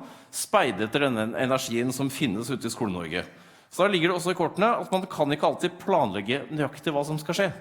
Et eksempel på hva som skjer når denne energien slippes løs, det har dere kanskje fått med dere tidligere i løpet av uka, hvor statsminister var innom og spilte Minecraft på en kopi av Stortinget. Jeg synes dette helt fabelaktig fint, at vi fikk til at Erna Solberg og Olemic Thommessen kom innom på jubileumsarrangementet til Stortingsbygningen for 2 dager siden, fikk seg en omvisning i det virtuelle Stortinget. Så her det mange fag. Det historie, det samfunnsfag, det matematikk, det kunst og håndverk. Jeg husker veldig godt akkurat når dette startet. Det var når Anders fra Brundalen spurte meg på NKUL i fjor. Vi har lyst til å bygge Stortinget i Minecraft. Tror du at det hadde vært mulig å få de utvendige målene på stortingsbygningen? Så jeg tenkte meg om å fant ut at vel, vi har jo hatt litt kontakt med Stortinget tidligere, hvorfor ikke? Det går jo an å prøve. Så viste det seg at det var mulig. Det viste seg at stortingsbygningene har 150-årsjubileum i år. Det hadde ikke vi tenkt på. Plutselig ble dette her en del av det offisielle jubileumsarrangementet til Stortinget. Dette her hadde vi ikke fått til om jeg hadde sagt nei, jeg tror ikke det går til Anders når han spurte meg på NKUL i fjor. Så har jeg gravd litt videre bakover i min egen Twitter-historie. Rotthaugen skole har dere selvfølgelig hørt om. Terje Pedersen, han en av lærerne i superteamet på Rotthaugen som har vunnet IKT-senterets innovasjonspris tidligere. Så gravde jeg nedover i Twitter-historien min for å finne ut når vi begynte å prate med Terje om å bruke droner i matematikk. Jo, det var den 22. juni 2014. Så der ser Terje etter noen som har brukt droner i undervisningen. Det hadde ikke jeg hørt om, men jeg viste han videre til min kollega Kristine. Og de tok dronepraten, og det ble det et framifrå opplegg på i matematikk og flere andre fag. Og det gikk hen og vant innovasjonsprisen også. Til høyre så ser dere Terje og jeg som snakker om spillet Monument Valley. Da hadde jeg falt for spillet. Terje hadde falt for det, og hadde allerede begynt å planlegge hvordan han kunne bruke dette her i blant annet matematikk. Vinkler, formlikhet, speiling, problemløsning. Så dette de tingene som skjer når man slipper energien løs, og som IKT-senteret kan kaste seg på og prøve å være med å videreutvikle når vi får sjansen. Det skjer ganske ofte. Hvis det noen som har gode ideer, så bare sleng dem til oss. Vi elsker gode ideer og får være med på å utvikle ting. Det veldig sjelden at vi finner på ting helt på egen hånd. Når vi driver med innovasjon, så skjer det i stor grad sammen med lærere, og vi utvikler og bearbeider gode ideer som kommer. Så Terje, han veldig kjapp av seg. Et nytt dataspill som kom for noen uker siden, som et veldig fint spill. Det heter 1979 Revolution. Her spiller man den iranske revolusjonen på gatene i Teheran. Veldig fint spill, som også peker fremover mot den moderne situasjonen i Midtøsten og konfliktlinjer som går. Fordi man må ta stilling. Man må ta stilling til om man skal være en del av den islamske revolusjonen, eller om man skal holde religionen utenfor. Terje Pedersen på Rotthaugen, han hørte om dette spillet via meg. Så sendte han liksom en e-post til utvikleren av spillet. Merk dere dette her. Utviklere av særlig små indie-spill, de elsker henvendelser fra skoler. De synes det helt fantastisk at skoler har lyst til å bruke deres spill i undervisningen. Og hvis man litt heldig, så kommer det kanskje 30, 40 eller 70 gratis lisenser fordi de blir så happy for at skoler har lyst til å bruke spillet deres. Dette gjorde Terje, og fikk seg 50 lisenser på et par dager. Så jeg har dette bildet med til slutt, fordi jeg tenker dette isfjellet her, det illustrerer glimrende at det viktigste arbeidet med innovasjon i skolen, det skjer her nede. Nede under vannet. Ja, du skal få om et lite øyeblikk, Kristine. Ja. Der oppe, over vannet, så kommer Erna og Olemic på besøk og kaster glans. Men det harde arbeidet, og det viktigste arbeidet, det finnes under vannet. Det mye jeg kunne sagt om dette bildet her, men jeg tror jeg skal nøye meg med å si ikke krasj med isfjell ute i skolen deres. Vær så god, Kristine. Takk. Jeg la den der. Da begynner vi å improvisere. Jeg har spilt så mye dataspill, Jørgen, at jeg ble kjempenervøs av den klokka. Det var derfor jeg mistet klikkeren, for den tikker altså ned. Ja. Og vi har spilt et spill som heter Keep Talking and Nobody Explodes. Det smeller om 6 minutter. Jeg blir skikkelig stresset, det var derfor det ble som det ble. Så jeg skal da bruke mine 6 minutter 30 sekunder på å spørre, norsk skole innovativ? Nei, jeg skal ikke det. Vi har sett eksempler på det her i dag. Masse gode eksempler i norsk skole. Men vi som norsk skole, sektoren, vi innovative? Da kan det jo kanskje være greit å se på hva det de gjør i våre land som vi liker å sammenligne oss med. For eksempel resten av Europa. Her undersøkelse fra European Schoolnet som handler om programmering i skolen. Dette land som har de spurt, de grå vet vi ingenting om. Ellers har de spurt kunnskapsministre og oss i Senter for IKT-utdanningen. Programmering en del av obligatorisk opplæring i skolen? Obligatorisk. Og her ser dere hvordan det ligger an. Veldig mange land har innført programmering som del av obligatorisk del av skolen. Vi skiller oss litt ut, for vi har svart at vi har ingen planer. Det kan godt være at de som mørkegrå heller ikke har noen planer og ikke tør å si det, og sånn sett kommer vi bedre ut. Men vi ser i hvert fall at det en bevegelse, og Sverige skåret ut fordi at de har sagt nå at de skal ha programmering inn i grunnskolen. Men de har ikke sagt hvordan de har tenkt å gjøre det. Denne undersøkelsen har vært kjørt 2 ganger, i 2014 og 2015. Og det en helt klar trend. Og vi ser også at det 3 ting som endret seg allerede på det ene året. Vi ser at stadig flere land sier at de skal ta dette her inn i lavere klassetrinn allerede på grunnskolen og til og med ned i barneskole og barnehage. Vi ser at stadig flere sier at de vil gjøre det som en integrert del av andre eksisterende skolefag, og ikke som et eget IKT-fag. England var jo tidlig ute i 2014 og innførte det nye faget computing som et gjennomgående fag fra første klasse. Men vi ser at stadig flere av landene tar det inn i andre fag. Finland, med sine læreplaner som starter i år, det første som tar det inn kun som et tverrfaglig tema, med vekt på matematikk. Og så det en ting til, og vi ser at på det ene året så det veldig mange flere som begrunner satsingen sin med programmering i skolen utifra det vi kaller computational thinking, som vi forsøker å oversette til norsk til algoritmisk tankegang. Og computational thinking et mye videre begrep enn å programmere. Det handler om hvorfor vi snakker om programmering. Jeg liker veldig godt denne figuren her, som handler om hva det for slags konsepter og arbeidsmåter som kjennetegner hvordan vi jobber med programmering, som kan ha anvendelse i andre fag. Jo, det handler om å ta et problem, analysere det, bryte det ned i delproblemer, vurdere de delproblemene, hva det som vi kan løse digitalt, hva det vi kan programmere en løsning for, og hva det vi ikke trenger å gjøre det for, like viktig. Det handler også om å være kreativ med teknologi, leke seg frem, eksperimentere, fortsette selv om du mislykkes, og ikke gi deg. Altså, ha et mål, jobbe mot det, feilsøking. Så når vi snakker om programmering i skolen og disse landene, snakker de da om at skal alle bli programmerere? Det målet? Det den neste? Nei, enkelt sagt. Det ikke derfor vi gjør det. Det selvfølgelig fint hvis denne skolen her, universitetet her, får flere søkere til teknologifagene. Det en fin bonus, det ønsker vi oss. Det også veldig fint hvis flere av de søkerne jenter. Men det en bonus. Det handler om det som Harald begynte med å si, digitaliseringen i samfunnet. Stadig flere av de oppgavene vi gjør inneholder noe med teknologi.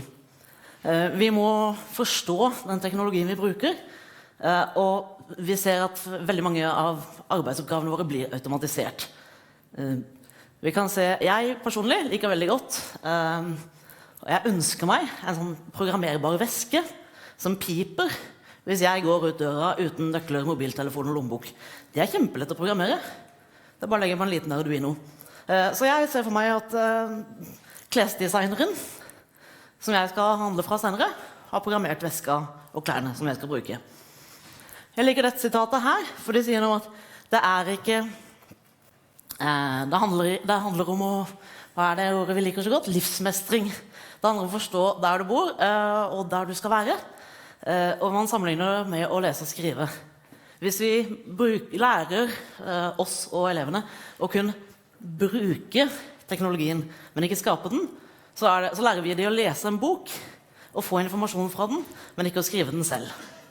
Det en sammenligning. Så spørsmålet, må dere som lærere og skoleledere, må dere vente på at vi, utdanningsbyråkratene, at vi har kommet oss der og fått laget et nytt fag og skrevet nye læreplaner? Ikke gjør det. Altså, vi skal gjøre det, men det kommer til å ta litt tid. Så jeg vil bare si at det går an å gå i gang. Vi har læreplaner i dag som åpner for veldig mye. Det går an å ta inn koding i veldig mange fag, ikke bare matematikk. Jeg vil trekke frem Ulstein. Er det noen fra Ulstein i salen nå? Det er fint. Jeg vet dere en gjeng her. Ulstein kommune tenker på dette, i forkant, har etablert teknologiskolen, der de skal ha programmering på alle trinn fra første klasse. Det blir veldig spennende. Dere har i tillegg, så vidt jeg forstår, utviklet et etter- og videreutdanningsopplegg for lærerne deres, som skal undervise i dette faget. Veldig bra. Samarbeidet med å etablere et nytt bibliotek, som skal være en teknologisk læringsarena, også for andre grupper utenfor skolen. Veldig bra. Og ser på å bruke teknologi i forhold til å integrere nyankomne nordmenn, finne ut av hva de kan, og hvordan de kan komme seg videre og bygge på sin kunnskap og kompetanse. Det synes jeg det er en fantastisk god satsing. Gå og snakk med noen i Ulstein. Det skal vi gjøre. Begynn der. Dere kan gjøre veldig mye i deres eget fag. Gå på IKT i praksis og se på eksempler. Nå er tiden min ute. Men ikke vær redd for det. Det er veldig mange gode eksempler ute, og programmering, hvis dere vil, kan brukes i alle fag, på alle nivå. Takk for meg.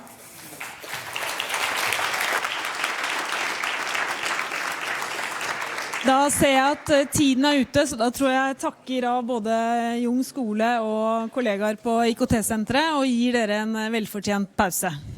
Takk skal dere ha.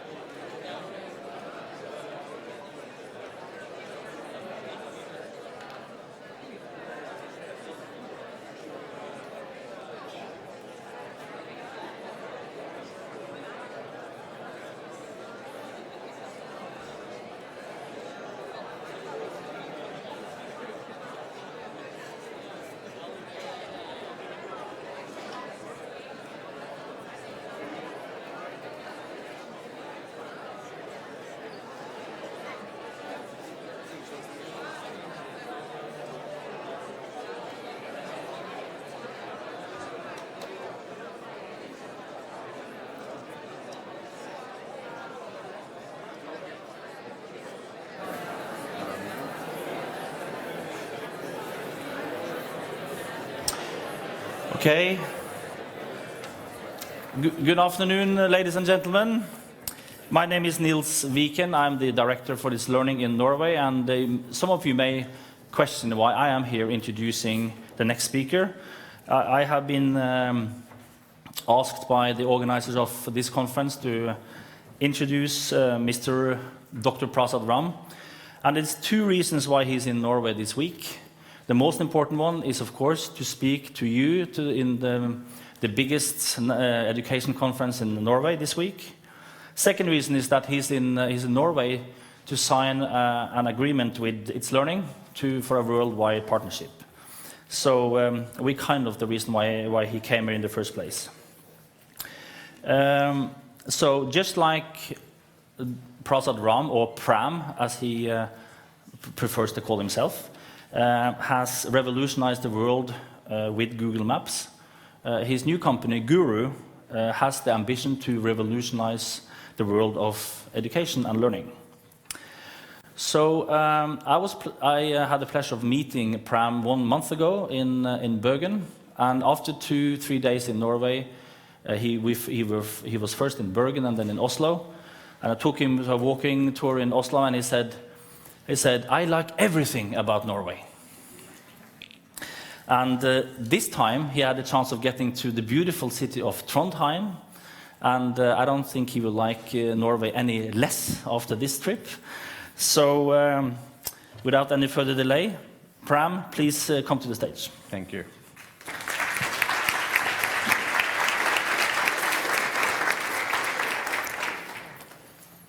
So thank you very much for inviting me to your beautiful country and your beautiful city. Free education for all, free health care, and family leave for new parents. Now, this is human dignity, and I love this country for that. And I've heard a lot more about some of the things Norway has in terms of police don't carry guns. The blood alcohol limit for driving is 0. This is spectacular. And what I would like to kind of propose is, can Norway be the first country that adopts a Google Maps-like experience for learning? So I'm going to talk to you about what that means. Yeah? So how many of you have used Google Maps? Okay. Looks like I didn't spot one person who didn't raise their hands. So imagine a tool like Google Maps for learning. The first thing Google Maps does when you pull it up is tells you where exactly you are. So imagine this tool that says, this is what your skill level is right now. And you say, this is my learning goal, and then here is a learning pathway that takes you from where you are to where you need to be. Everybody gets it completely personalized. It's not about which class you are sitting in. It's not about which grade you are in. It's about where you are, right? So this kind of the experience that having worked on many products at Google, including Google Maps, I kind of began to think about how do we apply technology to address issues of social justice. And to me, I'm attracted to Norway because this is a country that practices social justice, that respects human dignity. And I kind of began to think, what is the opportunity here that we can kind of address social justice by providing highly personalized learning for everybody, right? And so when you kind of look at Google Maps, so I'll give you a bit of context about how Google Maps works, and then we'll switch to how it applies to learning, yeah? So the thing that makes Google Maps fundamentally work is that every point on Earth has a latitude and longitude, right? So where you are sitting, you have a lat long. You pull up your phone, pull up Google Maps, it will tell you exactly where you are. If at that very precise point there was traffic, the traffic will have a lat long. If at that very precise point there's a Starbucks, Starbucks has a lat long, right? So anything and everything you put, whether it is resources like highways or data like traffic, or resources like Starbucks or gas stations, what you call as benzene stations. And so all of these things kind of get situated extremely well with a particular lat long. And that makes the whole navigation experience possible, right? So, some of you may not know this, that all of this navigation thing started happening in 2002, 2003 timeframe. And that was because in the US government kind of made the GPS system accessible to civilians. Yeah? So think about this. Before the US government said civilians could have access to GPS technology, which kind of very precisely says where you are, right? All we could say was, what is a 2-kilometer radius where you were? And if I could tell you where you are in a 2-kilometer radius, then I cannot navigate you. And if you think about it, this is exactly how education works. The teacher roughly knows where you are, and she's trying to help you get to where you need to go. And what would be incredibly helpful is if she can be a lot more precise, if she has a tool that can precisely help her locate every student, and then help every student navigate from wherever they are to whatever their learning goals are. So, so that's kind of the context about Google Maps. I will, if you think about what a navigation experience is, it's not just about showing you the map. It's about telling you what time you'll arrive, expected time to arrive, right? It's showing you traffic. Many of you have, if you have used Waze, it will tell you something about what community inputs are. It will give you rerouting options. See, that's exactly the experience of navigation. It's not about giving you a fixed curriculum and a fixed textbook and saying this is how you're going to learn from start to finish, but as you're learning, kind of giving you data about how you're learning. That's the analytics, expected time to arrive, equivalent. Giving you alternate resources or alternate learning activities that you can engage in that would improve, strengthen your learning. Giving you information about what your friends are doing at this time, so you know whom to ask for help and so on and so forth. So that's kind of what we kind of conceive as the navigation experience for learning. Yeah. So before we kind of jump into, so how is the Learning Navigator actually built? I want to absolutely clarify one thing. Since Google Maps, Learning Navigator is what your teacher gives your student. So unlike Google Maps, where it is a system that you interact with, our conception of a Learning Navigator is where a teacher is providing the navigator to the student. The teacher is monitoring how her students are progressing, and the teacher is able to intervene, right? So we deeply believe that learning begins with the teacher. We believe that learning is not a transaction of content with this user, right? It's, that's why many of you who have seen MOOCs and so on and so forth, kind of, they haven't exactly clicked, at least they haven't produced huge learning gains, because those are good transaction of content from a system to an individual. But learning is a relationship between a teacher and a student. And we kind of fully embrace that and value that in our interpretation of a Learning Navigator and borrowing a lot of the ideas from Google Maps. So now that all of you kind of have enough thinking about Google Maps, I'll kind of first talk about Learning Navigator and relate to that. So I'm an engineer, I'm not an educator, so I'm going to deconstruct this. This may sound a bit geeky, but in this university, I think, I would be welcome, right? So, like I said, the first and foremost thing that we need to navigate people or support people from a personalized learning is to develop what we call as a learning coordinate system. This is a latitude and longitude for learning. So every resource, every data, every user, everything gets related to the lat long for learning, right? So we kind of developed the lat long for learning. So if you think about it, x-axis has all the, like the grades. Y-axis can have all the subject. So every point x1, y1 will precisely say what is the concept that you're supposed to know, right? It's about how do you convert mixed fractions to improper fractions. That's the concept that we are going to teach you at this point. So if there's a video that is tied to that xy coordinate, then that video teaches you. If there's an assessment question, then that question will assess you for that, right? So everything gets related. Otherwise, so let's just go back to Google Maps, and I'll take the example of Starbucks. Now, if you think about, all the educators have been thinking about metadata a lot. All these resources should have metadata. So let's imagine what the metadata for Starbucks could be, right? If the metadata for Starbucks is it has a name, it has an address, it has operating hours, it may have pictures that go with it. All of this metadata is useful only for the human. The machine cannot do one thing with any of this metadata. But the metadata that ties Starbucks with a lat long is what makes it navigatable.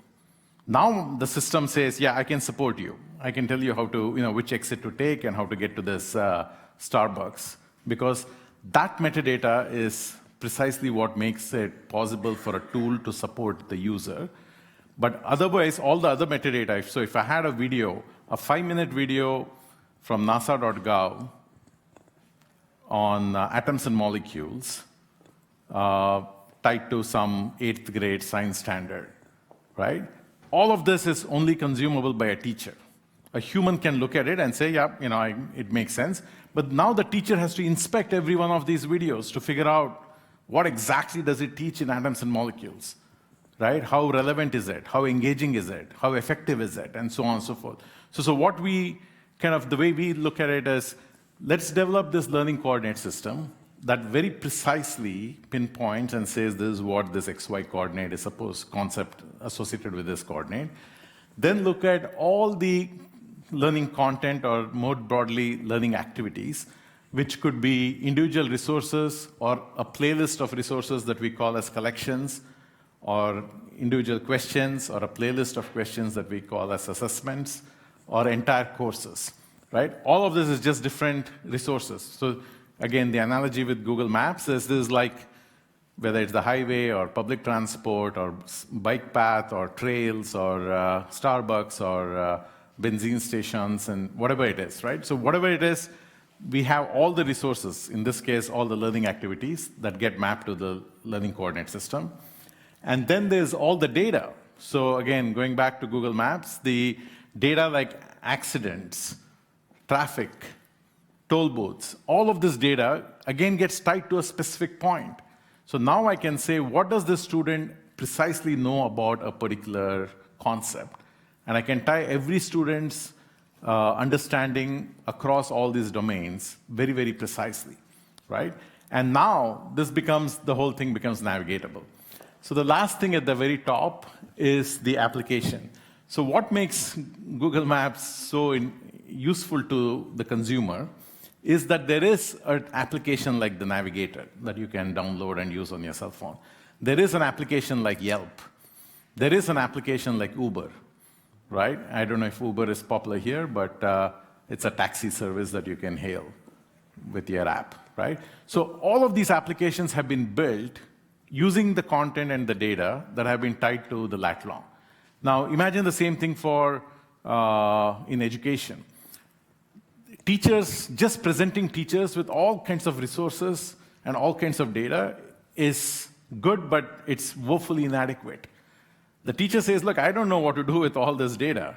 What is the tool that I have? What is the app that I have that I can now do something about it with my class, right? So if I want to do some real-time response, if I want to do some peer grading, if I want to do some cooperative learning, so what is the practice that I need to do? And where is the tool for that? So that's kind of how we think about it, is these are the apps. So just to kind of recap, very analogous to Google Maps, we first developed the lat long, which is a learning coordinate system. Then we look at all the learning activities, collections, assessments, courses, questions, videos, all of these projects, whatever you want. Pick anything, call it a learning activity, but we tie it down to the learning coordinate system. And then we look at all the data about every student on every concept and mastery data about what we call as mastery here is what in Norway I understand is called as competency goals, right? So that's kind of the analogous thing to what in America we call as mastery. And the effort the student put, the performance and so on. And then we build a bunch of apps on top of that. So we'll see how this works. So how do we collect all the learning resources that's out there, right? So we first built something similar like a Google search engine. So we said, we should be able to go look at the entire web, pull up all the different content, and kind of now relate the content to a specific point on the lat long or the learning coordinate system. So we crawled the web, we picked up all the education resources. So if you search on cells, it will talk to you about animal cells or plant cells and not about cell phones and prison cells and so forth, which may not be K-12 education related, right? So we kind of first built this stuff for English, and we looked at all the English resources that are available on the web. We have over 20 million resources in our index, but 5 million of these are really high quality ones.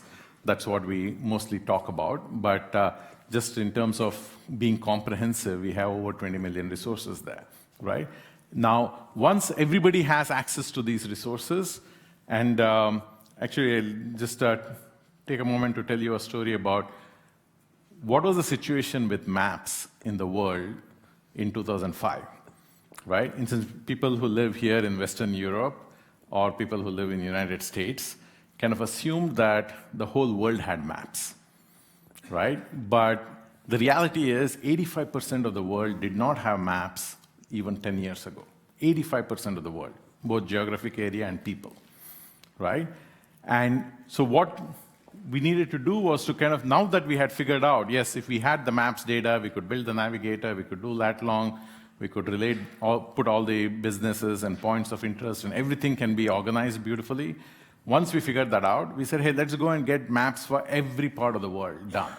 So that was the entire process that we went through, where we said, let's start with satellite images and build good image processing algorithms, extract the features, and then create a community that will come and name the road and mark this as one way here and mark that as a speed limit there and so forth, right? So similar to that, we kind of are starting on this journey saying, yes, now that we have maps thought through from a US perspective and US curriculum and US teachers and students and subjects, let's kind of start doing it for Norwegian, right? So here are some of the resources that we are initially going to go after and pull things together and organize on top of this latitude and longitude for learning that we have developed. And subsequently, what happens is we bring a community. So we provide basic search capabilities, so you can kind of think of it as you can search for on any topic, you'll get a list, you can filter by different types of resources and so on. So teachers generally use this while they are creating their course. So again, the relationship with going back to Google Maps is, in Google Maps, all the road network, all the bike paths, all the subways, or all the public transport is built by the government, typically, right? There may be some private roads. But here, all of the learning pathways are created by teachers. So what we have done is created a community, an open community of teachers. So if you go to guru.org, it's open. We have millions of teachers who are using this stuff to build out their learning pathway. So tomorrow, if you want to teach photosynthesis in your class, you go create a lesson for photosynthesis. Some other teacher wants to teach circular functions, then she'll go and create something in circular functions. Someone else wants to do nouns and pronouns, then they'll do nouns and pronouns. But when everybody works together and shares everything, very quickly we have massive amounts of quote-unquote road network so that the students can journey. So if you are trying to teach, let's say, quadratic equation, you are not the first teacher who has a class to teach on quadratic equation, right? Hundreds of thousands of teachers have taught it last year. So you can pick any one of their road network and customize it because you have a particular type of students in your class, you tailor it, and then that becomes your road network that you will use with the navigator. So what we have done is created this open community where educators come and curate all these open resources that we have. So like I said, there are millions and millions of high-quality open resources. We start with those, we provide a search experience, and then we have built a tool, a course builder like a tool, where teachers can come, drag and drop, and create playlists, organize them into units and lessons and assessments and all of that stuff. So at the end, these are educator curated. So like I said, we are engineers for educators. We don't know education. We don't pretend that we will learn education as well as many of the experts who do know it. Right? What we do is kind of work with educators and scale what works. Right? So educators know what works, whether it's an educator who is practicing in a K-12 class or educator who is a learning scientist in a university. These educators know what works.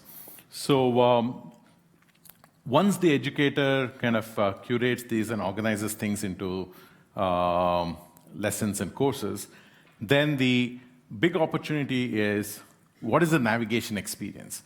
So if you think about a video can play, right? It's a content player.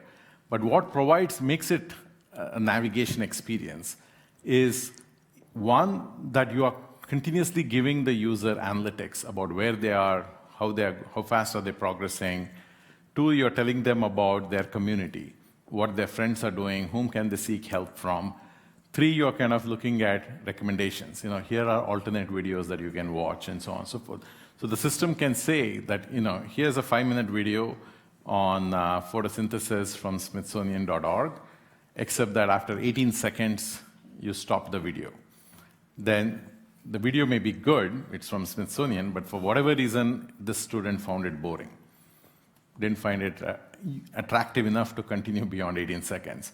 So the right thing to do at that point is to suggest some other resource for the student so the student can continue. Maybe it's a game that it gets suggested, or whatever the recommendation. Again, using your Google Maps analogy, it's the rerouting of the student that keeps happening, so that you're continuously suggesting things, and the teacher, so the system suggests to the teacher, and the teacher kind of assigns it to the student. So we don't kind of go directly to the student. Like I said, the Learning Navigator in Guru is something that the teacher gives her entire class so that she can personalize the learning experience for every one of these students individually. Yeah?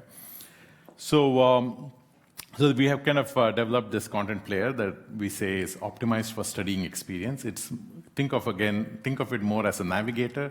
So if Google Maps were to just show you the maps in the digital form, that would be incredibly useless, right? Since instead of a paper version, you had a digital version of the map.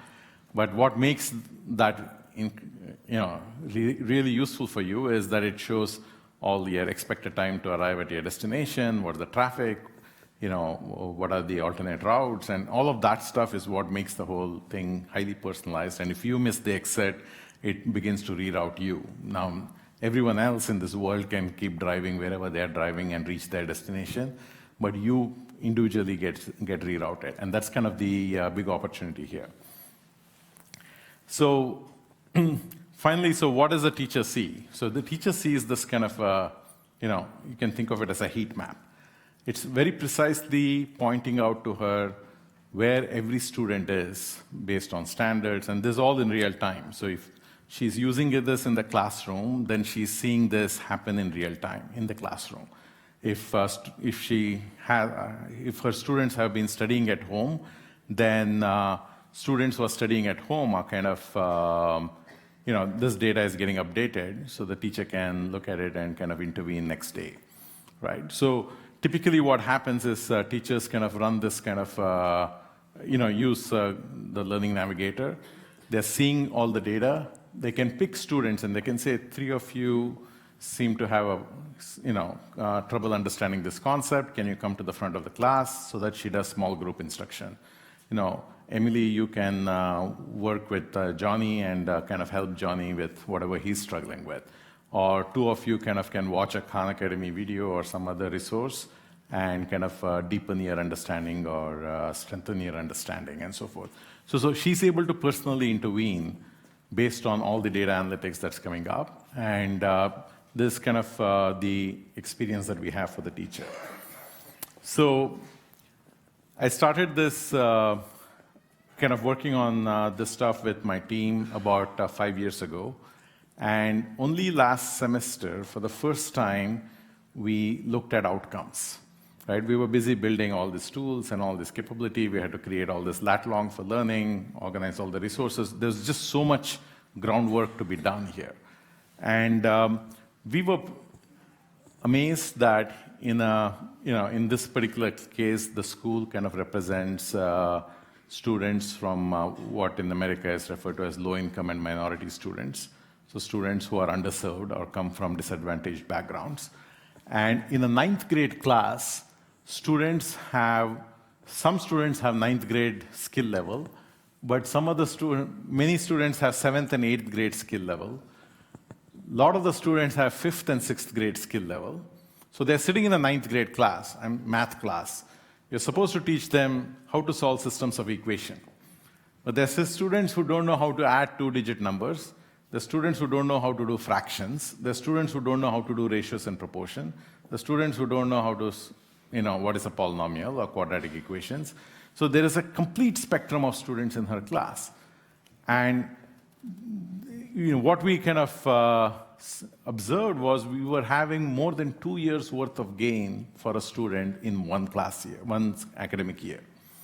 And this to us was an indication that, yes, this idea of using a learning navigator to personalize the learning, the teacher using a learning navigator to personalize the learning for every student is extremely powerful.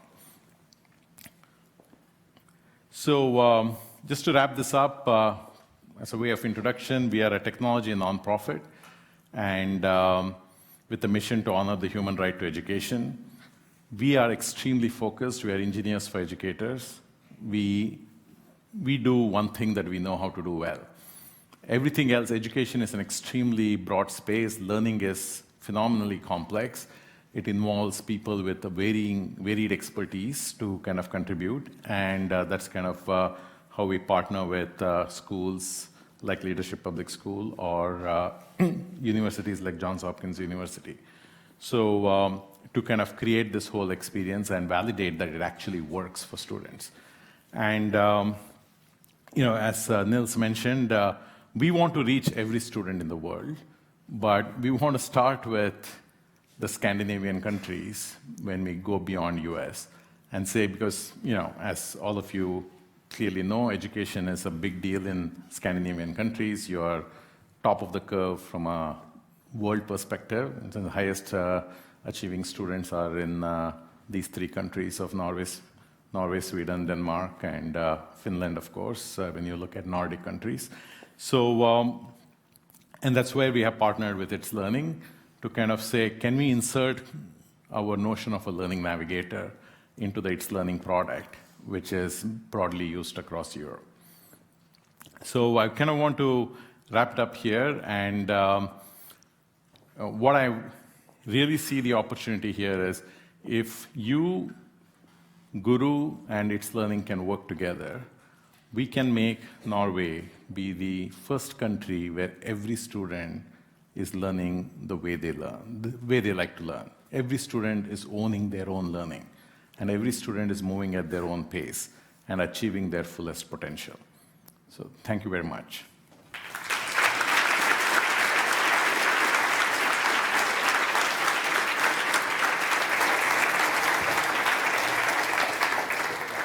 Okay, thank you very much, Pram. I have been asked to give you this very important gift. It has the NKUL acronym on it, and I think in local language you will probably call it Sälbyvotta. Do you want to try? Sälbyvotta? No? Sälbyvotta. Thank you very much. Thank you. Thank you. And if some of you want to approach Pram after we are done now, you can come down and talk to Pram as much as you like. We didn't want to open up for questions because we know some of you would like to go downtown and experience the beautiful weather of Trondheim. So, but please come forward if you like to.